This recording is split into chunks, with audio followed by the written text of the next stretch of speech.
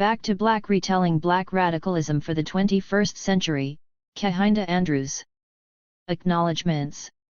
Writing this book has been a collective process, with me drawing on influences, experiences, conversations for years.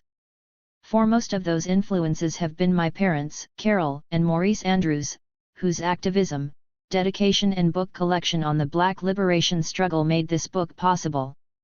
Also a big thank you to my sisters Nzinga and Zakiya for always challenging me to think beyond the surface. I, of course, could not have written the book without the unconditional support of my wife, Nicole, who challenged me to rethink the concepts and ideas, while also taking the strain of the hours I had to be out of the house or in the office writing. A big thank you also has to go to the Black activist community in Birmingham, in particular the African Caribbean Self-Help Organization and all the people who have been involved with Harambee Organization of Black Unity. Thanks also to anyone who has come to talk, a meeting, volunteered, or who I have met at a conference, taught in class, or bent your ear over a coffee or having a drink. Every interaction, conversation, and argument has gone into crafting the book. We may not have agreed, and this will be obvious in the book, but I couldn't have written it without you. Finally, I am indebted to those people in the Black liberation struggle who organized, struggled, fought, and even died for freedom. There is no book without those sacrifices, and I dedicate the work to all those who have gone before. Prologue. Reclaiming radicalism.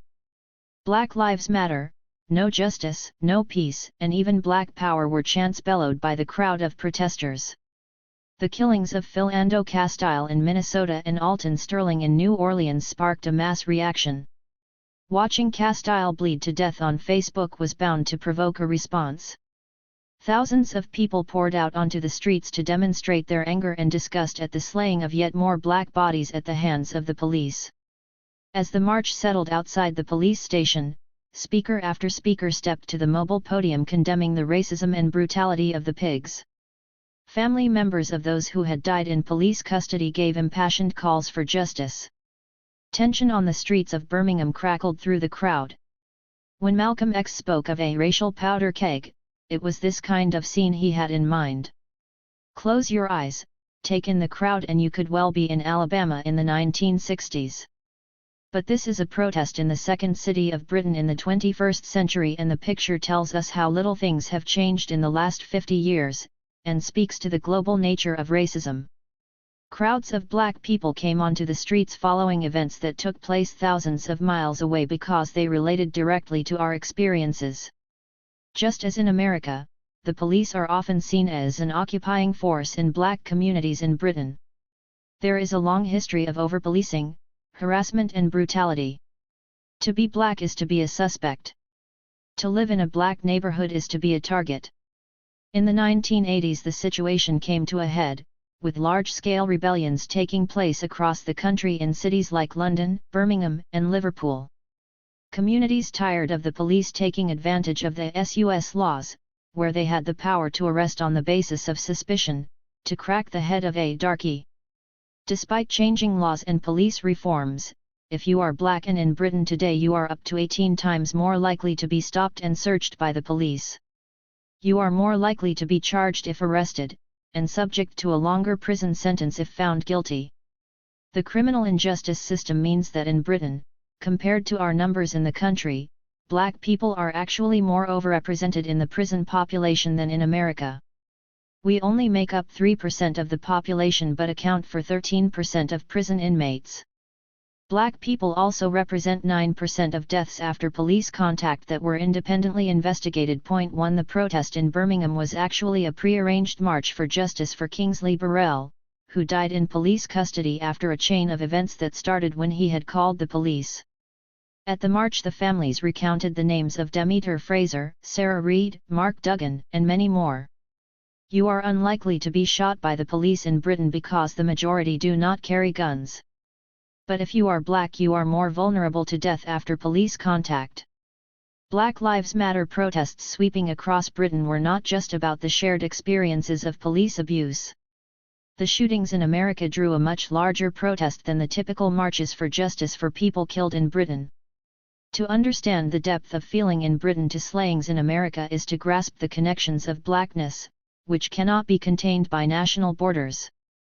When we see Philando Castile bleeding out, we are not looking at a distant stranger. We are seeing our brother, our father, our cousin, our friend. His killing happened to black communities in Britain as much as it did to those in Minnesota. It is that connection, that pain, which drew the largest black mobilizations for years onto the streets of Britain. Black Lives Matter has re-energized black political movements across the globe. In both Britain and America, the battles and hard-fought victories for recognition and legislation have lulled us into a false sense of progress. Landmark gains for civil and voting rights in America, and race relations bills in Britain opened up the dreams of inclusion and equality for black so-called citizens. The sad reality is that 50 years after these apparent gains, racism is as embedded in the fabric of society as ever, coded into the DNA of the system. There may have been a black man in the White House for 8 years, but under his rule the value of black life depreciated. The poverty rate, wealth gap, evictions, and food stamp usage all went up under the watch of the first black president too. It was truly a case of a black man, White House. Meanwhile, the police continued to bring the hammer down on black communities, providing the horrifying footage that relit the sparks of protest. Now that the fires of protest have been lit, the question is what direction they will take. There is no such thing as a unified black politics. Mobilizations have taken forms so wide-ranging they have led to violent confrontations. Black people have disagreed with each other as to the way forward as much as, if not more than, we have with white people. One of the most frustrating rewrites of history is the common description of Malcolm X as a civil rights leader. Nothing could be further from the truth. In fact, Malcolm was perhaps the fiercest critic of the civil rights movement, its tactics, and its leaders. He famously called the showpiece 1963 March on Washington a farce, denouncing it as a circus with clowns and all. 3 Though he and the figure he is most tied to, Martin Luther King, were active at the same time, they only ever met once, very briefly. We should not be surprised given Malcolm's public scorn for King, including calling him a 20th century, or modern-day Uncle Tom. 4 These disagreements were not some personal squabble between two men, they were based on a fundamentally different view of the world. Malcolm and Martin did not have the same goals, they did not even see the problem through the same eyes. Broadly speaking, Martin Luther King and the civil rights movement represent a liberal tradition in black politics. Liberals acknowledge the problems of racial inequality but put them down to a lack of access to the system. So black people are poorer because we do not have equal access to the job market. In order to get equal access, it is seen as necessary to reform the system through legislation that outlaws discriminatory practices. A barrier to these laws being passed is that we also lack access to political power, and so it is necessary to get black politicians elected to bring about reform. This is the logic that made 69% of African Americans believe that Obama's election meant that King's dream had been fulfilled. 5 It is also the logic that leads to campaigns for more black police officers, chiefs, and commissioners. The system is not the problem in this analysis, just the fact we are not fully part of it. If black faces were in high places, then of course a different set of decisions would be made and equality would emerge. In stark contrast, Malcolm represents a radical tradition in black politics. He was never interested in being part of what he called the American nightmare. In the radical tradition, the system is the problem. There can be no reform, no adjustments, and we as black people should not waste time daydreaming of equality. When Malcolm proclaimed we want no part of integration with this wicked race of devils 6, he was not attacking individual white people but condemning the system of the West as being evil at its core. So the battle is not to get good jobs or to be elected, but to end the system of oppression and create the world in a new image. No amount of black faces in the police force will make it anti-racist. As the hip-hop artist KRS-One pointed out, during apartheid, and after, it was the black cop killing black kids in Johannesburg. 7. Black radicalism therefore calls for an overturning of the system that oppresses black people, and for nothing short of a revolution. The aim of this book is to reclaim that tradition of black radicalism because it has been widely misused and misunderstood. Radicalism has become a dirty and even dangerous word in the current climate. It has been distorted in association with violence and most usually Islamic extremism. But radicalism and extremism are actually completely opposite concepts. Extremism is based on taking the fundamental principles of an idea to the extreme, making them solid absolutes, with no room for flexibility or different interpretations.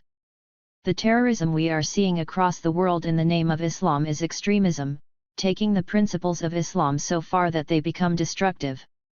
But as Angela Davis explained, radical simply means grasping things at the root. 8 Radicalism is based on rejecting the fundamental principles that govern society and creating a new paradigm. So one of President Trump's favorite phrases, radical Islam, is completely nonsensical. A radical version of Islam would do away with the principles of the religion and cease even to be Islam. The jihadists who are wreaking havoc in the Middle East, Europe, Asia, and Africa follow in the footsteps of a long line of extremists. Just as there was nothing radical about the Nazis, or Christian fundamentalism, there is nothing radical about Islamic extremism. For the goals of the jihadists to be radical, they would need to be based on overthrowing the existing social order. Sharia law may seem radically different to us in the West, but the Middle East is made up of many countries observing conservative Islamic principles. The jihadists are simply following a well-worn path of taking these to the extreme. In many ways, this rise of extremism is in direct correlation to the decline of truly radical alternatives to Western domination. Once you give up on overthrowing the unjust social order, it is easy to fall into the trap of trying to find spiritual salvation. For all of the rhetoric about fighting the infidels in the Holy Land, the main beneficiary of the chaos caused by extremism is the West. While Muslims are killing Muslims, there is no prospect of the region uniting to challenge imperialism. The ongoing conflicts are a money-making machine for the war and reconstruction industries. Even if an Islamic caliphate were installed across the Middle East, there is nothing to suggest this could not coexist with Western interests. Saudi Arabia is governed by extremist principles and is one of the West's closest allies. Radicalism is confused with extremism because we incorrectly conflate what is radical with what is violent. This confusion is dangerous and has helped to spread the contagion of Islamic extremism across the African continent, in particular. In Professor Robert Beckford's excellent documentary The Great African Scandal, he chronicled the impact of Western trade policies on Ghana. 9 Rice farming was one of the successes of the post-independence economy, because it was supported by government subsidies and there was a ban on foreign imports. In the 1980s, the country wanted to improve its rice production by developing irrigation systems, so it turned to the West for a helping hand. The International Monetary Fund, IMF, and World Bank loaned Ghana the money, but on the condition that it liberalize its markets to help boost the economy. Liberalize meant open its market to free trade, and therefore the end of government subsidies to rice farmers and of course no more banning of foreign imports. The inevitable happened when the West gets involved in Africa. Much cheaper and higher quality, mostly American, rice flooded the Ghanaian market. Worse still, America subsidizes its rice farmers, in the way that the Ghanaian government was now barred from doing. Even with the development from the loan, locally produced rice had no chance to compete, and the deal with the devil ended up destroying rice production in the country. The first president of Ghana, Kwame Nkrumah, was right when he said that the relationship between Africa and the West has an Alice in Wonderland craziness about it. 10 Beckford's documentary highlighted the poverty that the collapse of rice farming had caused and the resentment of the people in Ghana. In a chilling and telling section of the film, one of the former rice farmers, who was living in poverty, showed Beckford that he had a picture of Osama bin Laden as his phone's screensaver. He explained that he is the only one fighting the West and the system that had caused the destruction of his livelihood. The decline of radical liberation movements on the continent have left a space that is being filled by the violent rhetoric of resistance presented by Islamic extremism, and to deadly effect. Critical to understanding black radicalism is to completely untangle its politics from the tactic of violence. The key distinction between Malcolm X and Martin Luther King was not whether to use violence or not, it was the diagnosis of the problems in society. Nonviolence makes sense for liberal movements for racial justice because they want to be part of the system and therefore do not want to alienate the mainstream society. Malcolm objected to nonviolence because he wanted to overturn the system, so was not interested in placating white officials. As radical politics is based on overthrow, it is more than likely that a revolution would involve violence. But this is not because radicals are bloodthirsty and seeking violent confrontation. It is because the system of oppression is unlikely to give up its power without suppressing the struggle through violence. Black radicalism promotes violence only for self-defense and liberation, and recognizes that the liberal forces of oppression are defined by violence. The hypocrisy of defining political violence as the possession of the radicals, or the extremists, is truly frightening. Liberalism, upon which the West is built, is the most violent system that has ever existed on the planet. The West is founded on the genocide of 80% of the native people in the Americas. Once they had exhausted the native population, they then brutally enslaved Africans for 3 centuries, murdering tens of millions of people. Colonial regimes were dominated by horrific violence. For example, it is estimated that Belgium killed half the population of the Congo during its rule. The legacy of underdevelopment and continued exploitation, like that which Beckford saw in Ghana, is a world where a child dies every 10 seconds because of poor access to food. Violence is not a choice that black radicals want to embrace. In fact, in one of Malcolm's most famous speeches, he gives America the chance to have a bloodless revolution by offering either the ballot or the bullet. 11 The ballot represented America deciding to give its black population equal citizenship, and if they refused, then the bullet would be the violence that erupted across the nation. But Malcolm understood it was a fantasy to pretend that you can overthrow the murderous beast of the West without engaging in violence. This is why he was so scornful of the civil rights love thy enemy approach. Malcolm X's most famous quote is "by any means necessary," but this actually distorts the importance of his legacy. Radicalism is not about the means, violence/nonviolence, but the ends, reform/revolution. Reclaiming black radicalism is vital because it is one of the few politics that presents an alternative to the iniquitous system of the West. In the words of Kwame Ture, a true revolutionary must provide an alternative, not just rhetoric condemning the existing system. 12 There have been any number of false prophets clothing themselves in revolutionary rhetoric. But there are true radical politics that live up to Ture's challenge, that provide a blueprint for overturning the system. In 1963, Malcolm warned that many of our people are using this word revolution loosely, without taking into account careful consideration of what it actually means. 13 So starved are we for radical politics that Beyoncé's performance at the Super Bowl, the very pinnacle of commercialism, is being hailed as revolutionary. Even if you do not believe in the politics of black radicalism, its revival is essential. Without the radical alternative putting pressure on the state, even the liberal demands fail to be met. As Malcolm explained, at one time the whites in the United States called him a racialist, an extremist, and a communist. Then the black Muslims came along and the whites thanked the Lord for Martin Luther King. 14 Black radicalism changes the nature of the debate and opens up space for liberal progress. Malcolm expanded on the complementary relationship between radical and liberal politics in a meeting with Coretta Scott King in Selma. Martin was furious that Malcolm had visited directly before he was due to speak, feeling he was trying to upstage him. Against her husband's wishes, Coretta took the opportunity to meet with Malcolm, and she recalls that he explained, "I want Dr. King to know that I didn't come to Selma to make his job difficult. I really did come thinking I could make it easier.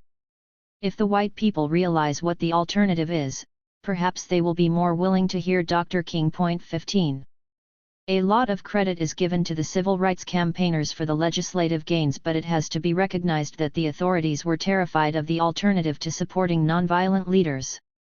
You will see a correlation between rebellions in the inner cities and civil rights legislation, as those in charge looked to the civil rights leaders to cool things down.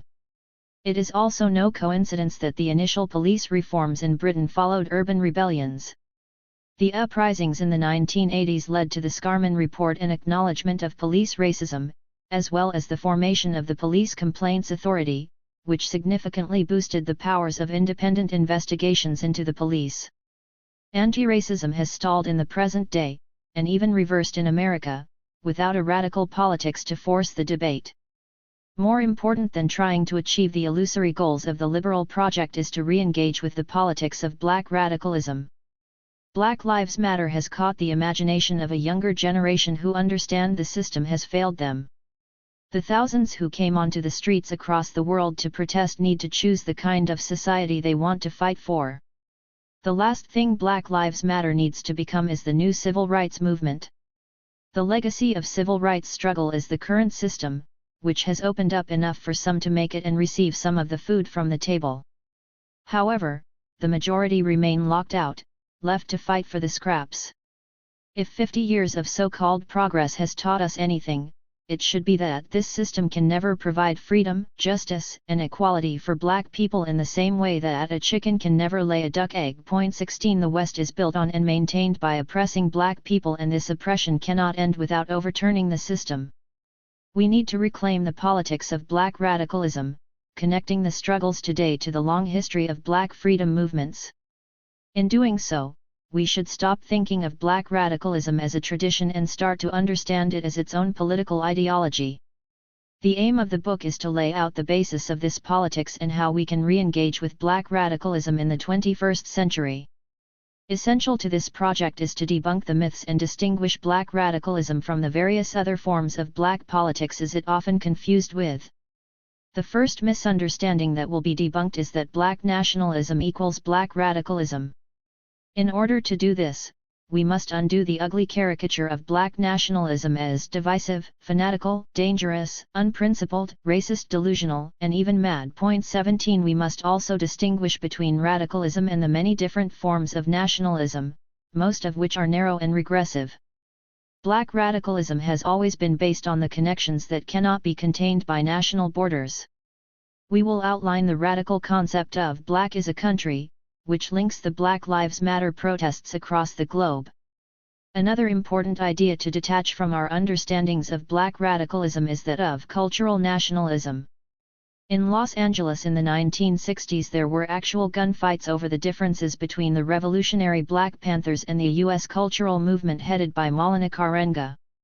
The Panthers rejected the idea that any salvation could be found in wishing ourselves back to Africa, culturally or spiritually. With the decline of radical politics, cultural nationalism has been confused with an actual radical politics of resistance. Much of the resistance to embracing black radicalism is in truth a reaction to the restrictive forms of cultural nationalism. We will severely critique the limits of cultural nationalism and explain how black radicalism is in part built on a rejection of fixed, regressive ideas of Africa, gender, and the black family. Blackness emerged as an identity rooted in the liberation of people of African descent, and has never been closed off because of gender, ethnicity, sexual orientation, or any of the other differences within the diaspora. In terms of charting a way forward for movements today, the Black Panther Party is important both in America and globally. One of the key debates in black politics has been the issue of class, and black Marxism has often been viewed as the black radical tradition. While Marxism is certainly radical, we will explore the key departures of this politics from black radicalism. We will consider the contradictions of the Panthers, who were Marxist in their rhetoric but black radical in their activities. For all the talk of the Marxist revolution, most of the members were engaged in survival programs, providing support for black communities that the state would not. This is a crucial lesson for movements today. As romantic as the idea of Marxism may sound, it can never provide freedom for the African diaspora. We will explore what the Black Revolution has historically looked like and imagine what that means for the politics of today. When it comes to outlining a vision for black radicalism today, it is important to critique the limitations of my own position. I work in universities, spaces that are historically and structurally overwhelmingly white. Universities were culpable in producing the very racism that black radicalism emerged to combat. Those of us privileged enough to enjoy the benefits of being part of the system have a complicated relationship to black radicalism. In fact, it is not really complicated, Black academics have tended to take one of three options in the situation I find myself in. Complacency is common, where we enjoy the spoils and ignore the problem. Becoming complicit in the system of racism by denouncing radical alternatives from our pulpits is also a favored route. But the most harmful has been what I call liberal radicalism, where academics embrace radical theory but reject revolutionary practice, calling out the system as inherently racist and then pretending there is nothing we can do about it. If the system is the problem, then the university cannot be decolonist, so we are basically fighting to be part of the oppressive machine. One of the biggest problems with mobilizing around black radicalism is that the analysis can make the issues we face feel insurmountable. If nothing can change without revolution, and the overthrow of the West seems unimaginable, then it's easy to lose hope, to get stuck. We will end with tying the bigger issues into a program of local action. All global movements are based on local groups coming together on the national and international stage. The struggle for black liberation starts in your home, your community, your school. Black radicalism has always offered a concrete politics of liberation, and a blueprint to struggle where you are. 50 years of so-called progress, false promises, and symbolic change have meant we have moved away from a political program that can lead to liberation. If we want freedom, justice, and equality, we need to root the next generation of mobilizations in the politics of black radicalism. Chapter 1. Narrow Nationalism. A veteran campaigner against police abuse in black communities, Stafford Scott was in many ways the ideal person to keynote the first major Black Lives Matter (BLM) conference held in Britain, in October 2015. He battled through the notorious Broadwater Farm Rebellion in Tottenham in 1985, which were sparked by the police killing Joy Gardner, and, as he explained in his keynote speech, he has been supporting the people who are receiving the hard face of racism for decades. After a day of listening to speeches in solidarity with the movement that started in America, it was jarring to hear some of his skepticism about how BLM had been mobilized in Britain. In comments before the conference, he explained that, "When I have to talk to the parents of Jermaine Baker, shot dead by police in December 2015, and Pam Duggan, the mother of Mark Duggan, and explain to them why they can't get justice and why our young people are more interested in what is happening in America than England, it irks me." 1. These words highlight the dwindling community support that movements for justice for black people killed by the police in Britain have been receiving. The police in Britain do not routinely carry guns, so in comparison to America there are very few police killings. But the problem with the police is exactly the same, and I have never met anyone who doubts that if all police were armed, then the streets and social media feeds in Britain would be equally stained with black blood. But aside from the killing of Mark Duggan, which sparked protests in 2011, there has not been the same reaction as to police brutality in America in recent years. The Black Lives Matter protest in Birmingham, which I referred to in the introduction, drew thousands of people onto the streets in solidarity with America. It was planned on the same day as a march to put pressure on the authorities over the death of a local man, Kingsley Burrell, in custody. But the Kingsley Burrell march drew a fraction of the numbers of the BLM protest, and though the two eventually connected, it was not until a large proportion of the BLM protesters had gone home. It is easy to understand the frustrations of campaigners who have been fighting for justice for families, sometimes for decades, and do not feel the support of the community. Scott is also right when he argues that when you cannot get justice for people that look like you in your own country, you ain't got no chance for people that might look like you somewhere else. In fairness to him, he has also been positive about the numbers on the street and has supported BLM demonstrations. However, the comments raise an important limitation on much of black political thought in that it gets trapped within the boundaries of the nation-state. Political movements that focus their attention solely on local or national problems, accepting the enforced separation of American, British or other issues, fall outside a radical analysis. The vicious system of racial oppression causes impacts at the ground level that must be addressed. Poverty, unemployment, police brutality, mass incarceration, and the list goes on. But we cannot be so focused on the symptoms of racism that we ignore the systemic problem. The issues that we see on the streets on a daily basis are caused by the same system of racism wherever we are located in the diaspora. There is no British problem that is not an American, Caribbean or African one. BLM protesters in Britain are not being seduced by the romanticism of America, they are responding to the same racism that impacts their lives here. Perhaps the majority of black politics have not been driven by this global concern, and any discussion of black radicalism has to begin with a separation of the concept from various black nationalist traditions. Black nationalism has become wrongly conflated with black radicalism, and black nationalism itself is mostly misunderstood. The collective memory has created a set of black nationalist tropes of violence and ultrasexuality to represent the tradition too, rather than focusing on the revolutionary and liberatory forms of nationalism. In these tropes, black nationalists are portrayed as divisive, fanatical, dangerous, unprincipled, racist, delusional and even mad, or demonized as the civil rights movement's evil twin and stereotyped as a politics of rage practiced by gun-toting and men. 4 The tropes are then used to discredit not only black nationalism but also the distinct yet conflated forms of black radicalism. Complicating the effort to decouple the two concepts is that black radicals have often embraced the rhetoric of nationalism. Malcolm X declared he was a black nationalist freedom fighter. 5 And the call for black nationhood is essential to the radical tradition. However, revolutionary forms of nationalism must be distinguished from a variety of narrow calls for nationhood that do not seek to radically transform the system. The nation within a nation. It is wrong to speak of black nationalism as singular political philosophy. The label black nationalism has been applied to so many different contexts that Hill Collins argues we should now see it as a system of meaning rather than a cohesive set of ideas. 6 Key to this system of meaning is the belief that the black community needs to unite and work together in order to move forward. The looseness of this idea has brought something of a banality to the term, where anything remotely pro-black can be included as nationalist.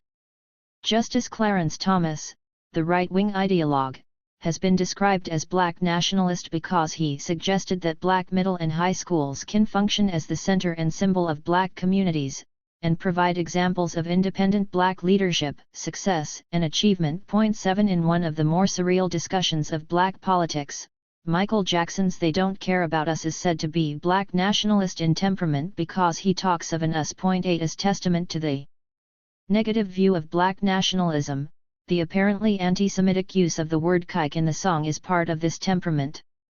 When black nationalism is used to describe figures as diverse and incompatible as Malcolm X, Clarence Thomas, and Michael Jackson, there is certainly a need for a much better understanding of the concept. Part of the reason for the wide application of black nationalism is that one of its common forms is what shall be termed weak black nationalism, the political program of black solidarity and group self.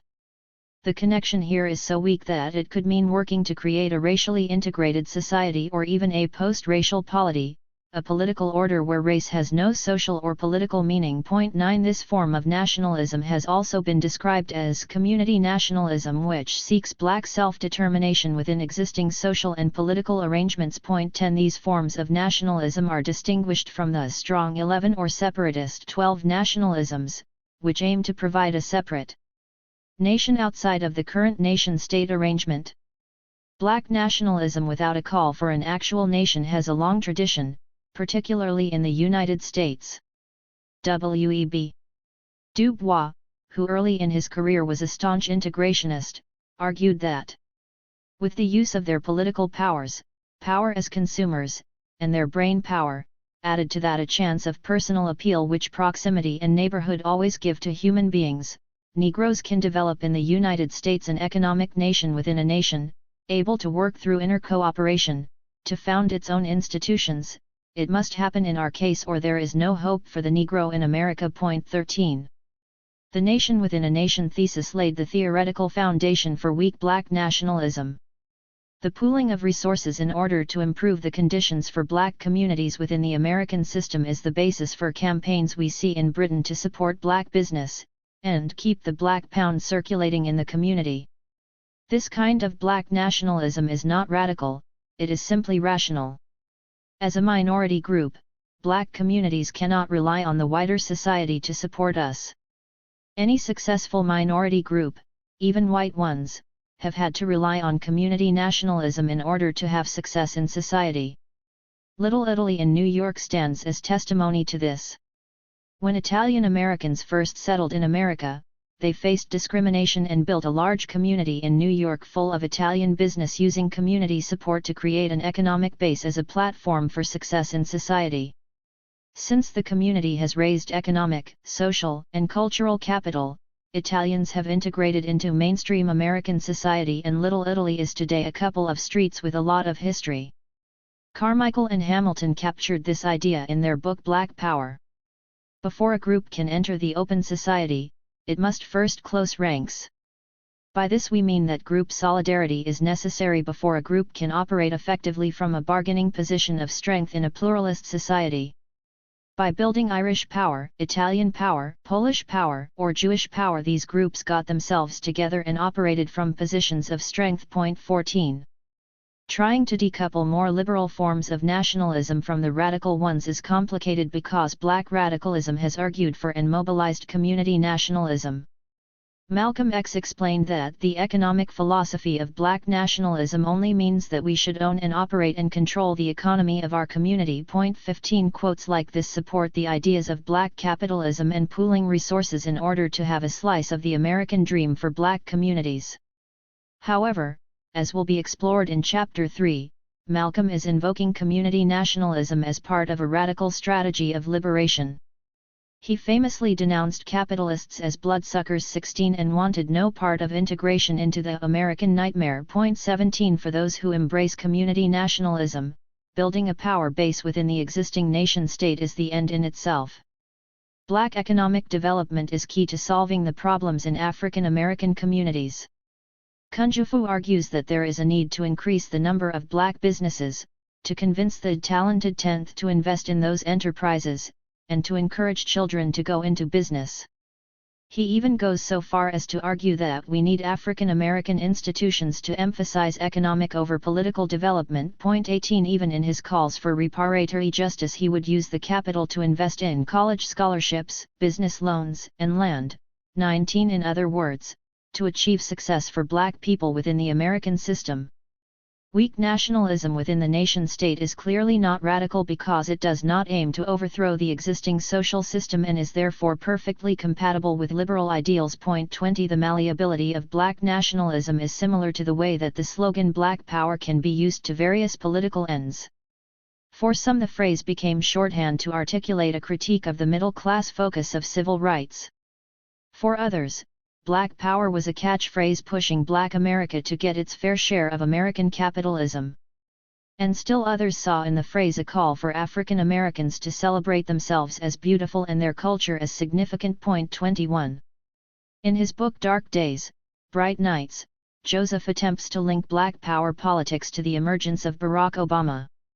There is a passage where he connects the battle for Black studies, trade union organizing, Black feminism, the Black arts movement and prison reform into a backdrop that led to hundreds of thousands of ordinary local people backing a new generation of Black politicians and successfully electing them as mayors of a range of urban cities in the 1960s and 1970s. 22 Although he is right that this history paved the way for Obama's election, it was also composed of a disparate range of movements and ideologies which are only weakly connected on the basis of blackness.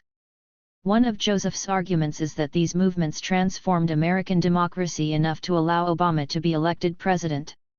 However, while they certainly made his presidency possible, neither they, nor his election, fundamentally changed the American system. Black faces on university campuses, in unions, or the mayor's office do not alter the function of those spaces. Institutional racism means that no matter the amount of black presence, if the structure is racist, so too will be the outcomes.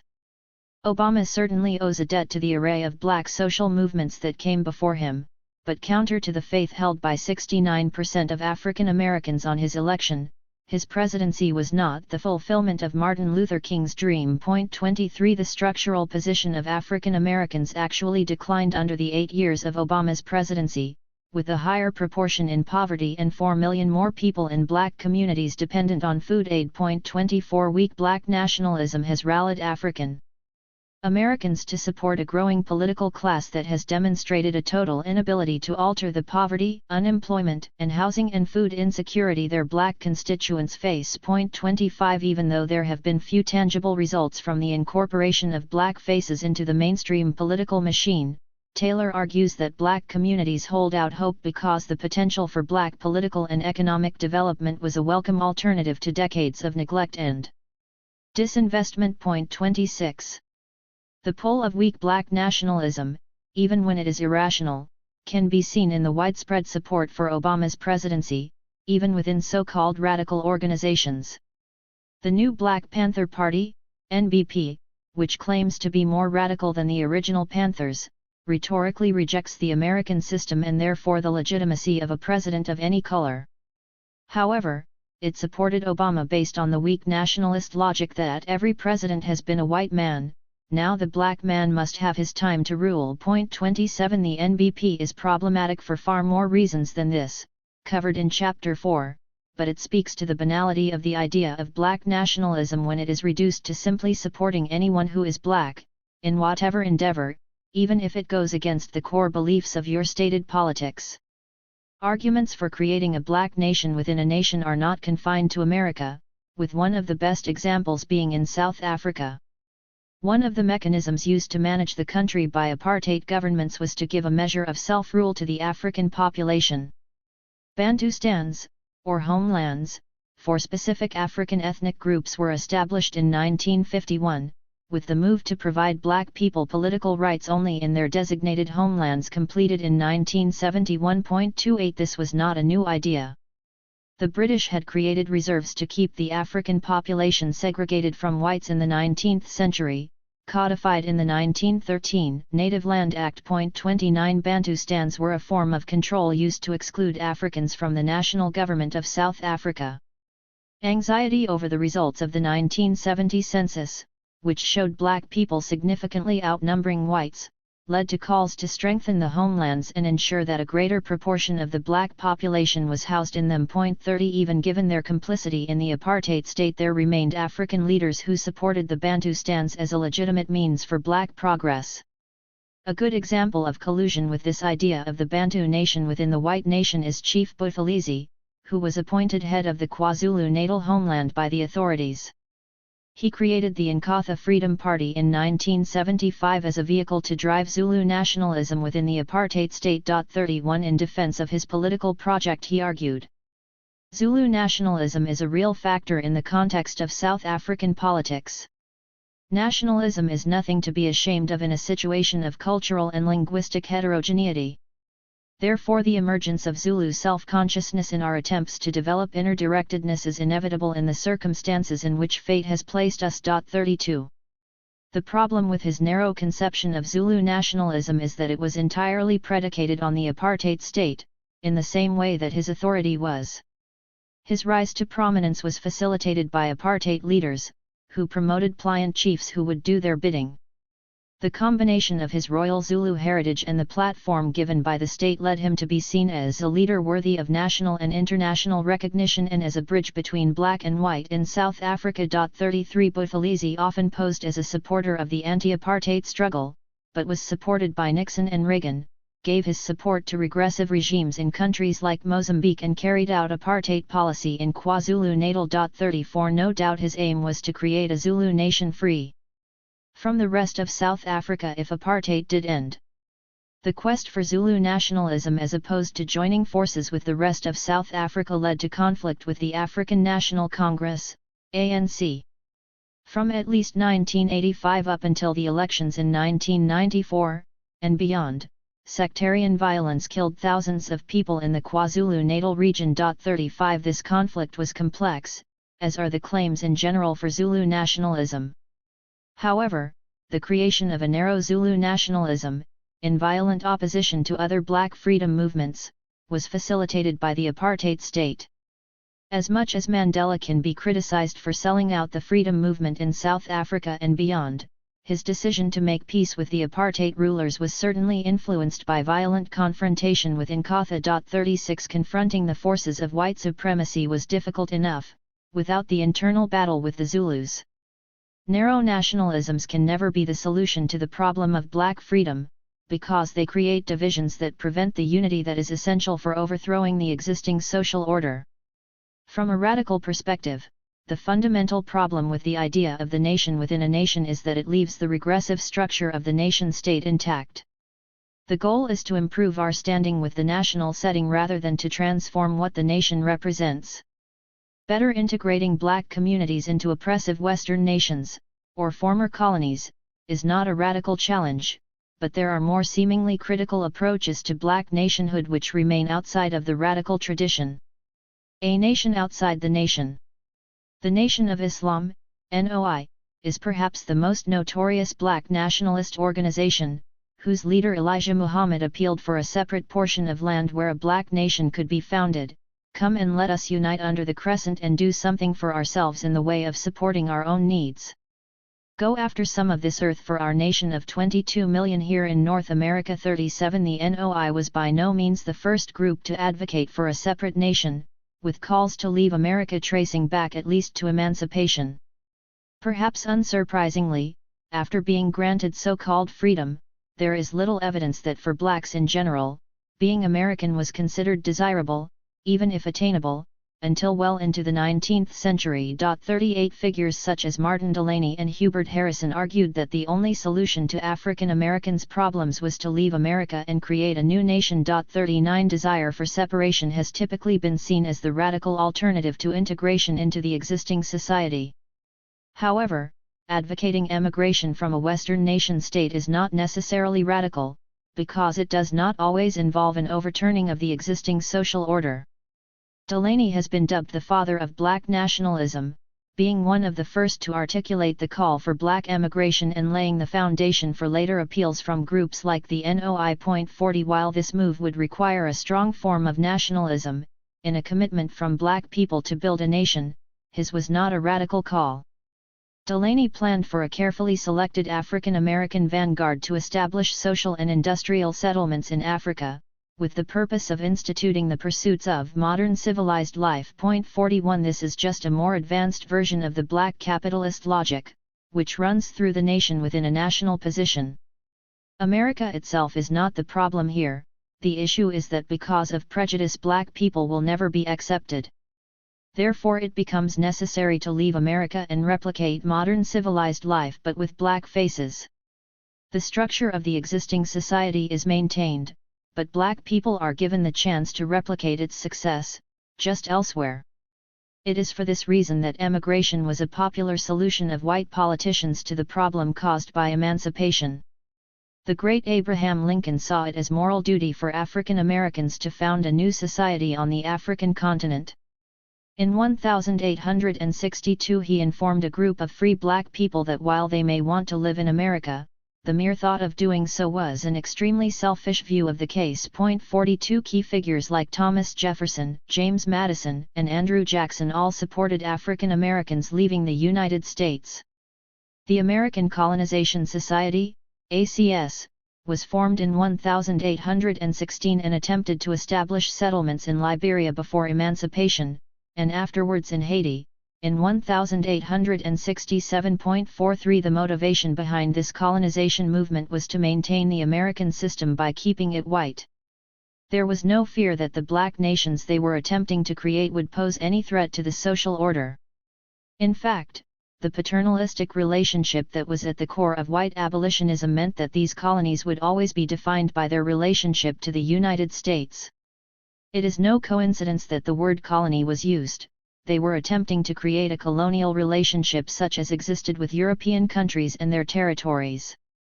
The call from African Americans both during and after emancipation, including from Delany, are bound up in this colonization discourse. The aim was not to overturn the social order, but to create a coexisting society led by black faces in another geographical area. Rather than challenging white domination, the creation of such apparently independent states would actually reinforce it. The idea of excluding black people from the nation-state also has a powerful history in Britain.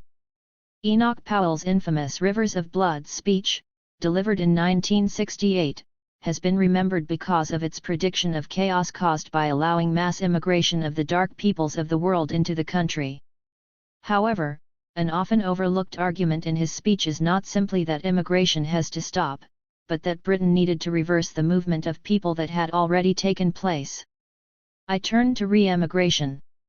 If all immigration ended tomorrow, the rate of growth of the immigrant and immigrant-descended population would be substantially reduced, but the prospective size of this element in the population would still leave the basic character of the national danger unaffected. This can only be tackled while a considerable proportion of the total still comprises persons who entered this country during the last 10 years or so. 44. Repatriation was a common call from the far right who wanted to keep Britain white, who were perfectly happy for black people to go home, to our own countries, as long as we no longer polluted whiteness in Britain. Again, there was never any fear that the nations of the Caribbean or Africa would rise up and challenge the dominance of the Britain, because of the colonial relationship that makes the idea of independence a hollow fantasy. Therefore no call to black nationhood can be radical if it leaves the existing system intact and is welcomed by whiteness.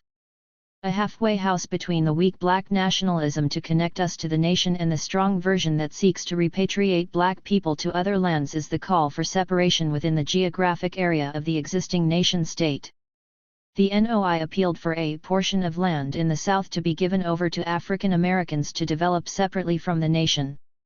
This idea also spread in the Black Belt thesis, which emerged from black communists in the 1920s and held that the South was home to such a large black population that part of it could secede from the Union. 45 But the dangers of segregation led by the white power structure were obvious in America. The doctrine of separate but equal became enshrined in American race relations with the Plessy vs. Ferguson decision in 1896.46. Segregation was deemed legal as long as the facilities provided for both black and white were equal. This was a key ruling that provided the basis for Jim Crow, the system of segregation in the South, which remained intact until the civil rights movement brought about desegregation and voting reforms in the 1960s. The problem with the concept is that while there was segregation, there was no equality, with African Americans not only being denied access to equivalent services, but also being second-class citizens with restricted voting rights. Segregation was used as a tool to disempower and oppress African Americans, providing a glimpse into the problems any black nation would experience in dealing with an unreformed America. Advocates of a black nation just outside the nation were keenly aware of the problems with segregation. While still a member of the NOI, Malcolm X outlined the position on separation in the organization. He was keen to stress that we don't want to be segregated by the white man. We don't want to be integrated with the white man. We want to be separated from the white man. 47 The distinction between separation and segregation was an attempt to deal with the criticisms that they would simply rectify the oppression of Jim Crow. Malcolm actually argues that reparatory justice is key to this call for separation, in that it would be unjust to expect African Americans to flourish in their new land without compensation for the exploitation they had endured. The government, again, should supply us with the machinery and the tools necessary to establish our own independent society and our own independent country, and in this way it will be creating a solution that the black man himself, our people ourselves, can bring about if we have that capability. 48. The separation into a new nation for African Americans was seen as the solution to the limitation of segregation in the United States. By providing the resources and also the possibility for African Americans to develop their own society, it was hoped that the equality that was denied in America could be achieved. In the same way that calls for colonization had support from the far right, so too did the NOI's ambitions for a separate black nation. Due to their programs of racial separation, the Ku Klux Klan, KKK, and the NOI became curious bedfellows. According to Malcolm, the Klan was supportive of the NOI's goals for national liberation, and he negotiated a pact between the two groups to support each other's agendas. As well as dealing with the KKK, the nation formed alliances with the equally anti-Semitic American Nazi Party, members of which would actually turn up to NOI rallies in their uniforms. 49 At the 1996 National African American Leadership Summit that brought together a range of black organizations, Farrakhan, leader of the NOI, caused a fist fight to break out when he invited Lyndon LaRouche to speak. LaRouche's participation was so troubling because he was a high-profile far-right activist, who supported apartheid and had historic links to the KKK. The NOI's appeal to the far right did not stop at the American border. By the early 1980s, Farrakhan's activities and speeches had come to the attention of British fascists, who quickly embraced the Black Muslims program of racial separatism. The far-right, racist National Front praised Farrakhan as God-sent and subsequently distributed leaflets defending the Nation of Islam's positions. 50. The political program of the NOI should never be confused with, or even discussed in the same vein as, a radical politics. However, the aim for a separate black nation in America was taken up by more progressive forces. After Malcolm's death, his calls for a black nation were picked up by the Republic of New Africa, RNA, founded at the Black Government Conference in 1968. The aim of the movement was to set up a new republic in the Black Belt, which consisted of Alabama, Georgia, Louisiana, Mississippi, and South Carolina. In its 1972 anti-depression program, the Republic demanded from America the territory, a vote for black people on independence and $300 billion in reparations payments to establish the black nation. 51 The RNA rejected ideas of Western capitalism in how the state should be organized, proposing a form of African socialism, where the wealth was distributed equitably. It also aimed to build international links to protect the new republic by having the new nation recognized by the United Nations. The RNA featured high-profile membership, becoming a standard-bearer for black critical thought in the late 1960s and 1970s. Members included Robert Williams, Queen Mother Audley Moore, Amory Baraka, Betty Shabazz, and Assata Shakur. Given its aims, its roots in Malcolm's ideas and its cast of supporters, the RNA on the surface would seem a logical contribution to black radicalism. However, complete separation in this manner, even if calls for reparatory justice were fulfilled, still would not lead to the transformation necessary for black radicalism. For one thing, the same criticism that was applied to the idea of repatriation still applies.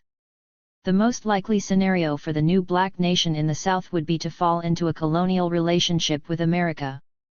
Even if we take Malcolm's call for reparatory justice, America would only agree to a sum that would not cripple it, and to receive support for 25 years meant that the system would need to stay intact. It also stands to reason that for America to pay the $300 billion, it would need to be able to do so. In order to be radical, the solutions sought must overturn the system of oppression. America itself is the oppressor, and therefore radical politics must seek to overcome it.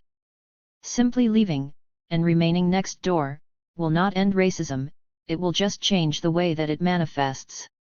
In many ways, this argument is similar to the ideas of the American Colonization Society, just within the geographic area of America. It is here that we can see another fundamental limitation of its radicalism. Muhammad specifically calls for a land for the 22 million here in North America, while the RNA aims to give a place for African Americans to find sanctuary from racism. This restrictive call entirely ignores the African diaspora to provide a distinctively American response. It is a call that still clearly fits within the model of separate but equal by not going beyond the boundaries of the nation-state. Racism is a global system and therefore black radicalism must be truly international in how it is conceived.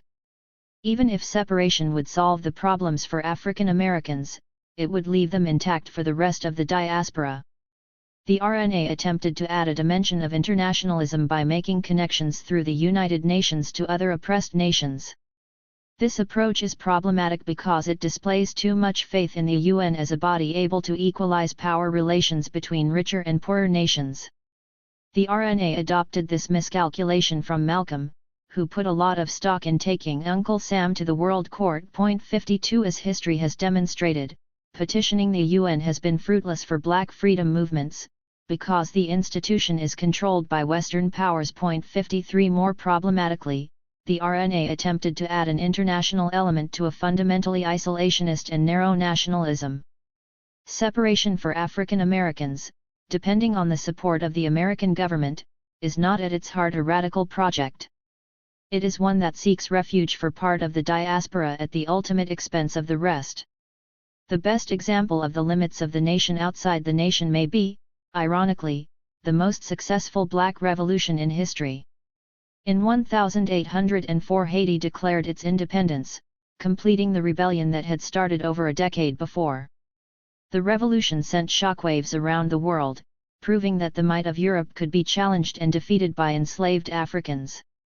One of the impacts of the revolution was the abolition of the British Slave Trade Act passed in 1807, in large part because the British were terrified of the African-born enslaved who were so central to the revolution.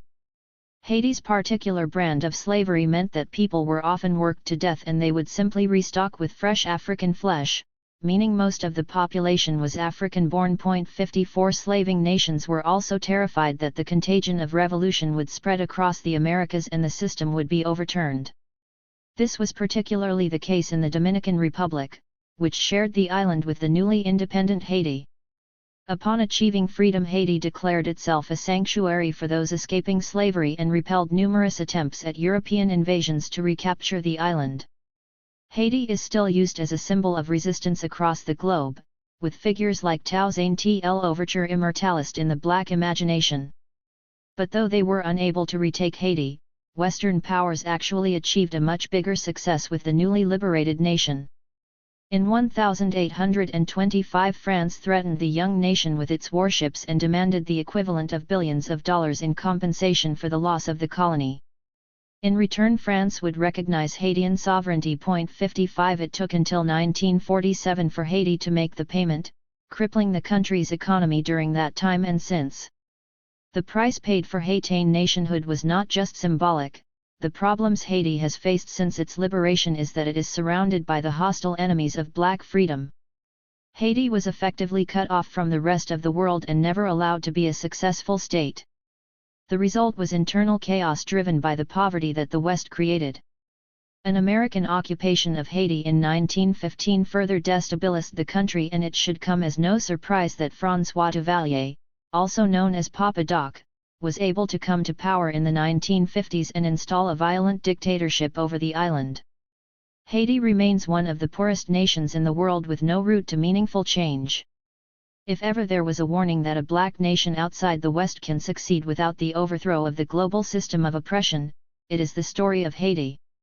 In the case of Black populations in Western nation-states, nationalism is a theoretical discussion, but post-independence there are now numerous former colonies in Africa and the Caribbean that are officially nation-states. The search for racial equality in the nation-states of the former colonies is even more problematic.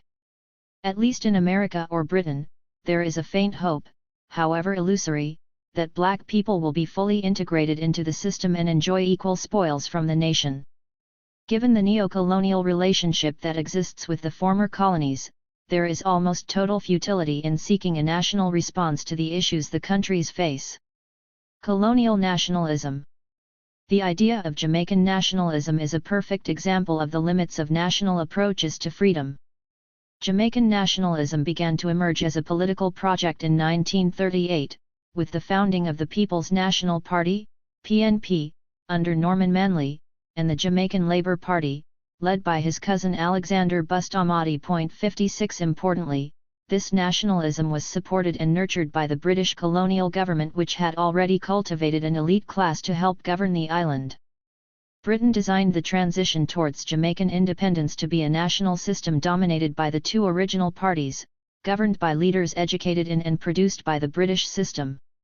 This is the same relationship that exists to this day and should come as no surprise given that the Jamaican nation-state is fundamentally a British creation. Out of many, one people is the national mantra of Jamaica, a creation myth meant to tie the population into a national and multiracial project. An editorial in the Jamaican Observer explained the motto's creation. The leadership of the new independent Jamaica and colonialists happily vacating the country wanted to first, assure the wealthy and potential foreign investors that they had no need to fear the desperately poor black masses. Second, it sought to convince the poor black people that those with wealth were their genuine brothers and sisters. 57. Jamaican nationalism may have succeeded in its first aim of suppressing the masses, which is a key part of any Western nation-state project. 58. However, the current state of the nation should make it evident that the second is entirely untrue and has been since before the nation was founded. Prior to Western interference, Jamaica and the rest of the Caribbean were islands sparsely populated by native Amerindians. Columbus' so-called discovery of the region in 1492 led to European expansion and the genocide of 80% of the native population of the Americas as a whole. 59. The slaughter of the natives meant that Europeans enslaved Africans in order to do the labor necessary to create the Industrial Revolution in Europe. 60. The majority of the Jamaican population is only black because of the countless Africans taken there in chains by Europeans. The common conception of Jamaica as home for those who have left the island brings to mind Malcolm's chastisement of African Americans who acted as though they arrived voluntarily on the ship Mayflower, with European pilgrims. 61. The island of Jamaica was a key part of the British Empire, for centuries raising huge revenues from enslaving and killing black people. There is no way to understand Jamaica and Britain as separate entities, because the entire colony was designed, built, and run to enrich Britain. Up until so-called independence in 1962, people born in Jamaica were British subjects, ruled by the Crown, paying taxes and living life in service to the mother country. After the Second World War, those born in Jamaica were even invited to work to rebuild Britain, leading to the substantial Jamaican community. This voluntary migration from the Caribbean to Britain is often seen as creating a different relationship between African Caribbeans in Britain and African Americans in the United States. It is important to recognize that this migration was only voluntary in a very limited view of the term. There are stark similarities in the relationship between the Caribbean and Britain, with the American South and the North. Africans were brought in chains to both the Caribbean and the South, and because they had been enslaved they could only voluntarily migrate after emancipation. During the period of mass migration after the Second World War, Jamaica was British soil, so even though people needed to cross an ocean, this was still internal migration within the British Empire. After independence in 1962, it is not as though the colonial relationship between Jamaica and Britain ceased to exist. It is also no coincidence that independence was granted in the same year that Britain started to limit the migration of black and Asian people from the colonies by passing the Commonwealth Immigration Act. Therefore, the illusion of nationhood for Jamaica was primarily granted to limit the number of black people entering the mother country. The continued migration after 1962 should still be seen in the same way as international migration in America. Up until 1962, the British Caribbean was essentially the British version of the American South, the former slave-holding part of the British nation, which produced an agrarian economy with a lack of opportunities and jobs, leading to migration to the industrial heartlands. One of the most important myths to dispel is that countries like Jamaica are self-functioning, independent nations. Jamaica has had a measure of political independence since 1962, but its economy is entirely controlled from the outside and is the perfect example of neo-colonial economics. During the 1970s, the Jamaican government under Michael Manley attempted to introduce social democracy to more evenly distribute the wealth and close the gaping inequalities. But the lack of control the island has over its economy became apparent in the response from the international community. The global economic crisis in the 1970s meant that the experiment was blamed for the worsening economy and abandoned in the 1980s. At this point, the Jamaican government looked to the International Monetary Fund for loans to support the economy. The problem with these loans is that, like any deal with the devil, there are debilitating strings attached. In order to access the money, nations have to agree to structural adjustments to their economy. These adjustments typically, and certainly in the case of Jamaica, include opening up trade and imports to foreign markets, slashing spending on welfare programs and ending government subsidies to key industries like food production. 62 The impact of these policies on Jamaica was devastating to the poor, with cuts to provision, and also collapsed agricultural production by flooding the market with foreign produce.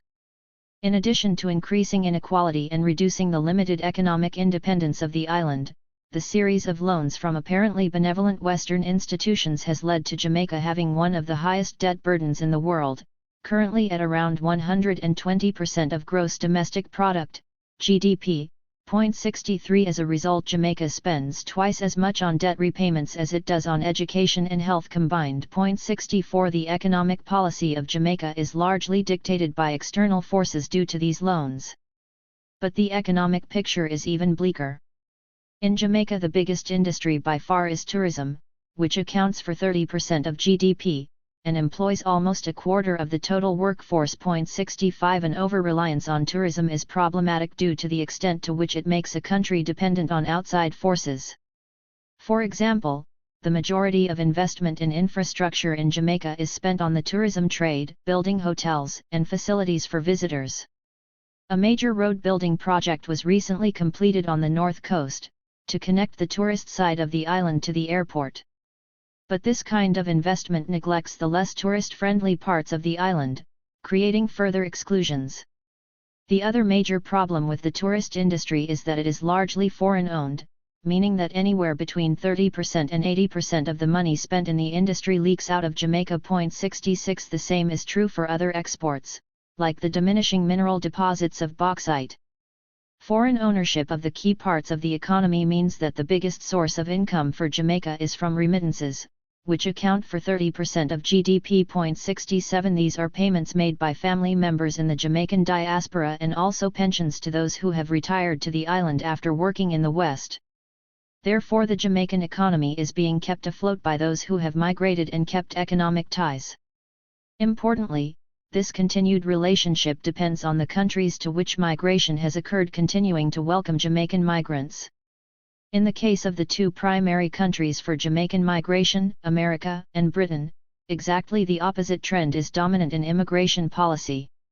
As fewer people migrate out, and the previous generations of migrants pass away, this vital source of income for the economy will decline. It is almost unimaginable to think what the impact of a growing population twinned with a steep decline in income will have on the island. Jamaica's economic future is bleak, and the embrace of colonial nationalism has led to policies and ideas that are the definition of a cul-de-sac. One of the more depressing approaches to this nationalism is the pretense that the economy can become self-sufficient by streamlining and embracing neoliberal austerity agendas.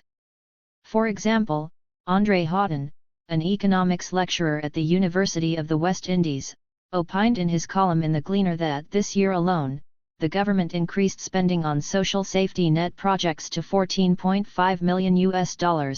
A fraction of this could be used to facilitate the establishment of social enterprises to produce niche goods and services for export.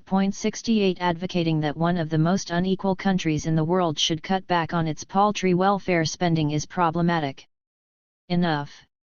Arguing that the money would be better spent in developing exportable commodities in a nation that is in a neo-colonial dependency relationship with the rest of the world takes a special kind of short-sightedness. Jamaica, and the Caribbean as a whole, are net importers of fish. 69. If an island nation cannot even control its waters, then it is madness to expect it to be able to gain anything but oppression from the global economy. This is the problem with colonial nationalism.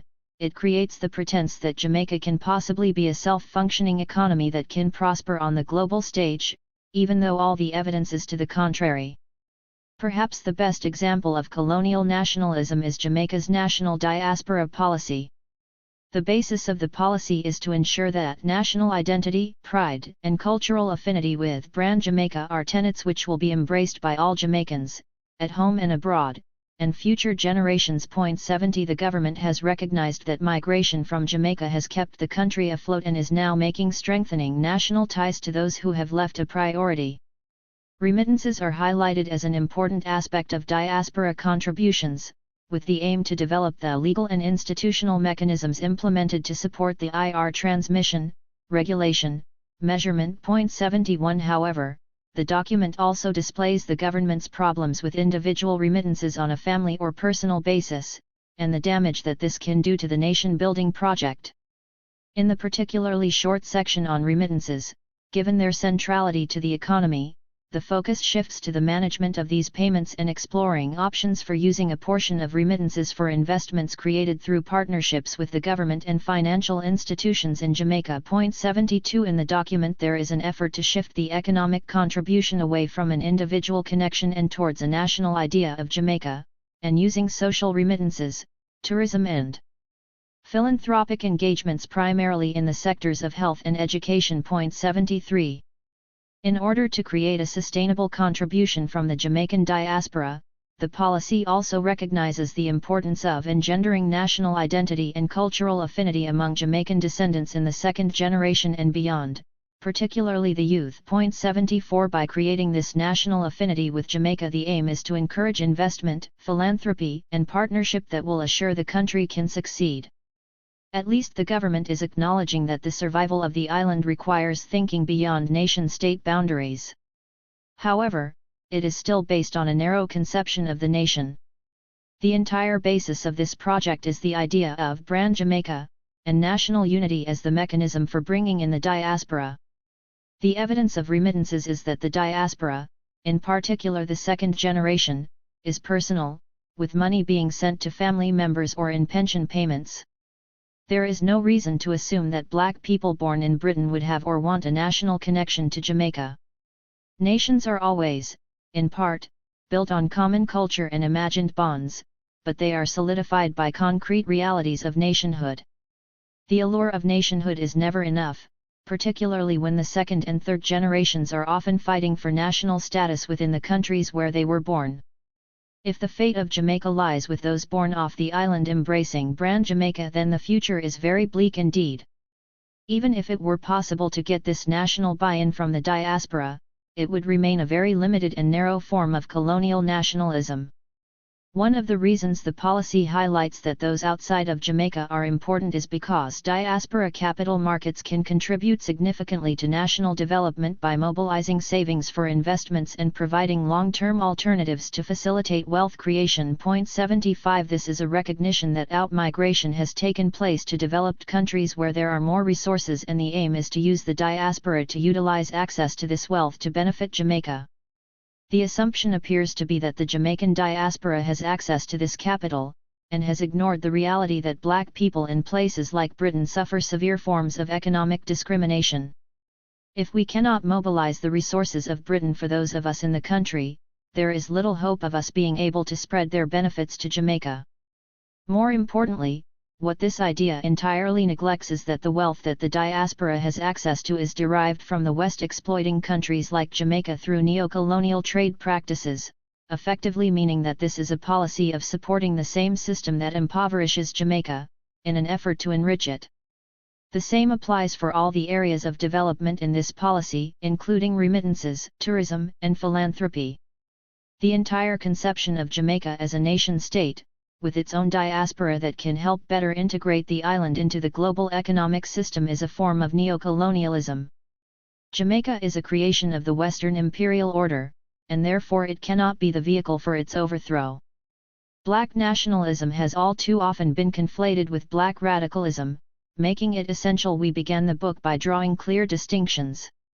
The various forms of black nationalism are usually based on narrow concepts of the nation, which mean they do challenge the global social order. From the conservative idea of the nation within a nation to the more militant arguments for land for African Americans, these politics can be accommodated within the status quo. Narrow forms of nationalism across the diaspora and on the African continent present some of the most short-sighted and dangerous politics that promise to further embed black people in the global system of racial oppression. Black radicalism must be based on a much broader idea of the nation, one that transcends the limits of the Western idea of the nation-state, and unites Africa and its diaspora to liberate all black people across the globe. Chapter 2. Pan-Africanism. One of the most important books for introducing me to the politics of black radicalism was Stokely Carmichael's He Became Quaimtour, Stokely Speaks. Up to this point I had avoided the vast array of black political books commanding my parents' bookshelf. I only picked up Stokely Speaks because the cover was so unintentionally funny. It had a red background with Stokely holding a shotgun over his head with both hands, complete with afro and sunglasses. My teenage self was amused and started reading, expecting to find the content as ridiculous as the cover. Instead, the saying about books and their covers has never been truer, and I was captivated from beginning to end. Over 30 years after it was published, thousands of miles away, its analysis rang out as though he was speaking to me about the day's events from my living room settee. What really impressed was how the book outlined a politics of liberation that made practical sense. The subtitle of the work is From Black Power to Pan-Africanism, and he argued that the only logical conclusion of Black Power politics in the West was Pan-Africanism. Some of the most powerful words I recall from reading the book that first time are: a true revolutionary must provide an alternative, not just rhetoric condemning the existing system. Point 1. He outlines Pan-Africanism as an alternative, predicated on a land base and the ability to create a different political and economic system on the continent. Africa has been savaged by both the West and the East because of its wealth of resources, and in Stokely's argument it is this wealth that made the continent uniquely placed to build a different model of society. Pan-Africanism was synonymous with black radical politics, providing the substance behind the rhetoric. Pan-Africanism as the mode of the Black Revolution has dominated my experience of activist circles since my first reading of Stokely Speaks. The Pan-African Congress movement in Britain has been the standard bearer for work on the liberation of Africa. The Fifth Pan-African Congress, PAC, in Manchester in 1945 has been elevated to an almost mythic status for its role in spurring liberation movements across the African continent. The recent commemorations of the 70th anniversary relit this meeting in the radical imaginary, and I got caught up in the hype, writing that we need to revive the revolutionary spirit of the Pan-African Congresses too. It is not difficult to see how the rhetoric of Pan-Africanism would be viewed as being at the forefront of the global movement against imperialism. Centered on a critique of European colonialism, the Pan-African movement certainly was at the heart of many of the African struggles for independence from colonialism. Shirley Graham Du Bois summed up the Pan-African sentiment towards the European colonizers when she argued, "They love our African sunshine, our beautiful broad rivers, our bright gold, sparkling diamonds, copper, magnesia, bauxite, and oil. They do not love Africans or the children of Africa wherever they may be." Point 3. In his founding of the Organization of Afro-American Unity, OAAU, in 1964, Malcolm X proclaimed that Africa will not go forward any faster than we the diaspora will, and we will not go forward any faster than Africa will. We have one destiny. Point 4. Pan-Africanism was seen to represent the revolutionary overthrow of imperialism on the African continent.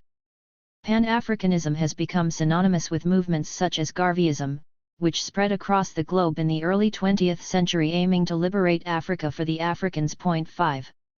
Pan-Africanism, however, has a far more complicated history than being the revolutionary antidote to global racism. Point 6. In much of the literature on the topic, the consensus is that, rather than representing a clear set of politics, the movement has no founder, or particular set of political tenets, and so almost defies definition. Point 7. So broad is the realm of the Pan-African that it has been defined as including the liberation of Africa, the economic, social, and cultural regeneration of Africa, and the promotion of African unity and of African influence in world affairs. Point 8. These may all seem like worthwhile goals, but Fanon warned that the main problem facing Africa in regard to independence was the lack of a coherent ideology. 9. It is not enough to want to liberate Africa, the question is how we go about doing so. In order to begin to distinguish between the varying forms, Shepperson marked the difference between capital and small p Africanism. Point 10. Pan-Africanism with a capital letter marks the series of conferences and congresses that were started in London in 1900, while Pan-Africanism captures the array of political movements that have put the unity of Africa and the diaspora at their core.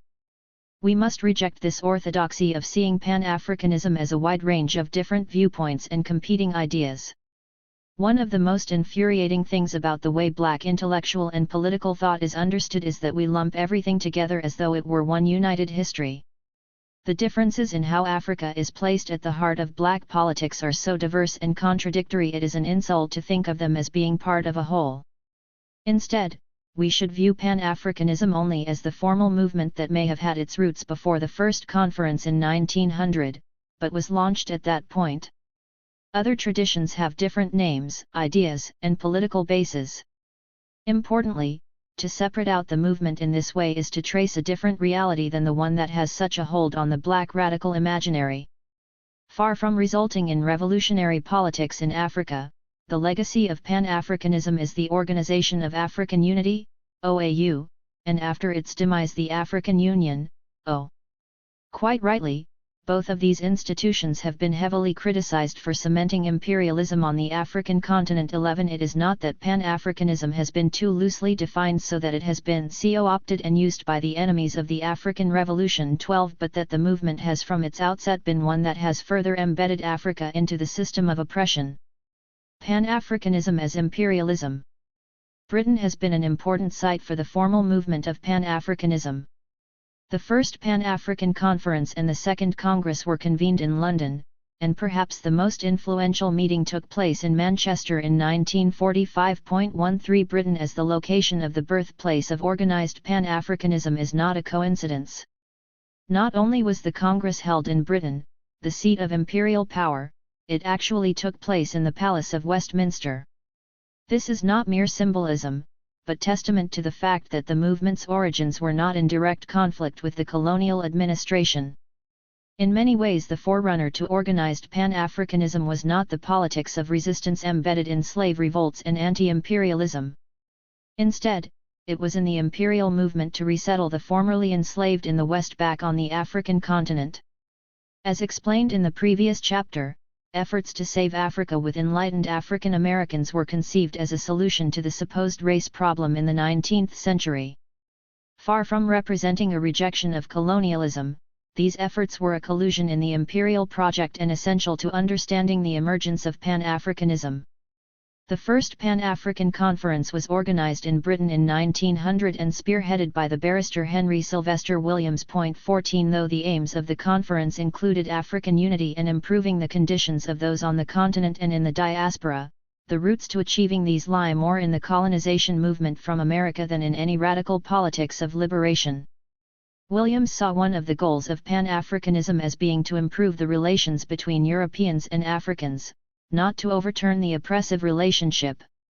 He also wanted to start a movement looking forward to securing all African races living in civilized countries their full rights and to promote their business interests. 15 Pan-Africanism was founded as a bourgeois project to bring modernization to the African continent, within the framework of imperialism. There were subsequently Pan-African Congresses held in London, Paris, and New York. It was not until the fifth of these, in Manchester in 1945, that the delegates called for independence on the African continent. Up until this point they had argued for a form of trusteeship over the colonies, which would still be ruled by European powers. This was the liberal, gradualist, reformist approach of the civil rights movement being enacted on the world stage. Parallel to the emergence of Pan-Africanism there was a far more radical alternative that called for immediate independence and claimed Africa for the Africans, at home and abroad. 16 The Garvey movement built the Universal Negro Improvement Association, UNIA, into a global organization with over 5 million members across the African diaspora. At its peak. 17 Garvey's message was similar to Pan-Africanism in that he planned for a physical return to the African continent, but not under the auspices of the colonial powers.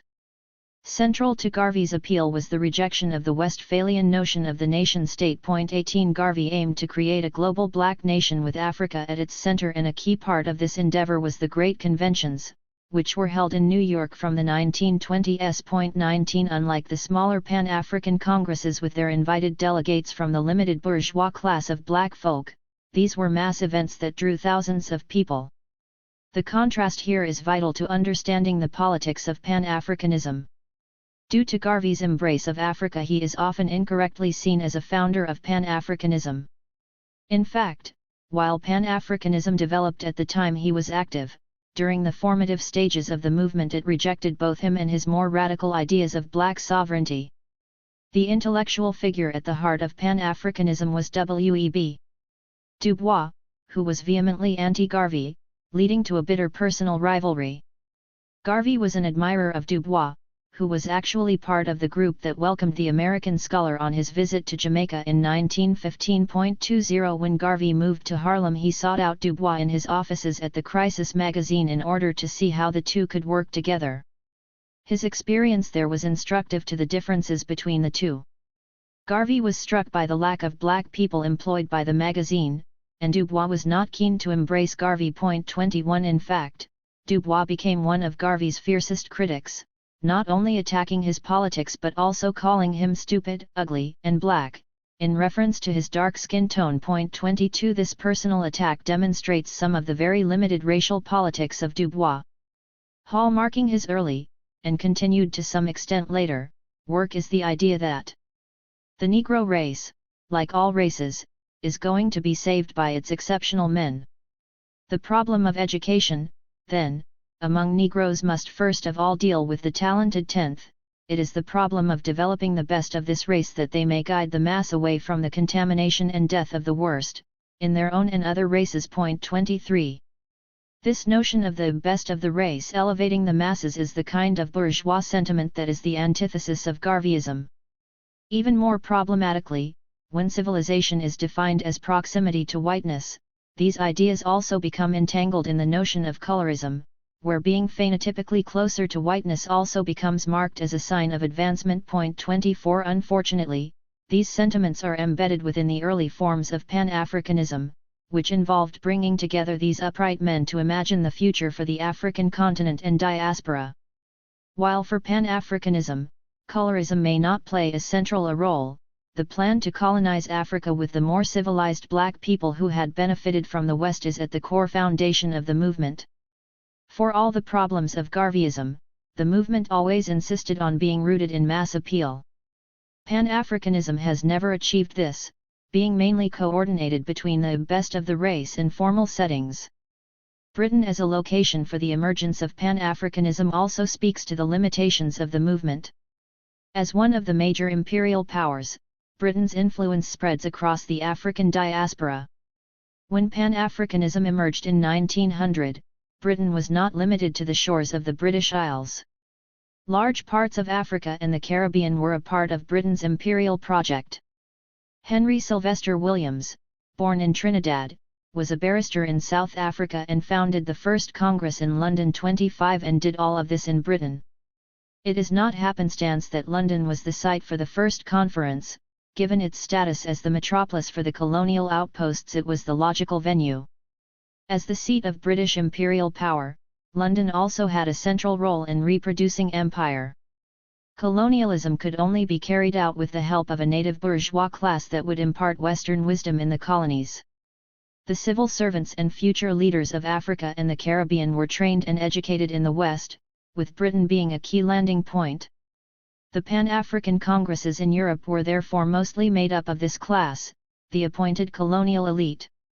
Even some of the more celebrated anti-colonial leaders like Jomo Kenyatta received their education in Britain. 26 Attempts to hold the Congresses on African soil were stopped by the imperial powers, worried that ideas of African unity were too dangerous on the continent itself. 27 Separated from the masses, the Congresses were free to develop along lines compatible with imperialism.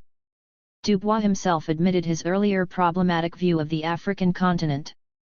Writing towards the end of his life in 1959, he explained that, "Once I thought of you Africans as children, whom we educated African Americans would lead to liberty.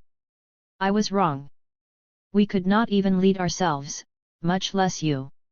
Today I see you rising under your own leadership, guided by your own brains." 28 The fact that this realization had to come to Dubois should be telling. Interestingly, Kwame Nkrumah, the first president of Ghana and a close friend of Dubois, saw his politics as representing bourgeois Negro reformism. 29 In his celebration of Dubois at the 6th Pan-African Congress, Julius Nyerere, president of Tanzania, pointed out that he was not a mass or popular leader and limited his achievements to the advances towards human dignity which black people have recorded. 30 This is one of the greatest limitations of Dubois. From the beginning his work aimed to prove that black people were equal to, and deserving of, the same treatment as whites. He was not interested in overthrowing the system of imperialism, he was fundamentally committed to carving out a space of equality for black people within it. We can see this in his final vision of Pan-Africanism, where he calls for a re-engagement with the Congress movement. The new series of Pan-African Congresses would seek common aims of progress for Black Africa, including types of political control, economic cooperation, cultural development, universal education, and freedom from religious dogma. The consequent Pan-Africa, working together as independent units, should seek to develop a new African economy and cultural center standing between Europe and Asia, taking from and contributing to both. 31. For Du Bois, Africa cannot stand on its own feet, and needs to find support from either the West or the East. He even talks of having to starve a while longer in order to extract the best deal. 32. This is not a vision of overturning the system of imperialism, but rather one where Africa can pull itself up to the level where it can fully integrate into the global order. The goal is a form of equality and not a politics of liberation. It is for this reason that Du Bois' Pan-Africanist activities fit squarely within the realm of classical liberal thought. 33. And has contributed to the development of a Pan-African movement that never challenged imperialism. To fully understand the limits of Pan-Africanism, it is necessary to examine the role of the nation-state in the movement. Colonial nation-state. At the momentous Fifth Pan-African Congress in Manchester in 1945, the tenor of the movement changes. There is a declaration that independence is needed for Africa, and many of the delegates, including Nkrumah, Nyerere, Kenyatta, and Hastings Banda from Malawi, went on to lead their countries to independence. 34. Though there was only one more recognized Congress, in Tanzania in 1974, the movement continued through the legacy of formal Pan-African organization on the continent after independence.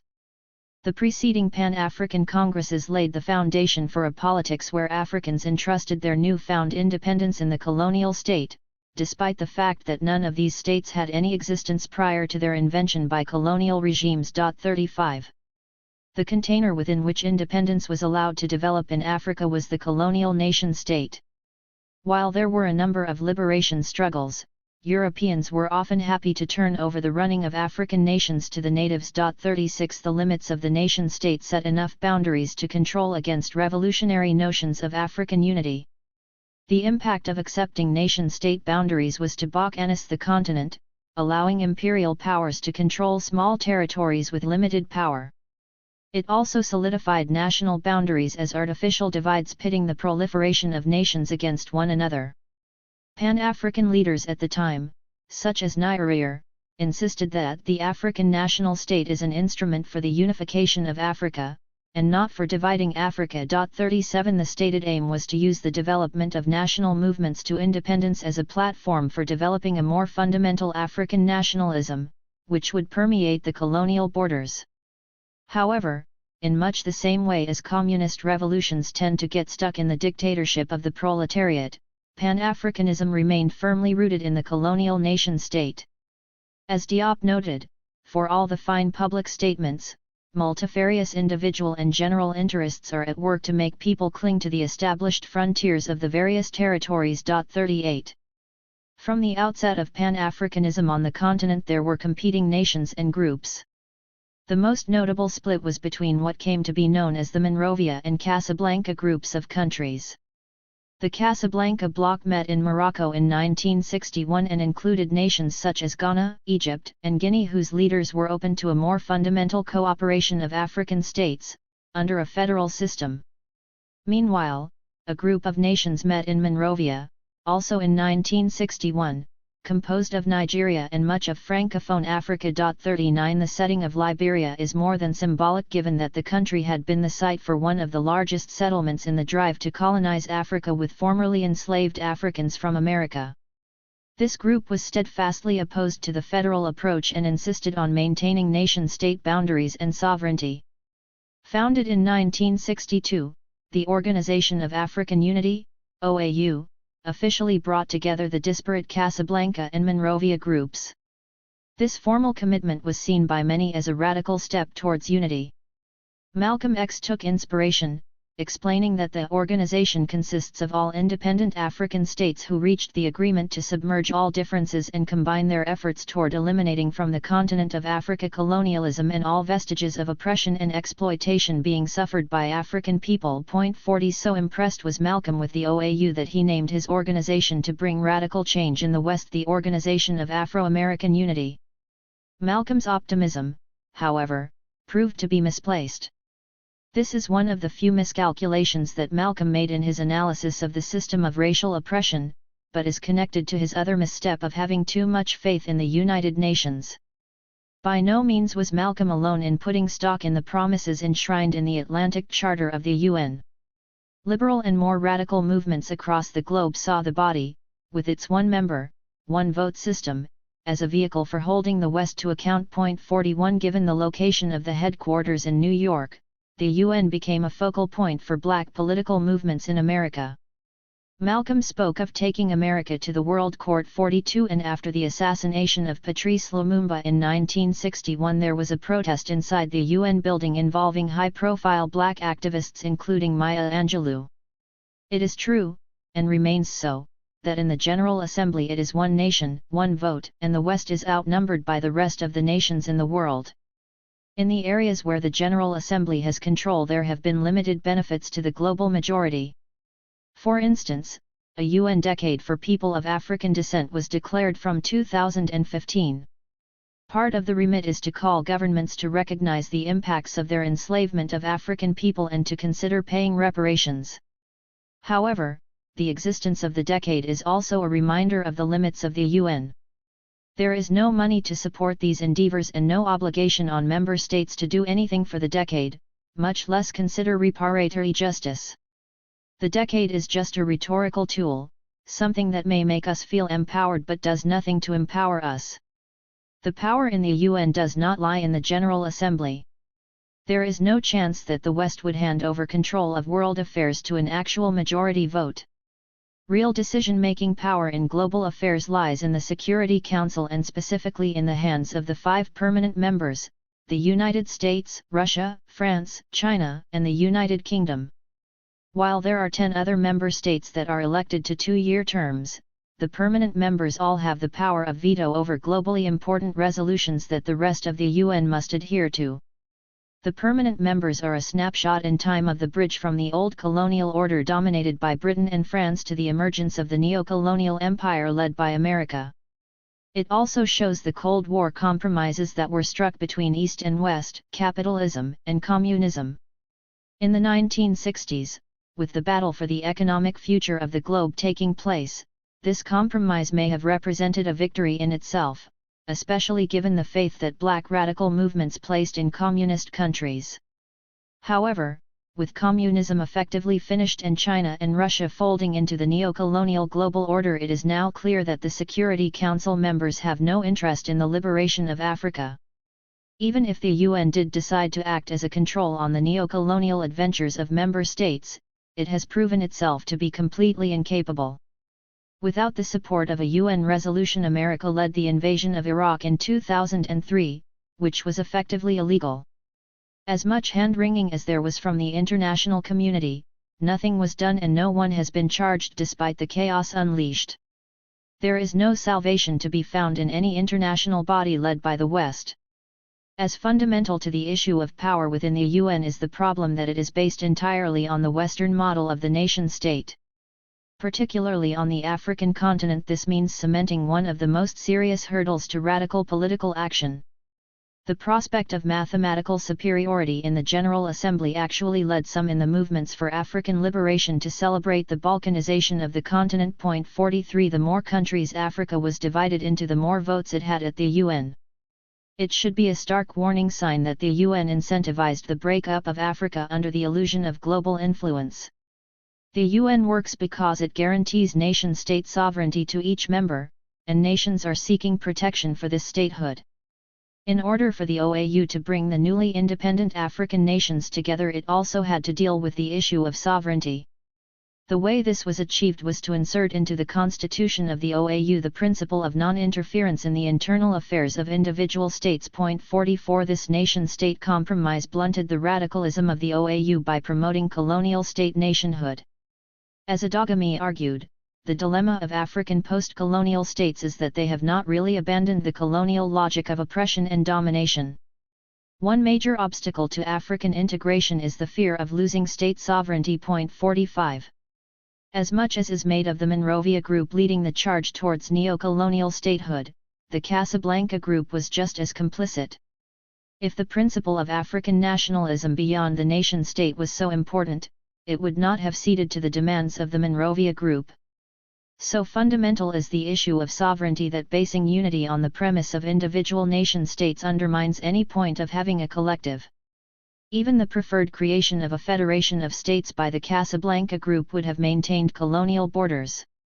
They may have had less meaning, but it is instructive that they would still have been the vehicle for African nationalism. The uncomfortable truth is that most of the leaders who attended the much-heralded Fifth Pan-African Congress did not strive for African nationalism and revolutionary change, but became heads of African colonial nation-states and remained in power well beyond any reasonable period of time. The only leader to whom this does not apply is Nkrumah, who remained a stalwart for revolutionary nationalism until he was overthrown in a coup. Unsurprisingly, it appears as though accepting the limits of colonial nation-statehood was a prerequisite for maintaining power in Africa. Rather than representing a revolutionary body on the African continent, the OAU played a role in facilitating the continued grip of imperialism.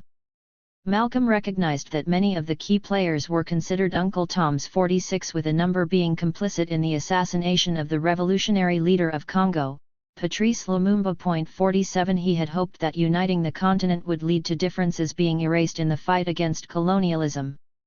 It is interesting that, looking at the case of Africa, Malcolm becomes accepting to the notion of compromising ideology. Just a few months earlier he had celebrated China as one of the toughest, roughest, most feared countries on this earth. The reason he gave for this was that there were no more Toms in China, because they had been wiped out in the revolution. 48 On founding the OAAU, however, the idea of sitting down with reactionary, traitorous leaders becomes maturity. The OAU could serve as a case study in how unity is not worth sacrificing to ideology. The failure of the OAU to challenge imperialism is not simply down to a compromise between competing ideas in order to promote unity. The problem is that the ideology of Pan-Africanism was always suited to maintain and not challenge the imperial social order. Given its historical roots, ideas, and the leadership of African countries, there was little hope of revolutionary nationalism being embraced in the movement. Even at the most radical of the congresses, held in Tanzania in 1974, the ideological limitations of Pan-Africanism were apparent. Held at a time of armed struggle in Angola and Mozambique, the Sixth PAC was the largest of the congresses, drawing in over 1,400 delegates from the African continent, South America, Europe, the Caribbean, and the United States. The Congress came out in support of the armed struggle and also professed a commitment to ideas of socialism. 49 However, for all the rhetoric of liberation that came from the Congress, it did not practically offer support to revolutionary movements. If anything, it was hallmarked by the differences and disunity that have been features of Pan-Africanism in general. There was little agreement amongst the delegates, and the African American delegation came in for particular criticism for being too large and disorganized. 50 The Sixth PAC also marked the last time an agreed Congress took place. After this, formalized Pan-Africanism became crystallized in the OAU and later its successor, the African Union. As with many progressive black movements, Pan-Africanism became obsessed with Marxism, which will be explored in more detail in Chapter 6 when we discuss the concept of African socialism. The infatuation with socialism in Pan-Africanism also had implications for questions of how race and racism were understood within the movement. Pan-Africanism developed alongside and was partly shaped by its relationship to Garveyism.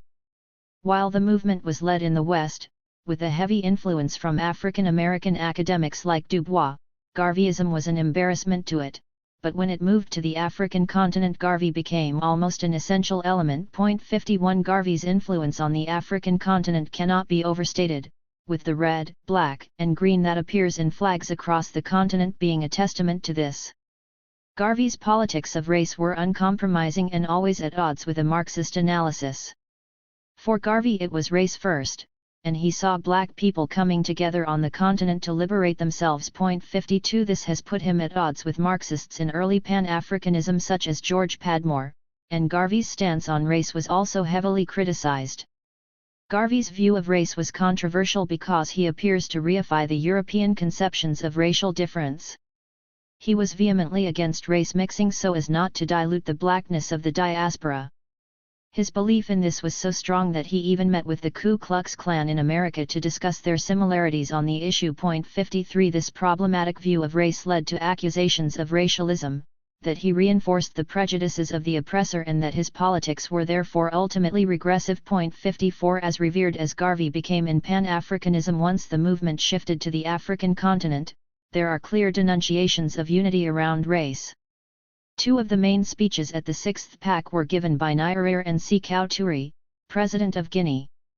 Nyerere makes direct reference to fighting against ideas of racialism in his explanation that the Congress had non-black participants, and has to concern itself with oppression affecting any man, of any color. 55 Touré railed against Leopold Senghor's concept of negritude when he argued that the racists of southern Africa and the poets of negritude all drink from the same fountain of racial prejudice and serve the same cause. 56 Though he does not mention Garvey, this is clearly logic used to critique his ideas of race and unity. The embrace of socialism should be seen in the context of re-articulating a rejection of Garveyism within Pan-Africanism. Marxism provided a theoretical basis for the renunciation of Garvey, as he prioritized race over class. The American delegation's dogmatic insistence on scientific socialism at the Sixth PAC is emblematic of this reaction. 57 The rejection of Garveyism and the importance of blackness had important consequences for Pan-Africanism. The Third World Movement offered a promise of a unified resistance to imperialism from the darker parts of the globe. 58 Pan-African leaders embraced this promise as early as the Bandung Afro-Asian Conference in 1954-59 and continued to do so in aligning with communism. As previously explained, this faith was ill-conceived and led to a path of further exploitation. By not rooting the politics around blackness, the movement never safeguarded the interests of the black people on the continent or in the diaspora. The overt rejection of racialism is also one of the reasons why the movement became trapped in the colonial nation-state. As we will discuss in the next chapter, for all of Garvey's flaws, once you view the black nation as consisting of 400,000,000 men and women with warm blood coursing through their veins, it becomes impossible to be contained by the nation-state. 60 The irony is that in the desire to avoid racialism, embrace Marxism, and make links to the Third World, Pan-Africanism needlessly rejected the one concept that could have provided the revolutionary glue to the project.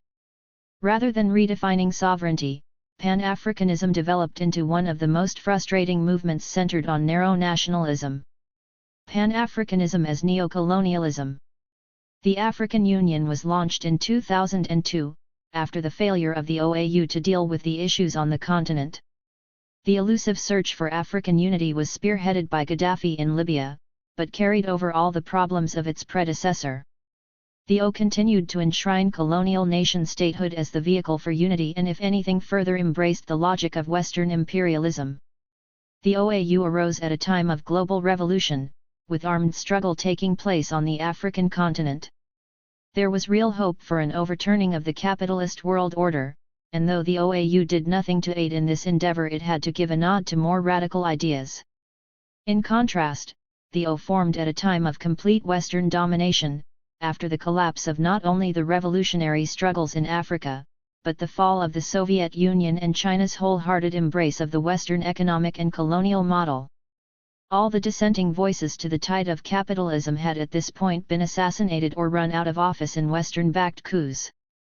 The OAU never had to present a facade of revolutionary politics and quickly set about fully integrating the future of the continent into the global system of oppression.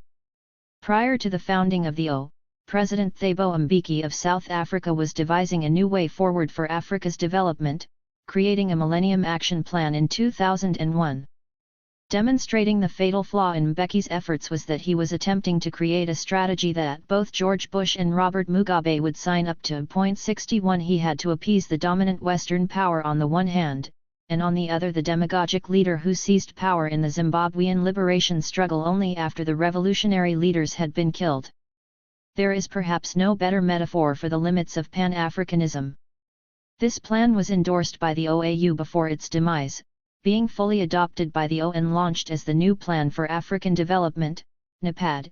It became fully integrated into the structures of the Union in 2010. To understand the limits of NEPAD we need only listen to Olusegun Obasanjo, former president of Nigeria, who praised the program for focusing on the key issues of bad governance, democracy deficit, corruption, lack of transparency and poor leadership. 62 His analysis of the problems facing the continent entirely adopted the Western paradigm of development. In this model, Africa is poor because it is backwards and has not gone through the necessary industrial, scientific and political revolutions that have made the West exceptional. This is the classic logic from the Enlightenment, which promotes the idea that knowledge is produced in Europe by the great dead white men and spread out to the less advanced, savage parts of the world. In order to succeed, therefore, Africa needs to learn the lessons from the West and accept its benevolent helping hand. A doctrine called modernization theory has come to dominate how we understand international development, which was developed by Rostow in the 1960s. The key tenets of the theory are that backwards countries need to move from their position as traditional societies through a drive to maturity, eventually arriving at the age of high mass consumption. 63 Just in case it is not clear that this is very much a hierarchical process, the transition is depicted as an evolutionary ladder that the savages must scale. It is quite literally social Darwinism on a global level. Importantly, the essential element to so-called development is that the West has to come in and provide the necessary industrial and financial aid to set the conditions for economic development. As much work on development theory has evolved since Rostow, it is indisputable that this basic premise still drives the development industry. Whether it is on the nation-state, not-for-profit or transnational level, aid is dispensed on the premise that the West knows best. The International Monetary Fund, IMF, and the World Bank have built a formidable reputation for dictating economic policy to developing nations in return for assistance in the form of loans. This advice always looks the same: liberalize the economy by removing trade barriers and state assistance, open up to foreign imports, remove what little state support existed by enforcing extreme austerity measures, and foster democratic models of governance. The technical term for this package of aid has been dubbed the Washington Consensus, named because it is the proscription of the DC-based IMF, World Bank, and the American Treasury. Of course, this entire paradigm is utter nonsense and ignores the role that the West has played in the impoverishment of Africa.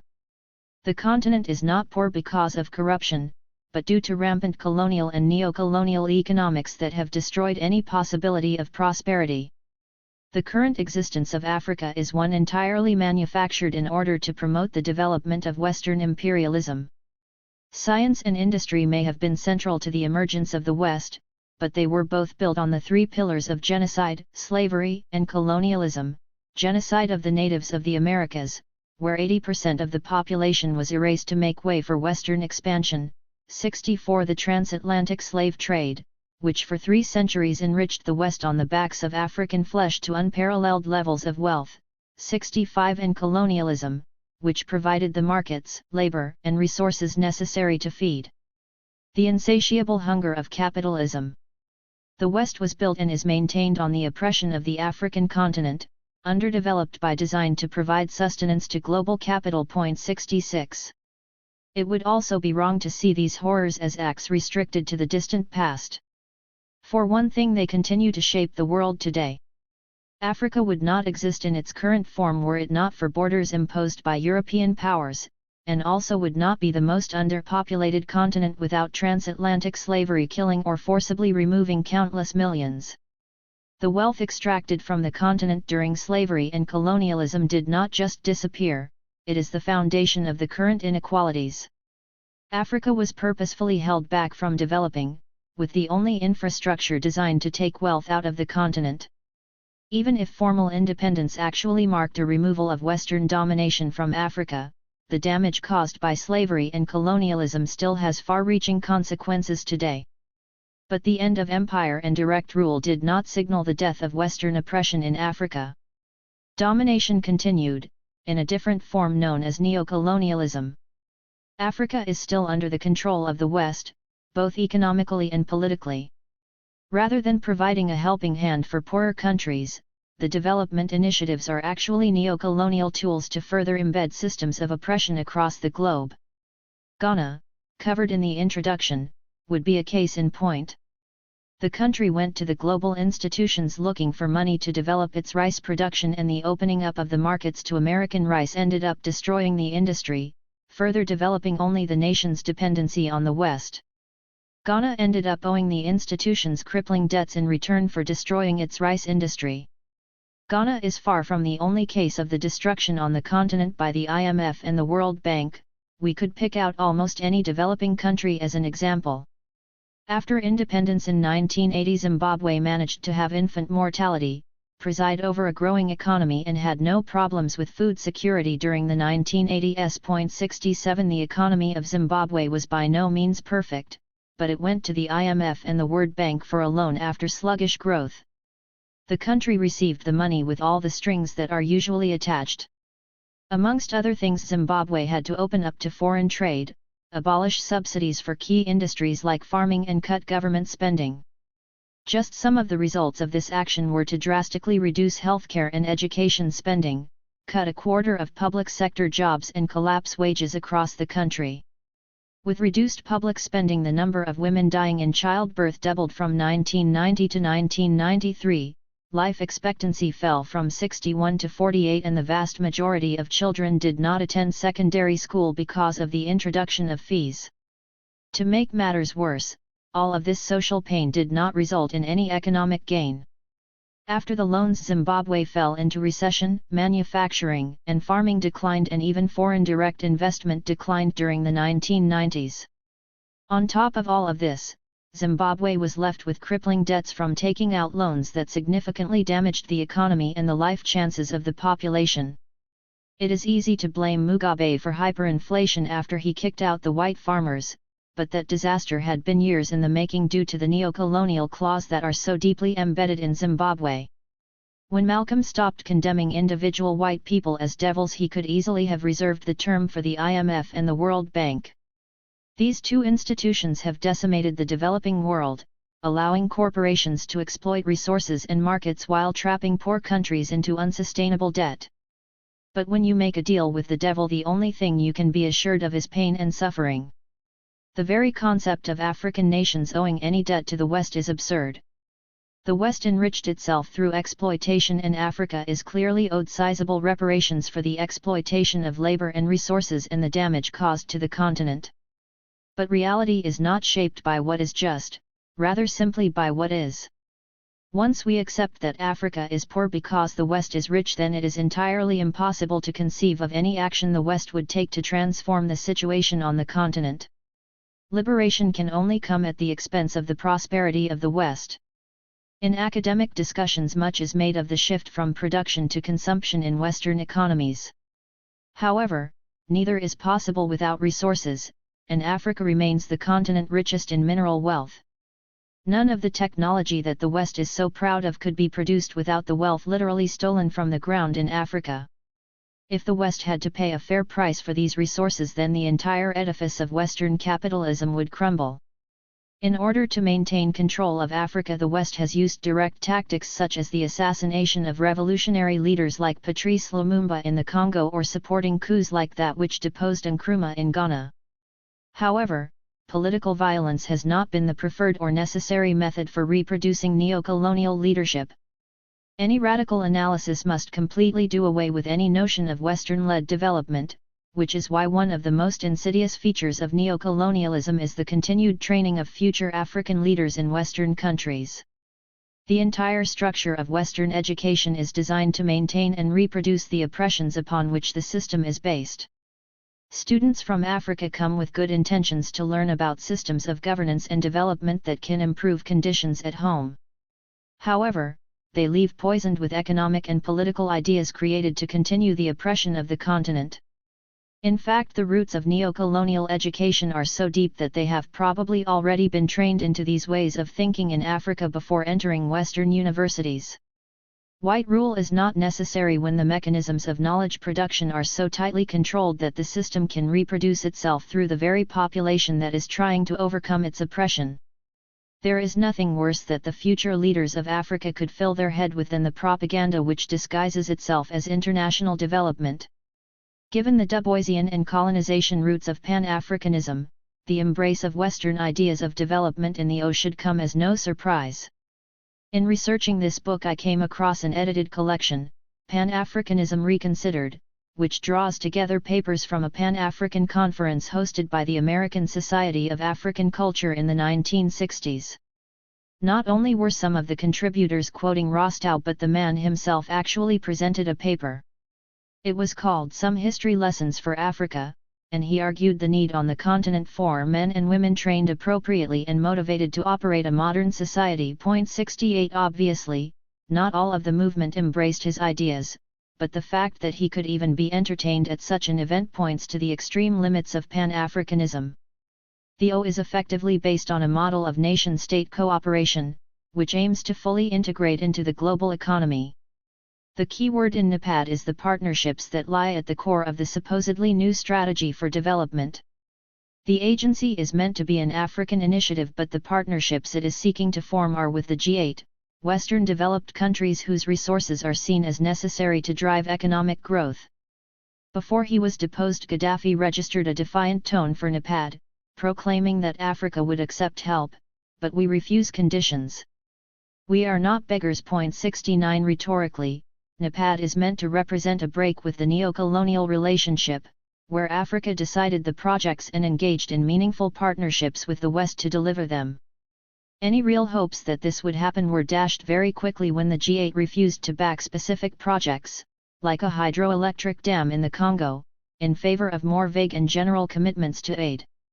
They insisted on conditions for their funding, including only supporting countries with a track record of good governance and economic performance. 70 The G8 was also keen to emphasize the role of good governance and security on the continent and gloss over the need for infrastructure development, food security, and schools and hospitals. The fundamental problem with NEPAD is that rather than recasting the relationship with the West, it is ultimately a continuation of the imperial legacy of Pan-Africanism. It is a strategy of going cap in hand to the West for billions of dollars of investment, while accepting all of the neo-colonial conditions which have so disabled African progress. 71 NEPAD's complete adoption of the neo-colonial framework of African development is the logical conclusion of Pan-Africanism, a bourgeois, colonial nation-state-led enterprise that looks to further integrate into the oppressive world system, rather than to overturn it. Part of the reason that Pan-Africanism has been embraced as radicalism is because of the assumption that embracing Africa must represent a radical politics. We all too often act as though African unity in and of itself must lead to revolutionary politics. This was one of the few limitations of Malcolm X's work and why he was more optimistic about the OAU than he should have been. Africa is a place, it is not a politics. If we only focus on unity, then it is easy to develop a politics like Pan-Africanism, which compromises any radical analysis to keep the Uncle Toms at the table. It is certainly true that in order to rule the continent, Western powers have used strategies to divide and conquer, but simply coming together does not represent revolutionary change. National unity within the colonial nation-state was used to control the independence process in the same way that Pan-African unity has been used to bring the continent into the global system of oppression. Unity is not enough, we need clear politics and ideology if a movement is to produce radical change. As dispiriting as this journey from the Pan-African Conference in London to the formation of the NEPAD has been, it is an essential step to charting a truly radical politics of blackness. Too often we look for the positives in our history and find salvation in the rhetoric rather than the reality. There is not a number of different Pan-Africanisms, there is a clear history, tradition, and doctrine that explains the current neo-colonial version of unity. There have certainly been competing ideas and politics for African unity and revolution, but to cast them all in the same mold as Pan-Africanism actually does them a disservice. Pan-Africanism may not be the radical program it is heralded as being, but there are movements which have radically redefined sovereignty that form the basis for a black radical approach to nationhood and the liberation of Africa and its diaspora. Chapter 3. Black is a country. That's offensive. You can't say that, came the interruption from the man in the front row who was so angry it looked as though he only came to the talk to tell me I was wrong. There are too many countries in Africa alone to say that black is a country, that is what the Europeans think, that we are all the same. At this point I hadn't even started the talk, which was being held in Harriet Tubman Bookshop in Handsworth, Birmingham. The angry audience member was from Zimbabwe and his frustration demonstrated the extent to which the nation-state is such a powerful force in how we understand the world. Country is taken to mean the nation-state, best summarized by Smith's 5 components: an historic territory or homeland, common myths and historical memories, a common, mass public culture, common legal rights and duties for all members, and a common economy with territorial mobility for members. Point 1. For the man who challenged me on the title of the talk, to say that black was a country erased the national standing that we have all become so invested in. There is no passport, no currency, no elections for the nation of black, nothing that we are trained to cherish and obey in the nation-state framework, so the idea seems foreign to us. In the previous chapter we explored how the trappings of the colonial nation-state were a key tool used to entice African leaders into maintaining the neo-colonial oppression. The same is true for the masses, which are sold the idea of a national belonging that separates them from the rest of the continent and the diaspora. We take for granted the reality of the nation-state and believe, because we are told, that the millionaire bankers in the south of Britain are connected to the poor migrant workers picking cockles on the beaches in the north. To question the reality of the nation is to challenge some of the basic assumptions about how we understand the world. But as ingrained as these ideas have become, it does not take too much to unravel them.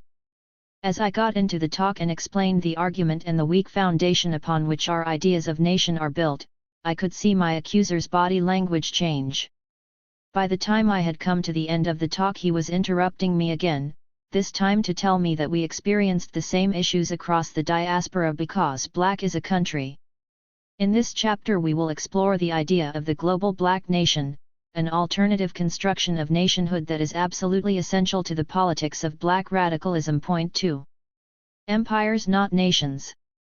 One of the greatest myths at the heart of Western knowledge is that the Treaty of Westphalia, signed in 1648, brought in the era of sovereign, separate nation-states which became the driving force of the modern world. Point 3. The emergence of the great nations give immense pride to those embedded in nationalist projects in the present day. According to former British Prime Minister David Cameron, Britain is the country that launched the Enlightenment, that abolished slavery, that drove the Industrial Revolution, that defeated fascism. Point 4. The dangers of the nation-state go much further than promoting such misty-eyed, rose-tinted reminiscences. We have fallen into the trap of methodological nationalism, in which we equate society with nation-state, and see states and their governments as the cornerstones of analysis. Point 5. But there are a number of problems with treating the nation-state as though it is a natural site for analysis, which must be viewed as a social construction. What becomes key to a discussion about the concept of nation is how particular definitions often favor one group, in terms of interests and identities, at the expense of the claims of another. 6. It turns out that the cultural and linguistic sameness central to classic understandings of nation exist in less than 10% of countries recognized by the United Nations. In order to understand this, the role of Western imperialism must be acknowledged. While promoting an ideal form of the culturally unified nation, Western powers enforced artificial national boundaries on continents like Africa, as we explored in the previous chapter. In fact, during the root period of the Western mythic nation, the colonial era, there were in truth very few nations. Point 7. Most Western states were in reality empires, which do not adhere to any of Smith's mythic 5 components, with the colonies being subjected to entirely different forms of national belonging than the metropolis. Once we understand the nation-state as a controlling idea, rather than a reality, an ideology, not a natural creation, then we can begin to undo the dominance it has on how we understand the world. The hallmark of Western imperialism is a system of cooperation between so-called nation-states in the service of white domination. On the surface it may seem as though there has been conflict between the nations of West, but these have been wars for the resources taken from the collective system of Western oppression. For instance, Britain and France battled for supremacy over the seas and colonies in the 17th and 18th centuries. The two nations' slave colonies were in direct competition in producing commodities for the world market, and the threat of one nation invading the other's territories always had to be accounted for. But despite all of this, over half of the enslaved Africans in French colonies were taken there by British ships, meaning French slavery could not have survived without the support of Britain. 8 The transatlantic slave trade was a system collectively maintained so that Western powers could engorge themselves. Even countries that were not directly involved in the trade in African flesh enriched themselves off the profits from the system. We often talk about globalization as if the interconnectedness of the world today is something new, but what is more global than a few European countries colonizing almost all of Africa, Asia, Australia, and the Americas and organizing them into a hierarchical world system of nation-states? 9 The IMF and the World Bank may be the most blatant collective tools of Western oppression, but they are following in a long tradition. After the First World War, in the scramble for Africa, victorious European powers doled out German-owned territory. The treatment of Germany after the First World War was a major component in stoking the German nationalism that resulted in the barbarous Nazi Party. Again, though, we should not pretend that the Nazis, and their brutal final solution, were unique to the German national ideology. Racial science, a subject that was accepted across Western universities as valid, lay at the heart of the persecution of the Jews. Eugenicists, like Francis Galton at Britain's University College London, were key to developing the logic that led to the extermination of 6 million Jews. Concentration camps had been developed by the British during the Boer War in South Africa, and lest we forget that genocide is at the foundation of the Western project. The Holocaust is an expression of the logic of Western imperialism, the collective system that created race in order to facilitate conquest. 10. One of the most patronizing and dishonest parts of British nationalism is the erasure of the colonies' contribution to both world wars. The sentiment in the period after the war that servicemen were losing out to the foreigners in terms of housing sums up the national ignorance on this issue. Troops from the Empire fought and died in both world wars as well as fully contributing to the war efforts. This should come as no surprise given that the colonies were a part of Britain, and designed to support Crown and country. After Britain needed to be rebuilt, it again turned to the colonies for the necessary labor, inviting workers into the mother country in large numbers for the first time. The NHS is the perfect example of a so-called British staple that could not exist without support from the Empire. A significant proportion of doctors and nurses are still born in the former colonies, matching a trend that goes back to its founding. Black nurses have historically made a huge contribution to the NHS, so to pretend it is a story of the British Isles alone is a complete fantasy of whiteness. The British Isles itself is a contested site of the nation. Scotland may be on the brink of leaving the Union, Northern Ireland has always been controversial, and even Wales has its own parliament. The contestation over who is British has created a hiding place for some from the evils committed in the name of the nation. If we see Britain as an empire, then it is possible to view Scotland, Wales, and Northern Ireland as victims of English colonialism. While constructing the nation of Britain has certainly involved conflict and conquest, to do so would be to get lost in the fantasy of nostalgia. Nation building is always a contested project, and often involves one region subsuming others. The question is not whether there was any force used in creating a nation, but in building the state how regions were incorporated. It would be madness to suggest that the incorporation of the rest of the British Isles into the British nation-state was on the same terms as the colonies. Northern Ireland would have the most compelling case given the terrible history of Britain in relation to Ireland. But so-called Irish slavery was actually indentured labor, which may not have been pleasant but was not equivalent to chattel slavery. As many problems as the Irish have had in Britain, it would be difficult to make a case that they remain disadvantaged today. Around 10% of the British population is of Irish descent, and they have better than average success in most major economic and social categories. Irish migrants have also made a major contribution to America, becoming white by, amongst other things, racially abusing and lynching African Americans. The traditions of the New York Police Department are as steeped in memories of Ireland as they are in the blood and bruises of black people. For the Scots and the Welsh to claim affinity with the colonies really does display the levels to which the psychosis of whiteness prevents rational thought. 11 Both parts of the British nation-state hugely benefited from slavery and colonialism. It is no coincidence that my surname is Andrews, taken from the Scottish slaver who owned my ancestors in Jamaica. Cities like Glasgow and Edinburgh are knee-deep in money from the slave trade.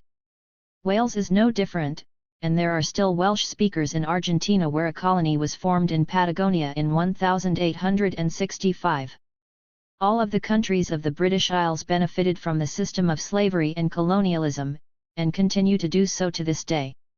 Rethinking the concept of nation does not include revisiting the status of the component parts of so-called Great Britain.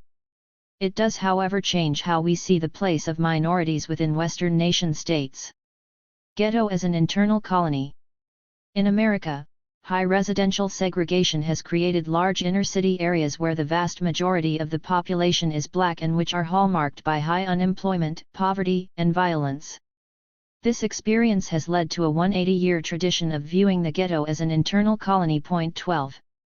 Carmichael and Hamilton accept that the analogy of the colony is not perfect because in the ghetto there is no appropriation of land or exploitation of raw materials that are then sold back to the population. 13 Although with commodification of black cultural forms you could argue that the process continues of exploiting raw materials, this time cultural, to be sold back to black communities. Though the classical relationship of colonialism may not apply, they argue that the white power structure is as monolithic as Europe's colonial offices have been to African and Asian colonies. 14 This can be seen through the political, social, and economic domination of Black America by the mainstream. In terms of political domination, Carmichael and Hamilton argue that the ghetto is controlled by a system of indirect rule, with the people elected to represent the ghetto serving as puppets for the mainstream political parties.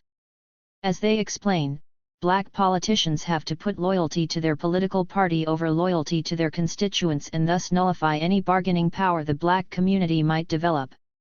Colonial politics causes the subject to muffle his voice while participating in the councils of the white power structure. 15 Within this system black people strive for political representation in order to get power, without realizing that once in elected post their role is to keep the people in check.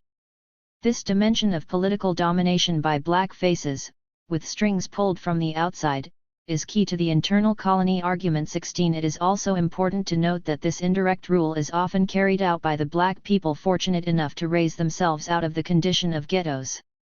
Allen explains how the civil rights gains led to the expansion of a black middle class that could gain access to mainstream America.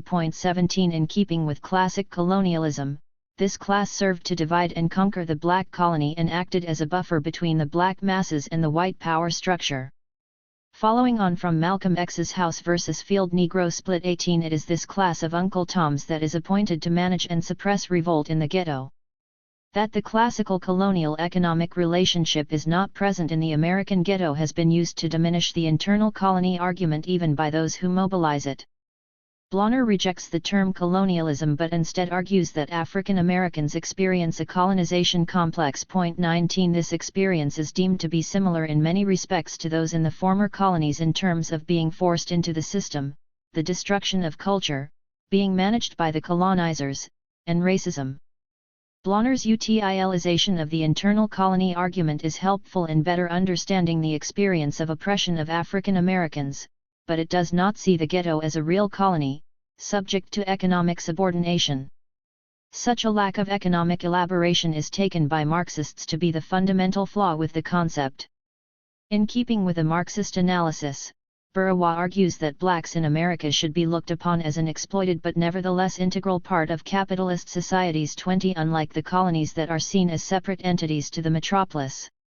However, capitalism is not merely a process of economic development that emerges in Europe and then exploits less developed countries.